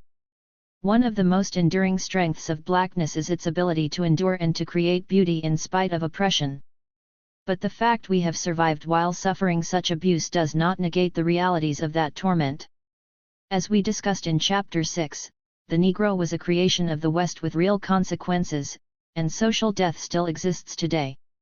Afro-pessimism is an affirmation of pathological being in order that we comprehend the total incompatibility of black life with Western society. As Sexton argues, blackness is not the pathogen in Afro-pessimism, the world is, it is an indictment of the society that creates blackness as social death. But Afro-pessimism suffers from the same fundamental flaw as many analyses of racism emerging from the academy, in that it gives too much emphasis to how white society has conceived of blackness. Negroness is a state of social death, the construction of non-humanness by the West. Blackness is rejection of the Negro and therefore the cure to the disease of racism. Blackness is the opposite of social death, it is the rejection of the condition imposed by the West. Not in the sense of being proud, or finding moments in cultural resistance, but in proclaiming an uncompromising commitment to the Black Revolution. Ruminating on how social death still frames black life is not the Black Radical project. Calling into being the methodologies, strategies, and politics for overturning the political system and building the Black nation is the work that needs to be done. Black radicalism is one of the most optimistic politics that exists. While recognizing the totality of oppression that black people face, it refuses to lose faith that the problem of racism can be solved. Given the nature of our oppression, and how far the condition has spread, this might seem unlikely. In fact, this is one of the main reasons that we have generally stopped fighting for a cure and tried to make ourselves as comfortable as possible. But we are not resigned to treating the symptoms or relieving our pain with cultural palliative care. As Malcolm put it, we don't want to hear nothing about the odds are against us. 55 Black radicalism is built on a revolutionary vision that provides the antidote to racial oppression. Chapter 8. Black Survival. When Malcolm X died in 1965, the world was at a tipping point. Revolutions raged across Africa and the West was terrified that much of the continent would turn to communism and add to the powerful Eastern Bloc. America was still entangled in the bloody conflict in Vietnam and European empires were losing control of their colonies. The Bay of Pigs fiasco in Cuba in 1961 showed just how close the world was to nuclear war. Capitalism was in crisis and overturning Western imperialism was a tangible possibility. The Black Revolution was not some far-off fantasy, but a political reality. Malcolm's optimism in the organization of African unity and the United Nations must be seen in this context. With the right politics and strategy, the West could have been taken down. A unified Africa could have provided a new model for society, free from the domination of the West. Malcolm also died before the realization of most civil rights legislation. There was little pretense of equality in the West. Until 1965 it was legal to discriminate on grounds of race in Britain. It was only in the 1960s that many colonies achieved their so-called independence, and before this it was obvious that they were exploited by colonialism. Black people were not accepted into the system in any meaningful way, and therefore the idea of revolt was attractive. One of the reasons that the Garvey movement managed to build a membership of 5 million people before the internet was that it did not need to convince black people that they had no place in the West. It was blindingly obvious due to the conditions of racial oppression. In the ensuing 50 years, both the probability of revolution and the conditions that would lead those in the West to embrace regime change have steeply declined. Revolutionary movements were violently put down across the African diaspora and the globe. The Western political consensus dominates to the point that the end of history has been declared due to the lack of viable alternatives. Point 1. Communism is now symbolic, after the collapse of the Soviet Union and China's integration into the capitalist system. In the current context, the Black Revolution can seem like a distant, utopian dream to those of us suffering the brunt of institutional racism. The realities of racism mean that there are any number of struggles on a daily basis that need to be resisted that do not necessarily aim to overturn the system. I was in fact once accused by a high-profile professor of abandoning my sons to racism at home by focusing on the fantasy of revolution. Black radicalism also seems distant because for all of the racism we suffer, we have also become a part of the system. Alongside destroying revolutionary movements, the powers that be also offered just enough of a glimmer of access to provide the illusion of hope. Civil rights, race relations, and so-called independence have blinded us to the totality of our oppression. As we discussed in the last chapter, we are seeking to relieve the symptoms and not treat the disease of racism. We are trapped in a paradox, where we see no prospect for liberation and so cling to an illusion of false hope offered by our improved access to the system, and those who have benefited from it. In this limiting framework, we are left with recognizing the historical limitation of the new black petite bourgeoisie, but arguing that they play a crucial role in the black struggle. According to none other than Cornel West, the black middle-class preachers, teachers, lawyers, politicians possesses the requisite skills and legitimacy that are essential for black progress. Point 2. In reality, the black middle class possesses the skills necessary to succeed within Western imperialism, a system opposed to black freedom. We are deluding ourselves if we are looking for the house Negro to solve the problems of the plantation. Now all this may appear contradictory coming from a card-carrying member of the black middle class. I have a level of income and privilege which would make it absurd for me to claim any other location than that firmly entrenched in the master's house. It is a contradiction that none of us unfortunate enough to suffer the symptoms of racism in the West can escape from activists celebrating the smartphone, which is built off black suffering, to the academic getting paid through the taxes from a system that kills black children. The Black Revolution is based on the idea of creating a world entirely independent of the oppression of the West, making it difficult to chart a radical politics by those who live off the teat of imperialism. In this chapter we will discuss how to navigate that contradiction and build a black revolutionary politics that can deal with local symptoms and the global disease of racism. Separateness is not a problem. Black separatism has been a central feature of black nationalism, as we discussed in Chapter 1. But we must distinguish these calls from the independence that lies at the heart of black radicalism. Before we do so, it is necessary to offer a defense of the idea of separation, while recognizing its limitations. Separatism has been used as an example to point to the obvious extremism of those who want to live apart. We reduce the debate to civil rights, love thy neighbor, integrationists vs. Black power, hate whitey, separatists. Separation is seen as problematic because it must prevent our progress in society. But the discussion on separateness is based on ideology, not evidence. Ironically, many of the arguments against separatism are actually harmful to black progress even within the system. In Britain, the idea of communities living separate or parallel lives is seen as not only problematic for integration but also as an essential element in the breeding of terrorists. Point 3. Separate and isolated communities will obviously not be able to integrate and of course develop a mistrust of mainstream society. In the 1960s, when Britain was first having to deal with large numbers of black and brown children, it was a left-wing government which issued an edict that schools could have no more than a third of students from a migrant background. 4 In the cases where the numbers exceeded this limit, minority children were bused to other schools. It was inconceivable that these migrant children could learn the culture and the language to fully assimilate into a British identity if there were too many of them in the schools. Britain has a limited history of busing, but there is a much stronger legacy of the practice in America. 6 In desegregating schooling and trying to create a racial mix, busing was the perfectly liberal response to the problem of racial inequality. The aim was to give black children access to the cultural resources of whiteness so that all the good cultural capital could rub off onto the kids, who could then better integrate into mainstream society. Underlying the concept of busing, and fear of separateness, is the wrong-headed idea that racism is located at the level of the individual and mostly caused by ignorance. Seeking increased contact between people from different backgrounds is meant to educate racism out of people as well as integrate minorities. Up until riots in the north of England in 2001 that pitted largely British, Pakistani and Bangladeshi youth against white racists, Britain pursued a race relations policy of multiculturalism. In this doctrine, the local and national state supported the development of Britain into a community of communities where support was offered for different ethnic groups. 7 But after the riots, the death of multiculturalism was proclaimed because it was seen as culpable in the unrest. 8 Under the so-called community cohesion agenda, the state is unlikely to provide funding to specific minority groups in order to prevent segregation.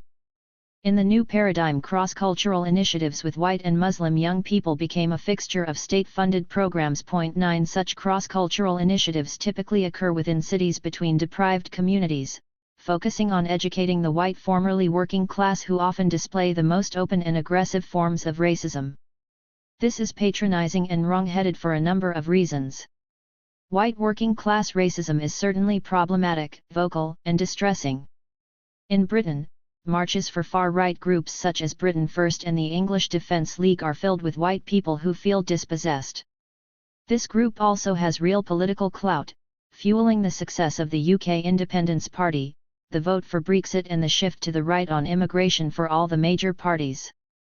The same is true in America, with the Rust Belt providing Trump with his surprise presidential victory and his calls to make America great white again. A section of poor whites have always played this role in maintaining racist societies, but poor whites embracing the wages of whiteness is a symptom of racism. As we explored in the last chapter, we love nothing better than ignoring the disease and treating the symptoms. Whenever there is a fascist demonstration, there is an anti-racist response to let the scum know that they are not welcome in our cities. These confrontations have become a staple of anti-racist movements. But they are more to salve the conscience of the protesters rather than to make meaningful change. The skinheads are not going to change their minds or stop acting out.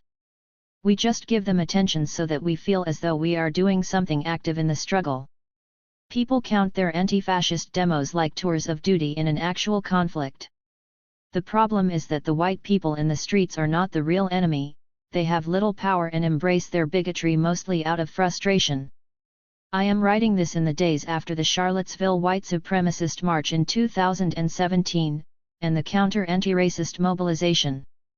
My Twitter feed has been full for days with people dumping on Trump for not explicitly condemning the far right. The problem with this approach is that people are looking at Trump as though he is somehow distinguishable from the violent racism of white supremacy, that as odious as he is somehow above the hideousness of the Klan. Not only did Trump court the very constituency he eventually came out to condemn, he actually represents the disease of racism far more than they do. Racism is systemic, not symbolic, vocal, or overt, and Trump has been implicated in perpetuating the system of racism, first as a business guru and now as president. If Trump can gain some sort of credibility by disavowing white nationalist protests, it tells us just how distorted our view of racism is. He is the embodiment of white nationalism, not the white masses on the street who have no other voice but to hold a rally and cause trouble. The real problem with racism lies with the privileged, and it is here we can see the anti-separateness logic fall to pieces. The people who choose to have the least contact with ethnic minorities are typically not the white formerly working class. Due to residential segregation, there are certainly areas that are predominantly white and deprived. But particularly in the major cities in countries like Britain, minorities have historically moved into areas that are occupied by those whites with less resources. Contact in this context is competition, and highly unlikely to produce friendly relations. A major cause of the tensions has been based around the idea of migrants taking the jobs and resources from the supposedly native white folk. Even for those who have very little contact with minorities, they have been told they are in conflict with the hordes of undeserving migrants who are stealing their resources. As nonsensical as these notions are, they did not just emerge through the ignorance of the poor. Politicians have learned to play the politics of like a drum, creating the fear of the dark invaders in order to boost their electoral prospects. Thatcher talked about Britain being swamped, and Trump was elected on a solidly white nationalist platform. For all the middle class hand-wringing about separate lives and the need for contact between different communities, the most self-segregating group is always, without question, the white middle class and elite. Inner-city areas in Britain are not dominated by minorities by accident. This was the housing that was available to us when we migrated, and there was a strict color bar as to where we could live. For example, when Birmingham City Council wanted to put a boarding house for Caribbean men in the then affluent Northfield, the residents protested and the residents ended up in the inner-city area of Handsworth. 10 Around 80% of inner-city Birmingham is now ethnic minority, an ironic term given the numbers, not from our choice but because as we moved in the white people who could afford it moved out. White flight is the only way to explain how areas that were once entirely populated by white people have been almost completely emptied of the so-called native population. The most segregated areas in Britain are not those spaces inhabited by minorities but the almost exclusively white middle-class enclaves that are self-selecting. In Birmingham, the only area where over 90% of the population is one ethnicity is Sutton Coldfield, the whitest part of town. Even in affluent neighbourhoods, there was a slight increase in the Indian population because some managed to afford to move in, and the area has ceased to be the chosen destination for the white middle class. Now it is the villages in the commuter belt that are the dream, away from the hustle, bustle, and darkness of the city. They don't call the hit TV show, where people try out expensive homes in rural areas, escape to the country for nothing. White people with money get as far away from minorities as they can. In America, this trend is even more pronounced, as the white middle class has effectively abandoned the city limits entirely in major cities and resides exclusively in the commuter belt, with the good, white, public schools and picture book homes. Residential segregation is so acute in America that the public schools are now more segregated than they were before the supposedly momentous decision of Brown vs. Board of Education in 1954.11. If separateness really were seen as a problem in itself, then the focus of the concern would be entirely with the middle class and their parallel lives. Instead, in Britain there is constant hand-wringing about self-segregating minority communities that are failing to integrate properly. The 2016 government review into integration led by Dame Casey opined that there were 17 out 9,456 local electoral wards where the non-white British population was over 90%. The report neglected to count the number where the inverse of this is true, but given that half of all minorities live in 3 cities 12, we can assume that there are thousands of electoral wards where more than 90% of the population is white. While the big inner cities might have very few white people in them, they are incredibly diverse. Migrants and their descendants from hundreds of different countries live side by side and manage to get on just fine. But the rhetoric from the government and the press is how multiculturalism has damaged the fabric of the great nation. This fear of separateness is really about ideology. The inclusion logic is not about separation itself but about who is living apart. There is no problem with white people, particularly those with money, living separately because they obviously have the correct values and identity in the first place. There is no need for them to mix with minorities to learn about tolerance, compromise, and how to live with diversity because these can be taught in exclusively white neighborhoods, schools and universities. They are the solution to the problem, not the cause of it. The anti-separateness agenda is fundamentally based on the politics of assimilation, trying to ensure that minorities can become sufficiently like white people to be a part of society. Railing against separateness is also problematic because it ignores all the available evidence as to how minorities succeed in a society, even when integration is your goal. The discrimination that new migrants feel in any country is acute and debilitating. Therefore, a sensible and common practice is for communities to form, to support, and protect each other. This process is no different for white migrants than it is for those of color, as we discussed in Chapter 1. The idea of a black, residentially segregated community coming together to support each other is not a radical but rather a rational response to the situation that any minority group finds itself in. Part of the problem with black communities is that we have been so busy trying not to be separate, we forgot to focus on uniting to change the conditions we find ourselves in. Point 13. Integration can also have negative effects. A much ignored impact of the infamous Brown vs. the Board of Education decision was the closure of the black schools that children were segregated into. These were deemed inferior and black students were integrated into the supposedly better white institutions. In the aftermath of the decision, thousands of black teachers lost their jobs in the South, and African Americans remain significantly underrepresented in the profession. Point 14. In chasing the dream of integration, African Americans undermined the systems of support they had built up within the black community. Separation to independence.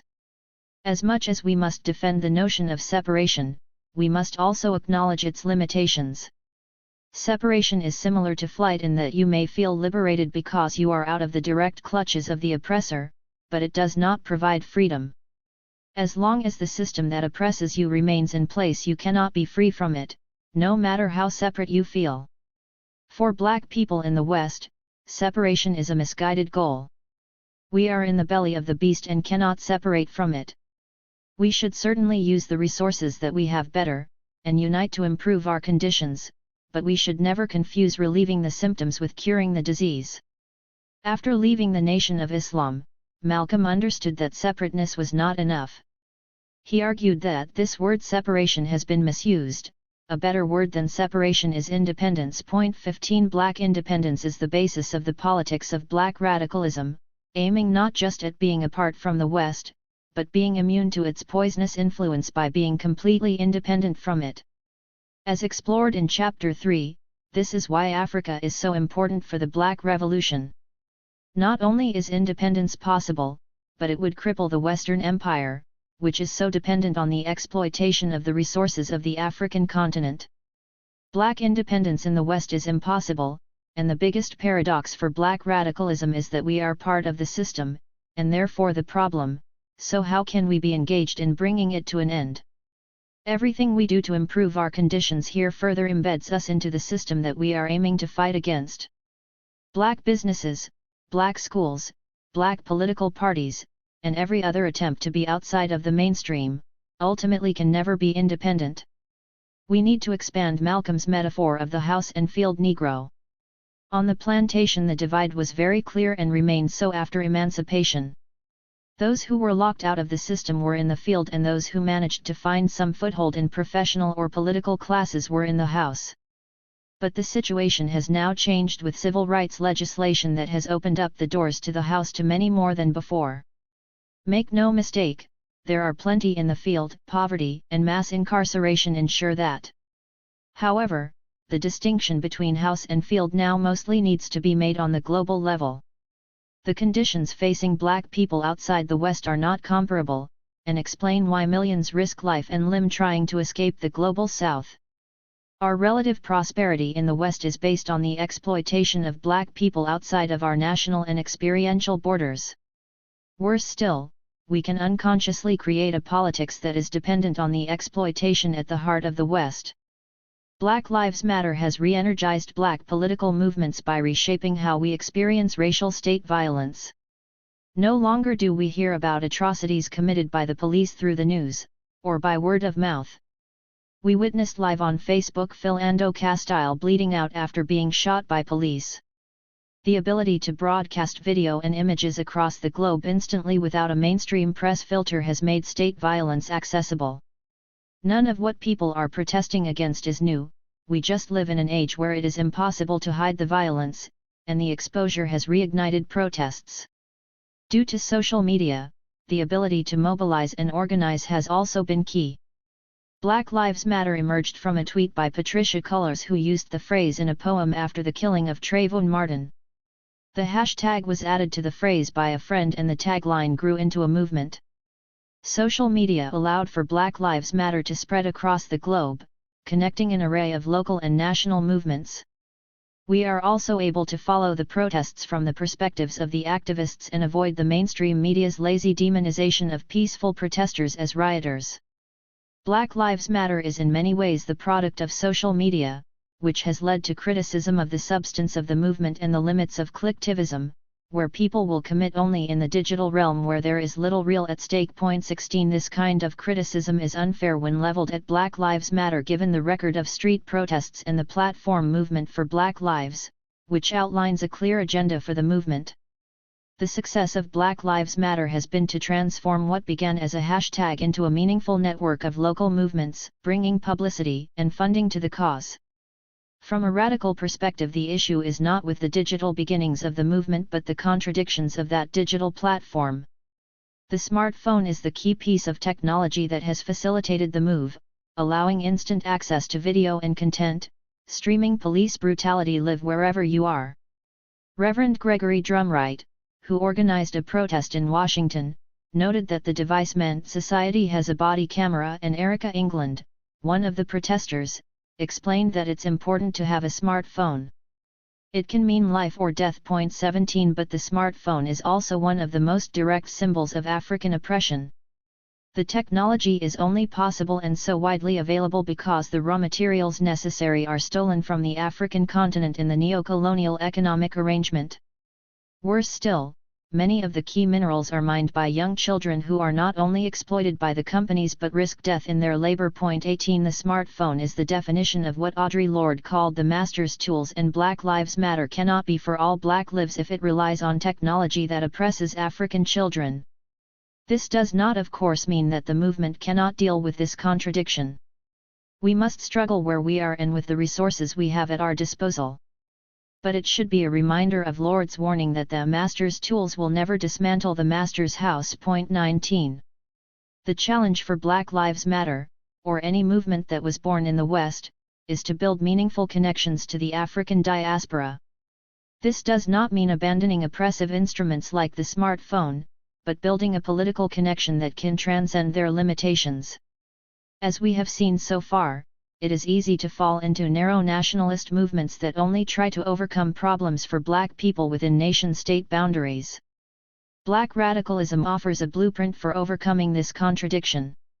In the Constitution of the Organization of Afro-American Unity, OAAU, Malcolm concretely tied black progress in the West to that on the African continent. In the first article, Establishment, the importance of this connection was embedded in the organization. Anyone of African descent, with African blood, can become a member of the Organization of Afro-American Unity, and also any one of our brothers and sisters from the African continent. We must unite together in order to go forward together.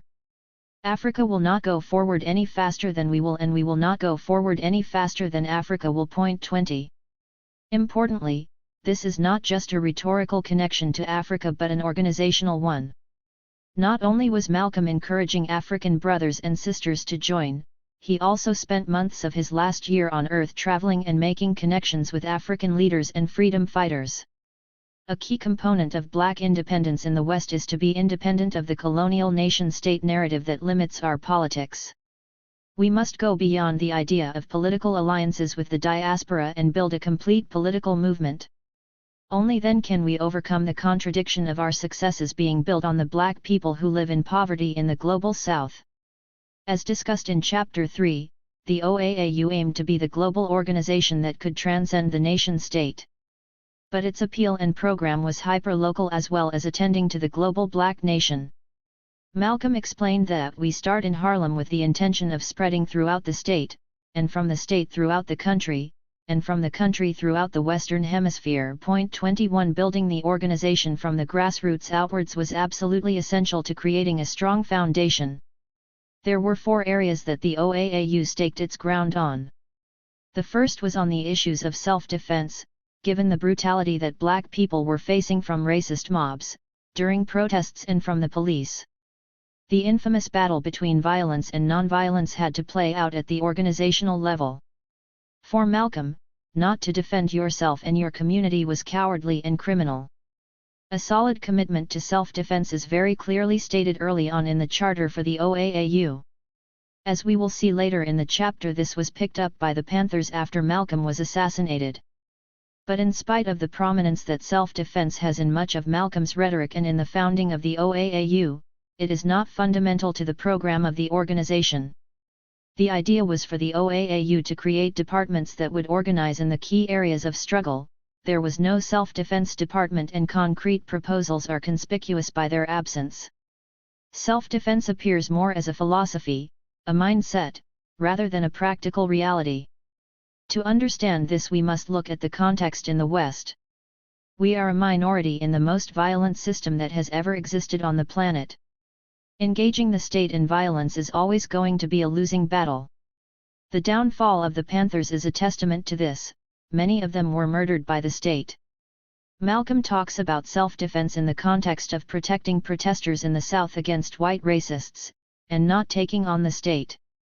When it comes to state violence, this forms part of the political program, exerting pressure over officials and politicians. Even the notion of self-defense is a particular form of violence reserved for the West. The goal is for protection, reacting to the violence from others. This is not the revolutionary violence that Malcolm endorses on the African continent, where overthrowing the state is possible. For the other key objectives of the OAAU, there is a more fully formed program of action. Education was a prominent feature of the organization because of the substandard schooling that black people have historically received. One of the aims of the OAAU was to gain representation on school boards and take over 10% of the schools in New York, with the idea being to provide a platform for black education. A Department of Education was seen as essential in terms of taking over black schooling, but also in providing a political re-education for the community as a whole. A black education, independent of the mainstream, was vital to connect the community to a political program for revolutionary change, rather than just for black people to succeed in America. So we must distinguish the call of the OAAU from the more liberal and even conservative ideas of black education that seek to fix perceived deficits in the black children, rather than the system. My first book, Resisting Racism, studied the black supplementary school movement in Britain, which began in the 1960s to counter the racism of the mainstream schools. Point 22 Supplementary schools are the definition of a grassroots movement, with projects springing up in people's houses, community centers, churches, and school buildings as the community sought to respond to the crisis of racism in the school system. In the archives I came across teachings on Malcolm, Garvey, the Panthers, and Caribbean and African histories. There were exercises where the students did reading comprehension with excerpts from George Jackson's Soledad Brother. At one of the oldest supplementary schools, the Sankofa SESH, run by the African Caribbean Self-Help Organization, ACSHO, in Birmingham since 1967, they talked about the battles they had with the local education authorities and the police in setting up the school. Their curriculum included not only black radical thinkers but also lessons on Marxism-Leninism and revolutionary theory. ACSHO was also connected to the Pan-African Congress movement in Britain, and was a hub for black radical organizing in the city and country. The building that housed the school was the same venue where figures from the Black Liberation Movement worldwide would come and give talks. For example, Herman Katepo, who was a key figure in the Zimbabwean freedom struggle, visited ACSHO weeks before he was assassinated in Zambia in 1975. ACSHO has organized the Africa Liberation Day celebrations in Birmingham since 1977, annually bringing figures from the black world into the city. Such a political organization running a supplementary school for black children was seen as dangerous by the state, which, in the words of Binnie Brown, one of the founders of the organization, tried to smash Sankofa SESH. Given this history, I was expecting to find in the movement a location for contemporary politics of black radicalism. Instead, I found the opposite.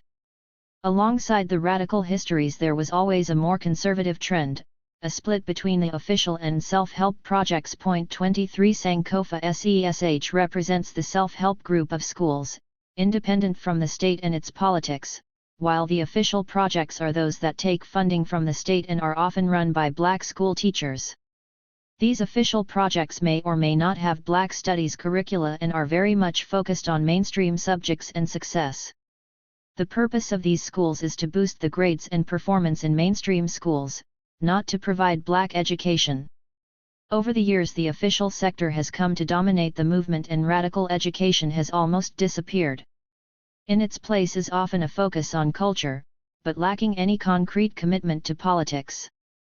Black studies becomes about teaching black children to know themselves and their histories so that they will have the confidence and self-esteem to achieve mainstream success. Where once there was a movement indicting the mainstream school system, the focus now has moved to critiquing the community and the investment by parents in their children's schooling. Black supplementary schooling is a perfect example of how the state funds and then accommodates a grassroots movement into the system. The black independent education that the OAAU called for sought to reject this process by remaining financially, as well as politically, independent. Culture played an important part in the OAAU, with its own dedicated department. Malcolm envisioned a cultural revolution to unbrainwash an entire people and start the journey to our rediscovery of ourselves. Point 24 Opening a cultural center in Harlem was seen as a key step in this cultural revolution, and towards regaining the power to shape black representation. Importantly, culture was not seen as a solution in itself, as in cultural nationalism. The role of culture was to educate people regarding their history and selves so that they would commit to action. Embracing black culture was also central in building the connection back to Africa, not only historically but for constructing the global black nation politically. Culture is crucial to any revolutionary politics, and black radicalism is no different. A department for political action was also seen as essential to develop the OAAU. Just as with the rest of the organization, the aim here was to build political independence within the black community. Stressing local concerns, the goal was to organize the Afro-American community block by block and to form independent black political clubs. Point 25 Assessing the situation in New York in particular and America in general, the OAAU sought to capitalize on the possibility of building electoral power through the ballot box. Residential segregation provided possibilities for electoral gains at every level of local, state and national government. These opportunities have been seized upon, with a raft of black elected officials, but the OAAU was against signing up to the politics of either Democrats or Republicans. The aim was to support black politicians independent of the main parties, with the logical conclusion being an OAAU party. It may seem liberal and contradictory to the radical philosophy behind the OAAU to engage in the corrupt electoral system, with voter registration drives and running candidates. But again, we have to respond to the conditions that face us. While we are in the West, a key lever of power is electoral, and therefore to create as independent a black political front as possible is essential. But mainstream political representation was not seen as a solution to any of the problems facing black people. I met Gus Newport, who was formerly mayor of Berkeley and knew Malcolm. He explained that people were trying to convince Malcolm to run for Adam Clayton Powell's seat in Congress. Powell represented Harlem in the House of Representatives, and if there was any seat that Malcolm could win, it would be the place he had become a legend. Newport was convinced that Malcolm was seriously considering the prospect and may well have run had he not been assassinated. As much as the move may have been tempting and would have provided some financing and a national platform, I just cannot see how it would fit into Malcolm's politics. Wielding a limited influence in Congress and having to submit to the confines of a role so deeply embedded in the political system runs contrary to the ethos of the OAAU. Malcolm could not have maintained the radical nature of the OAAU while representing Harlem in Congress. It is entirely possible that Malcolm would have run for Congress, but, make no mistake, to do so would have been a betrayal of the black radical politics he so well defined. Unfortunately, history is littered with examples of people who blazed radical trails and ended up dissolving into the very systems that they were trying to overturn. Given the groundwork laid in the OAAU, I have faith that Malcolm would have stayed true to his black radicalism and used the engagement in mainstream politics as a tool to further the liberation of black people worldwide. Another area where the OAAU firmly staked a claim was in economics, and as we saw in Chapter 1, this is also an issue where radical sentiment can bleed into liberal action. The desire to create black businesses can often descend into black capitalism, changing the color of the skin of the people who are exploiting the community. There are plenty of black millionaires, but if they refuse to support black people, then they are no better than anyone else who profits from the community. In the economic program for the OAAU, building black business and cooperatives certainly comes up as a focus, but does not have the prominence that may have been expected. Particularly while in the Nation of Islam, Malcolm professed the need for black businesses and continued to do so once he left. Point 26. Key to economic empowerment is being able to provide jobs for black people when others will not. Economic independence is utterly reliant on building a base of black businesses that support the community. But the focus on the launch of the OAAU was far more on stopping economic exploitation in housing, and the proposal to coordinate a Harlem-wide rent strike to respond to the economic injustice of high prices for substandard living. We can see that the economic program was integrally tied to political action, moving beyond just empowerment to a political agenda. Perhaps the most important aspect of the OAAU was the funding model for the organization. Malcolm was critical of the National Association for the Advancement of Colored People, NAACP. He criticized the $2.50 annual membership and explained that it was this figure which meant that they had to always go begging to white liberals for support. Malcolm knew that whoever funded the organization would own and control its message. Instead of charging a small fee and having to find funding from elsewhere to survive, Malcolm insisted that the black community must fund the OAAU. Membership was set at $2.50 a week to ensure that the organization was self-sufficient. This funding model is absolutely essential to making the politics of the OAAU different from other organizations. You could challenge the radical credentials of an organization that does voting drives, plays electoral politics, organizes rent strikes and supports black business. As I have been at pains to explain throughout this book, none of these activities are radical as they involve engaging with, rather than overturning, the system. In fact, a number of organizations that I have been highly critical of in this book are engaged in similar activities.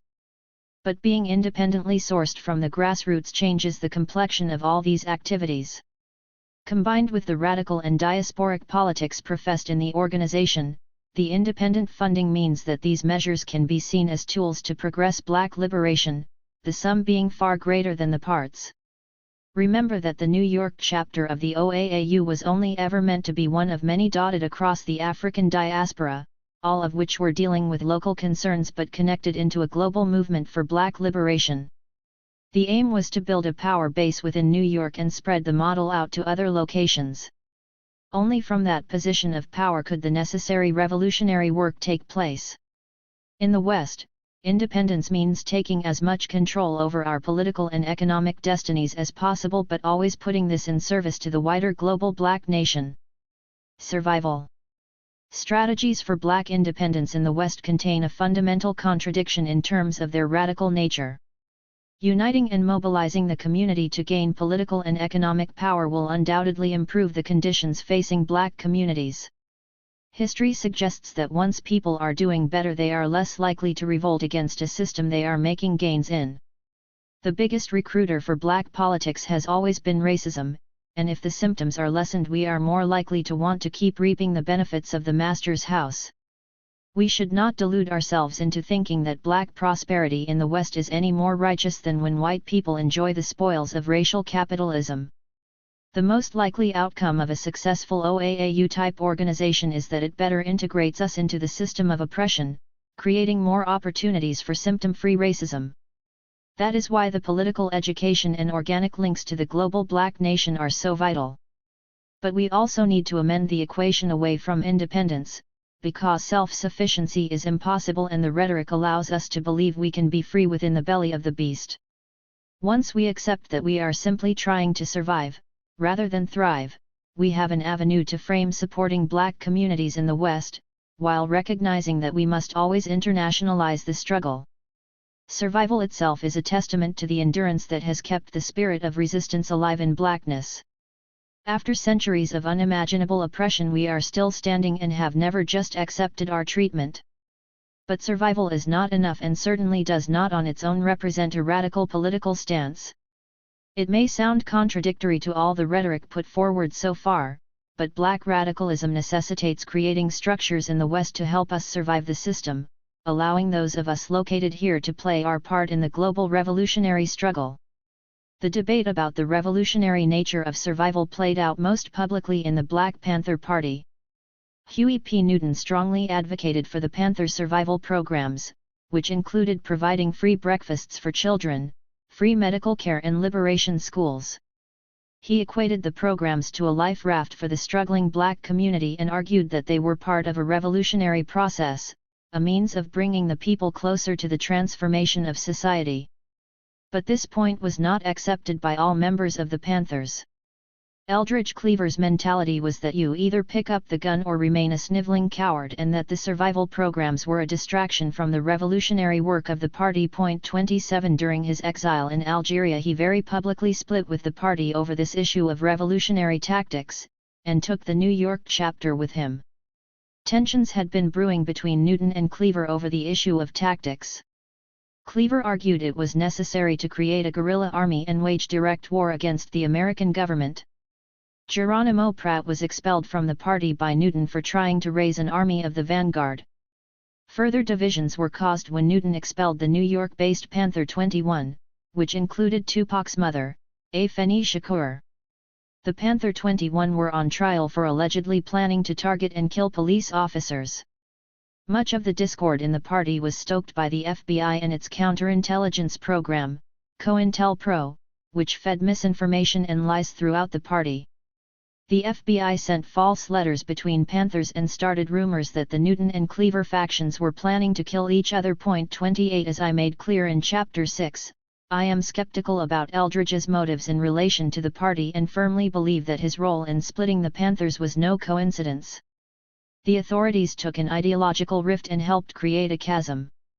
In 1971, Newton hoped to heal the problems with Eldridge and arranged a phone call mediated by a San Francisco television presenter, live on air, between the two of them. The scene descended into farce, with Eldridge insisting that the Panther 21 be reinstated and calling for the resignation of the Central Committee of the party, which he deemed inadequate. The end result was Newton expelling Eldridge from the party, and Eldridge declaring that Newton was no longer fit to lead and doing likewise.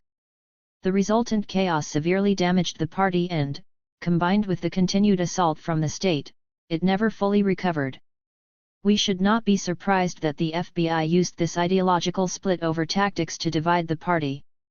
Guerrilla warfare with the American state apparatus is clearly a cul-de-sac, a blind alley with no possible exit. Not only is toppling the state in that manner impossible, but efforts to do so also provided the FBI and police with the perfect cover to destroy the Panthers.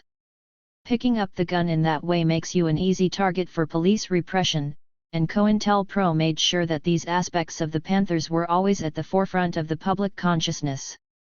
J. Edgar Hoover, head of the FBI, called the Panthers the greatest threat to the internal security of the country. 29 But America did not fear the Panthers because of the threat of some fantastical violent overthrow of the state.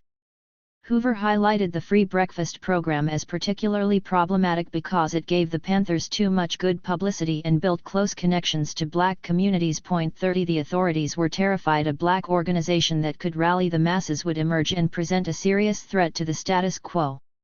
The Panthers knew that dealing with the day-to-day concerns of the people was absolutely essential to build any meaningful political program. After the split of the guerrilla-obsessed Panthers, the party launched the slogan "Survival Pending Revolution 31", which perfectly captures black radical efforts in the West. Every political movement has to embed itself in the community it serves. To have love for the people means that you have to address the very real and present suffering. Black radicalism cannot just operate on a theoretical or impractical level. Revolution is essential, but there are stages that we need to take to get there. One of those stages is to organize black people in every street, neighborhood, city, and nation where we reside. The only way to do this is to meet people where they are, to address the issues that impact on people's lives. The Panthers increased popular support because they knew that there can be no revolution without survival, as popular support is necessary in order to overthrow the system. So the day-to-day, the small acts in confronting racism where we find it, play an essential role in black radical politics, but again we have to be aware of our privileges here. The Panthers sought to provide the fundamentals of food, education, and healthcare to the black poor. Survival programs aimed at that purpose, to support those people who were being failed on a basic level by the state. Free legal advice and patrols of the police also served to help people survive the system. There is a stark difference to these programs and efforts to integrate black people into the mainstream through mentoring programs or support to get youngsters into elite universities. We must also draw a strong distinction between the focus on microaggressions, the middle-class problems of the aspiring black bourgeoisie.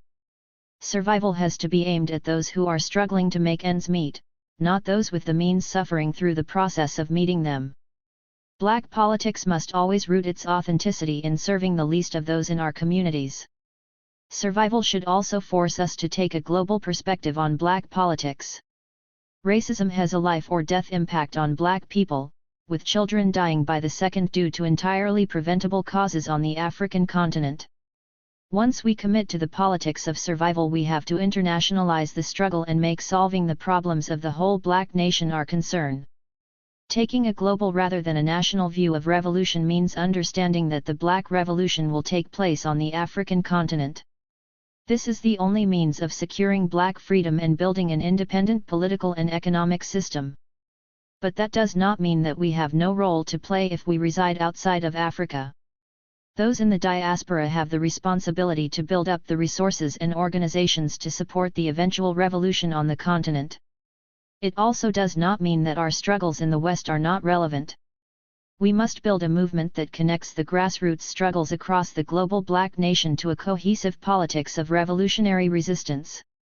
None of this is new, we just need to go back to the politics of blackness, which connected the black nation into the same struggle for freedom. The OAAU is the perfect vehicle for the black radical politics that we need, combining local concerns with a global politics of revolution. The blueprint is there and has been for the last 50 years. There is a reason that the organization has been wiped from the collective memory of Malcolm X. Considering Malcolm was working on building the OAAU at the time he was being interviewed by Alex Haley for the autobiography, it is astounding that it receives scant attention in the book.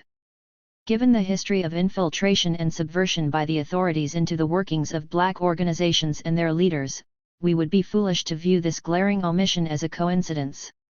We also know that there are missing chapters and notes in the book on the OAAU that were never written up. 32 The OAAU, with Malcolm's links across the diaspora, represented the organization that could have built the global black nation into a truly revolutionary force that threatened the West. Simply assassinating the character of Malcolm, controlling how he is remembered, and removing his radical program of action from that memory is the perfect way to dismantle his political agenda. We have been taught to misunderstand and fear the politics of black radicalism. We have been told that the ideas are unworkable and dangerous, that the leaders were irresponsible, misogynistic, and violent. Black radical movements were attacked through spies and propaganda as well as with oppression and murder.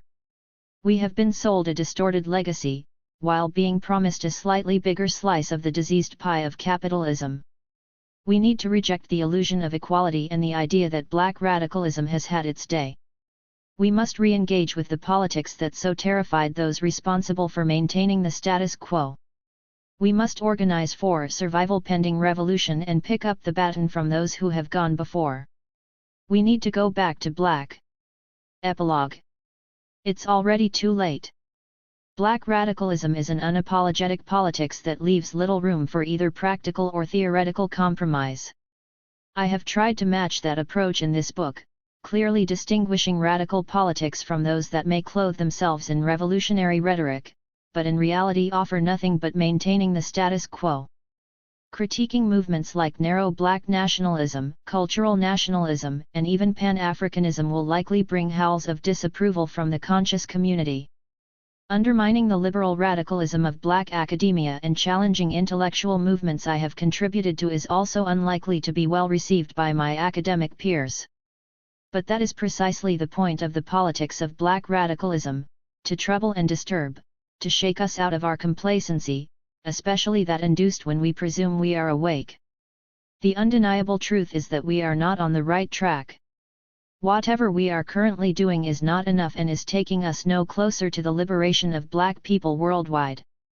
We need to rethink, reset and regather ourselves and our movements by facing the radical critique. This is not something that can ever be done comfortably. If you read a book on radicalism and it did not make you uneasy and cause you to question your basic assumptions, then it could only be masquerading as revolutionary. There are very few radical politics for a reason, because revolution overturns everything we have come to accept. It is a lot to expect people to risk however little, or much, we have managed to claim to mobilize for a world that offers no promises, only the dream of liberation. It's far more rational to try to improve what we have, to convince ourselves that this system that so reviles us can be redeemed. But we have to understand that there is no prospect of racism being eradicated from capitalism. One cannot exist without the other. Racism is the system. Malcolm argued that we needed an "it's already too late" philosophy in order to push us towards the Black Revolution one and accept nothing less than complete and total liberation. Liberty or death. We opened the book with a discussion of nationalism and the need to break beyond the limits of the colonial national state. If you were just to focus your attention on black people in Britain, Europe, or the West, you might see enough glimmers of progress to maintain the delusion that freedom is possible, the emergent black middle class, black millionaires, and even a black president. In Britain in particular, we make up only 3% of the population. Even if we will never have full equality, the harsher edges of oppression could be softened. But we do not need to look far to see futility of this logic. For the vast majority of us in Britain, our roots lie in the Caribbean or Africa. As I have explained in detail throughout the book, the conditions facing our relatives there make the racism we experience here look like a privilege. In Chapter 1, we explored the bleak future prospects for places like Jamaica, and in Chapter 3 how neo-colonial trade policies keep most Africans in the grip of poverty. We have to build a politics that recognizes the nature of the plight we are in and can deliver liberation for black people across the globe. The West was built by reducing us to the Negro, the nigger, devaluing our lives to the point where we could be treated as less than human.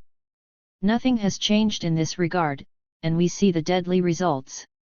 We can mobilize against microaggressions in middle-class jobs all we want, but it is already too late for the millions of children who die on the African continent because of the wealth exploited by the West. In the time it has taken you to read this book, the number of black children who have died because of our relative prosperity would form a pile so large that the thought of it should sicken you. It is already too late for the hundreds of thousands who have died by violence in South Africa since apartheid ended due to the utter failure to provide a state that can work for all. Make no mistake, it is life and death for many of those in the West. It is already too late for the thousands that die by the gun not only in the developing world but also for African Americans who have been killed at unimaginable rates. It is already too late for those who have died at the hands of, and in the custody of, police. It is already too late for those bodies left floating in the Mediterranean after trying to cross the sea to find some sanctuary in Europe.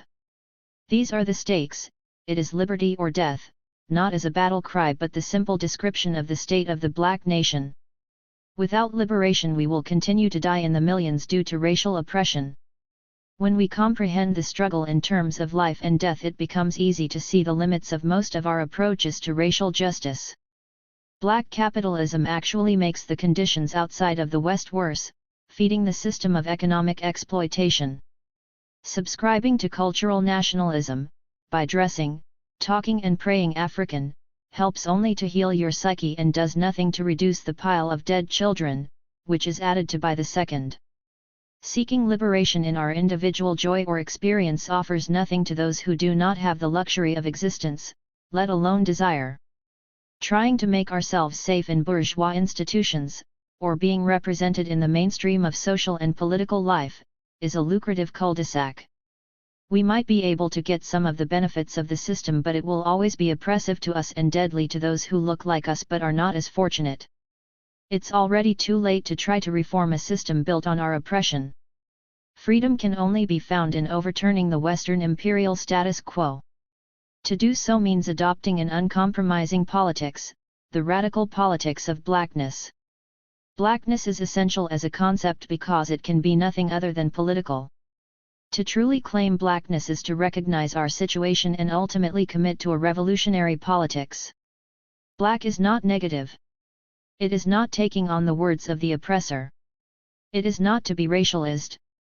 If you believe we need to go beyond blackness, then you simply do not understand the politics of the word. Faced with white oppression and the disregard for our Africanness, there were many possible avenues for resistance. We could have tried to maintain ties to tribe, or region. We could have sought refuge in our individuality and tried to elevate our position within the system. We could have given in to desperation and ended it all. We could have focused on surviving, making sure that we prevailed. All of these were and still are tactics used to navigate racism. Embracing blackness means uniting around not only our oppression but also our connection via Africa. It means taking on the responsibility for all those in the global black nation.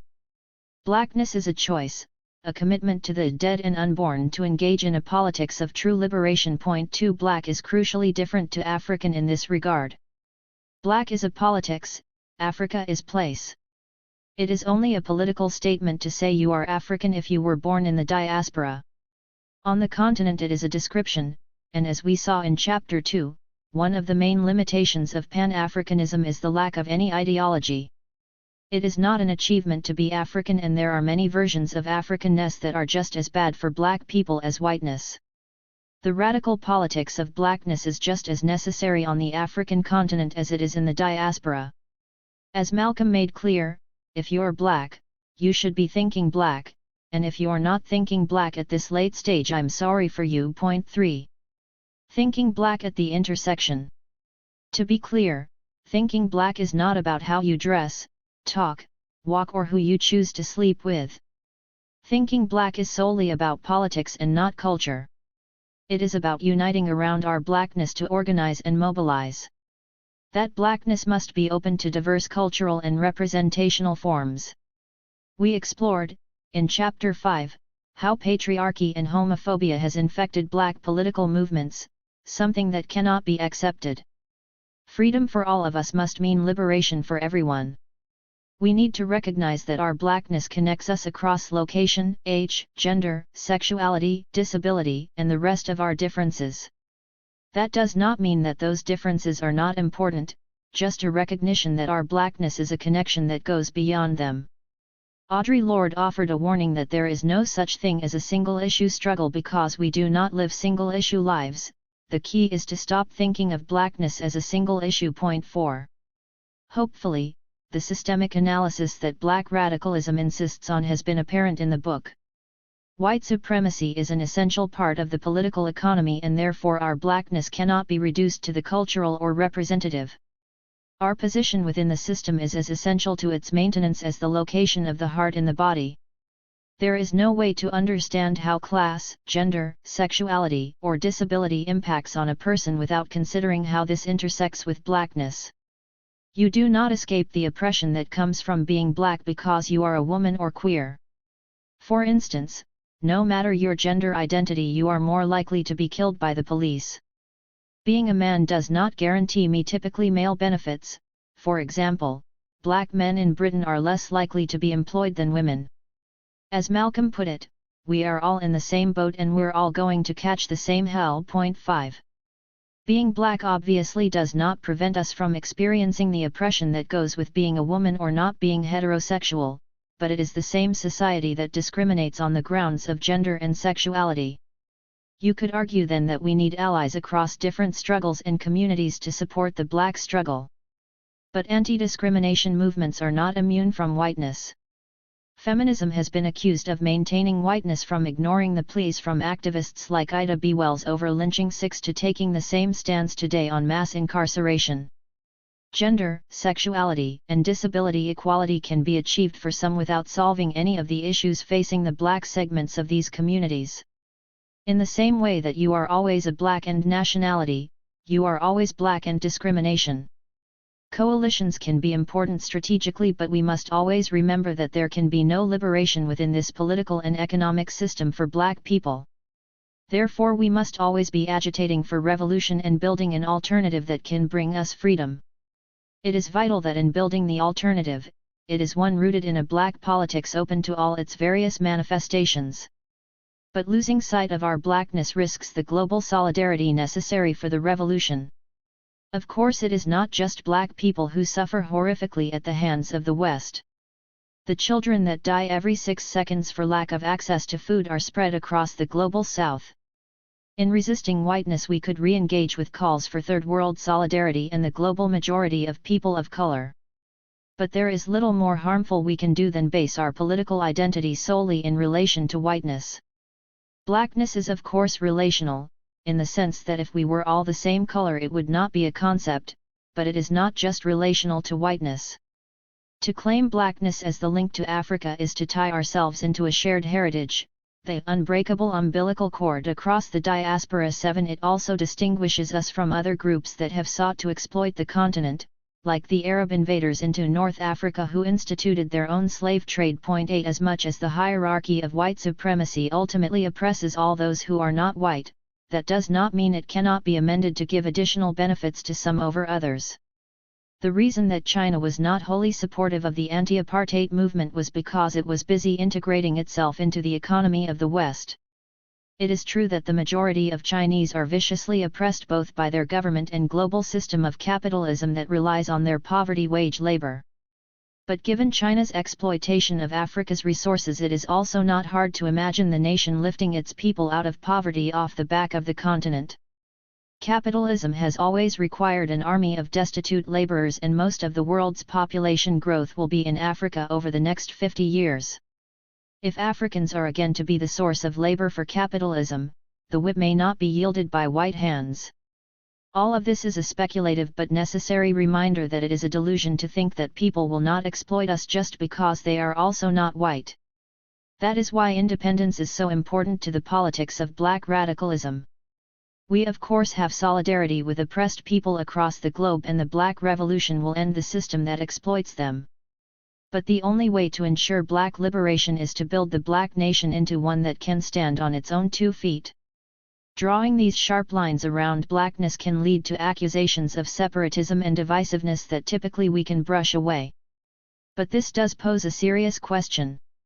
I have been asked a lot about where people of mixed heritage fit into the equation. Most often this is put to me as a question of choosing sides, as if embracing blackness goes against white or other heritages that a person may possess. The choosing sides metaphor demonstrates the way that rather than challenging the binary view of race, much of the rhetoric of mixedness reinforces it. At times it seems as though we are talking of a combining of oil and water, substances that can never truly mix but remain separate from one another in the same body. The reality is that the vast majority of those descended from enslaved Africans are mixed to some extent, so the idea that when you are half and half you are in a new category of mixed is highly problematic.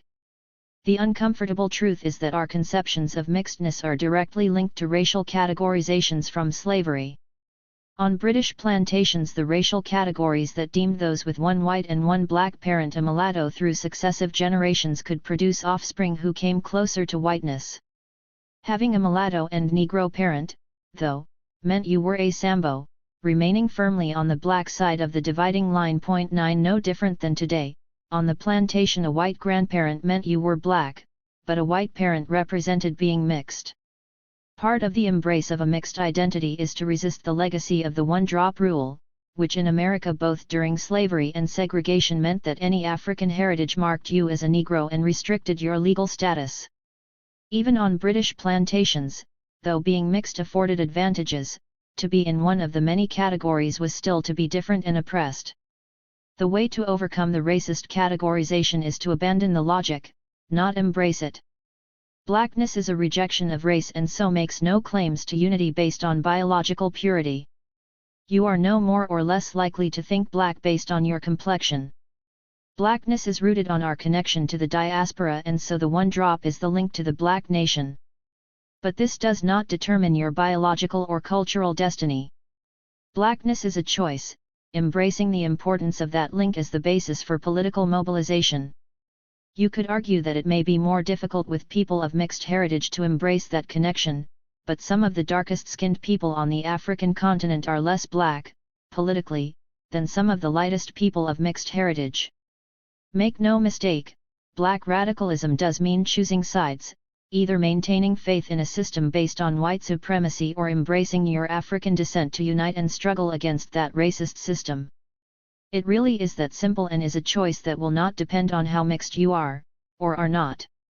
There may once have been a time where the system could have developed along a different path, and a melting pot society where these distinctions did not matter could exist. But it is already too late to be deluded by that fantasy. Beyond repair. We find ourselves at a turning point. In the 1960s we were poised for a revolution that could have toppled the West. But state violence, race relations legislations and so-called independence of the colonies offered a glimmer of hope that the system could be redeemed. 50 years later it must be blatantly obvious that the promise was a mirage, a delusion to keep us surviving but still suffering. However, leaving the door ajar has given some of us access to resources and even some levers of power. Let's not pretend that we are not still under surveillance and that the state will not use violent means to suppress any real opposition. But we are afforded platforms and technologies for building unity that we never had before. Yet so complete is the domination of our politics, economics, and even intellectual life that we ourselves have stopped agitating for revolution, keeping faith in some faint hope in transforming the system from within. We are currently in the United Nations Decade for People of African Descent, 2015-2024. It is mostly symbolic, with no funding provided and only a suggestion given to the nation-state governments that they should provide resources. UN Resolution 69/16 of the General Assembly, which outlines the program for the decade, is strongly worded and advises member states to consider affirmative action, and for those states that have not yet expressed remorse or presented apologies or paid reparations for slavery to find some way to contribute to the restoration of the dignity of victims. Point 10. This focus on reparations has been pushed by grassroots activists to the point where Caribbean nations are pressing Europe for compensation for centuries of enslavement. The Movement for Black Lives in America and the Pan-African Reparations Coalition in Europe, PARCO, also demand reparatory justice. In Britain there is an annual march and many organizations, including Rastas, ensuring reparations are on the agenda. The case for reparations is indisputable. In reality there is no credible argument that reparations are not due. Current wealth in the West is built off riches deriving from the enslavement of African people. Port cities like Bristol and Liverpool in Britain simply would not exist without the wealth from the triangular trade, and my hometown of Birmingham has its roots in the guns and shackles needed to subdue the enslaved. Point 11. The Industrial Revolution was fueled by the proceeds and also products of enslavement, with the steam engine processing cotton from the Americas. Finance capitalism engorged itself on the trade, with Britain's biggest corporation, Lloyd's of London, founded on ensuring the merchant, slave, trade. The banking sector has so many links to slavery that it may as well sign all the companies over to the global black nation. The church, the political class, the elites all owe their wealth in large part to the enslavement of African people. When slavery was abolished it was so lucrative that the British government paid the equivalent of £2 billion in compensation to the slave owners for their losses. Researchers at University College London have tracked where that money went, and it demonstrates just how deeply implicated in slavery was a whole swathe of British society. Every other slave trading nation will have similar stories, and even those that were not directly part of the trade benefited directly and indirectly from it. Swedish companies, in that social democratic beacon of justice, made a fortune selling iron ore to Britain for the manufacture of guns and chains. In return for building the West our ancestors received nothing. The bill for unpaid labor for centuries of work runs into the countless trillions. In America alone, it is estimated that black people are owed anywhere between $5.90 and $14.2 trillion in back pay, 12 not including damages for murder, rape, and torture. A staggering figure, but more so when you consider that less than 20% of enslaved Africans ended up in America, not counting the millions who perished during the Middle Passage or fighting to remain free in Africa. A debt is clearly owed, and nothing short of full payment could even come close to repairing the damage that has been done. But rather than pushing for payment in full, the reparations debate has now changed to being no longer all about money. The demands of the Caribbean Community and Common Market, CARICOM, include a call for the end of debt repayments, an apology, and a literacy program. The Movement for Black Lives asks for free college tuition. In Britain we also hear appeals for educational and even psychological repair. What all these demands have in common is that they seek to reform the system. They retain hope that our relationship to the West can be healed. But the paradox of the reparations debate should tell us that this kind of repair can never happen. Reparations are long overdue and also impossible. Forget the logistics of where the money would go. The massive transfer of wealth necessary for reparatory justice would cripple the Western economy. Exploiting African flesh is one of the key foundation stones of the political economy, and to have to account for it would inevitably bring the house of cards tumbling down. Even if we could imagine that it was possible to transfer the wealth, we have to acknowledge that slavery was just a mechanism of our oppression, not the basis of it.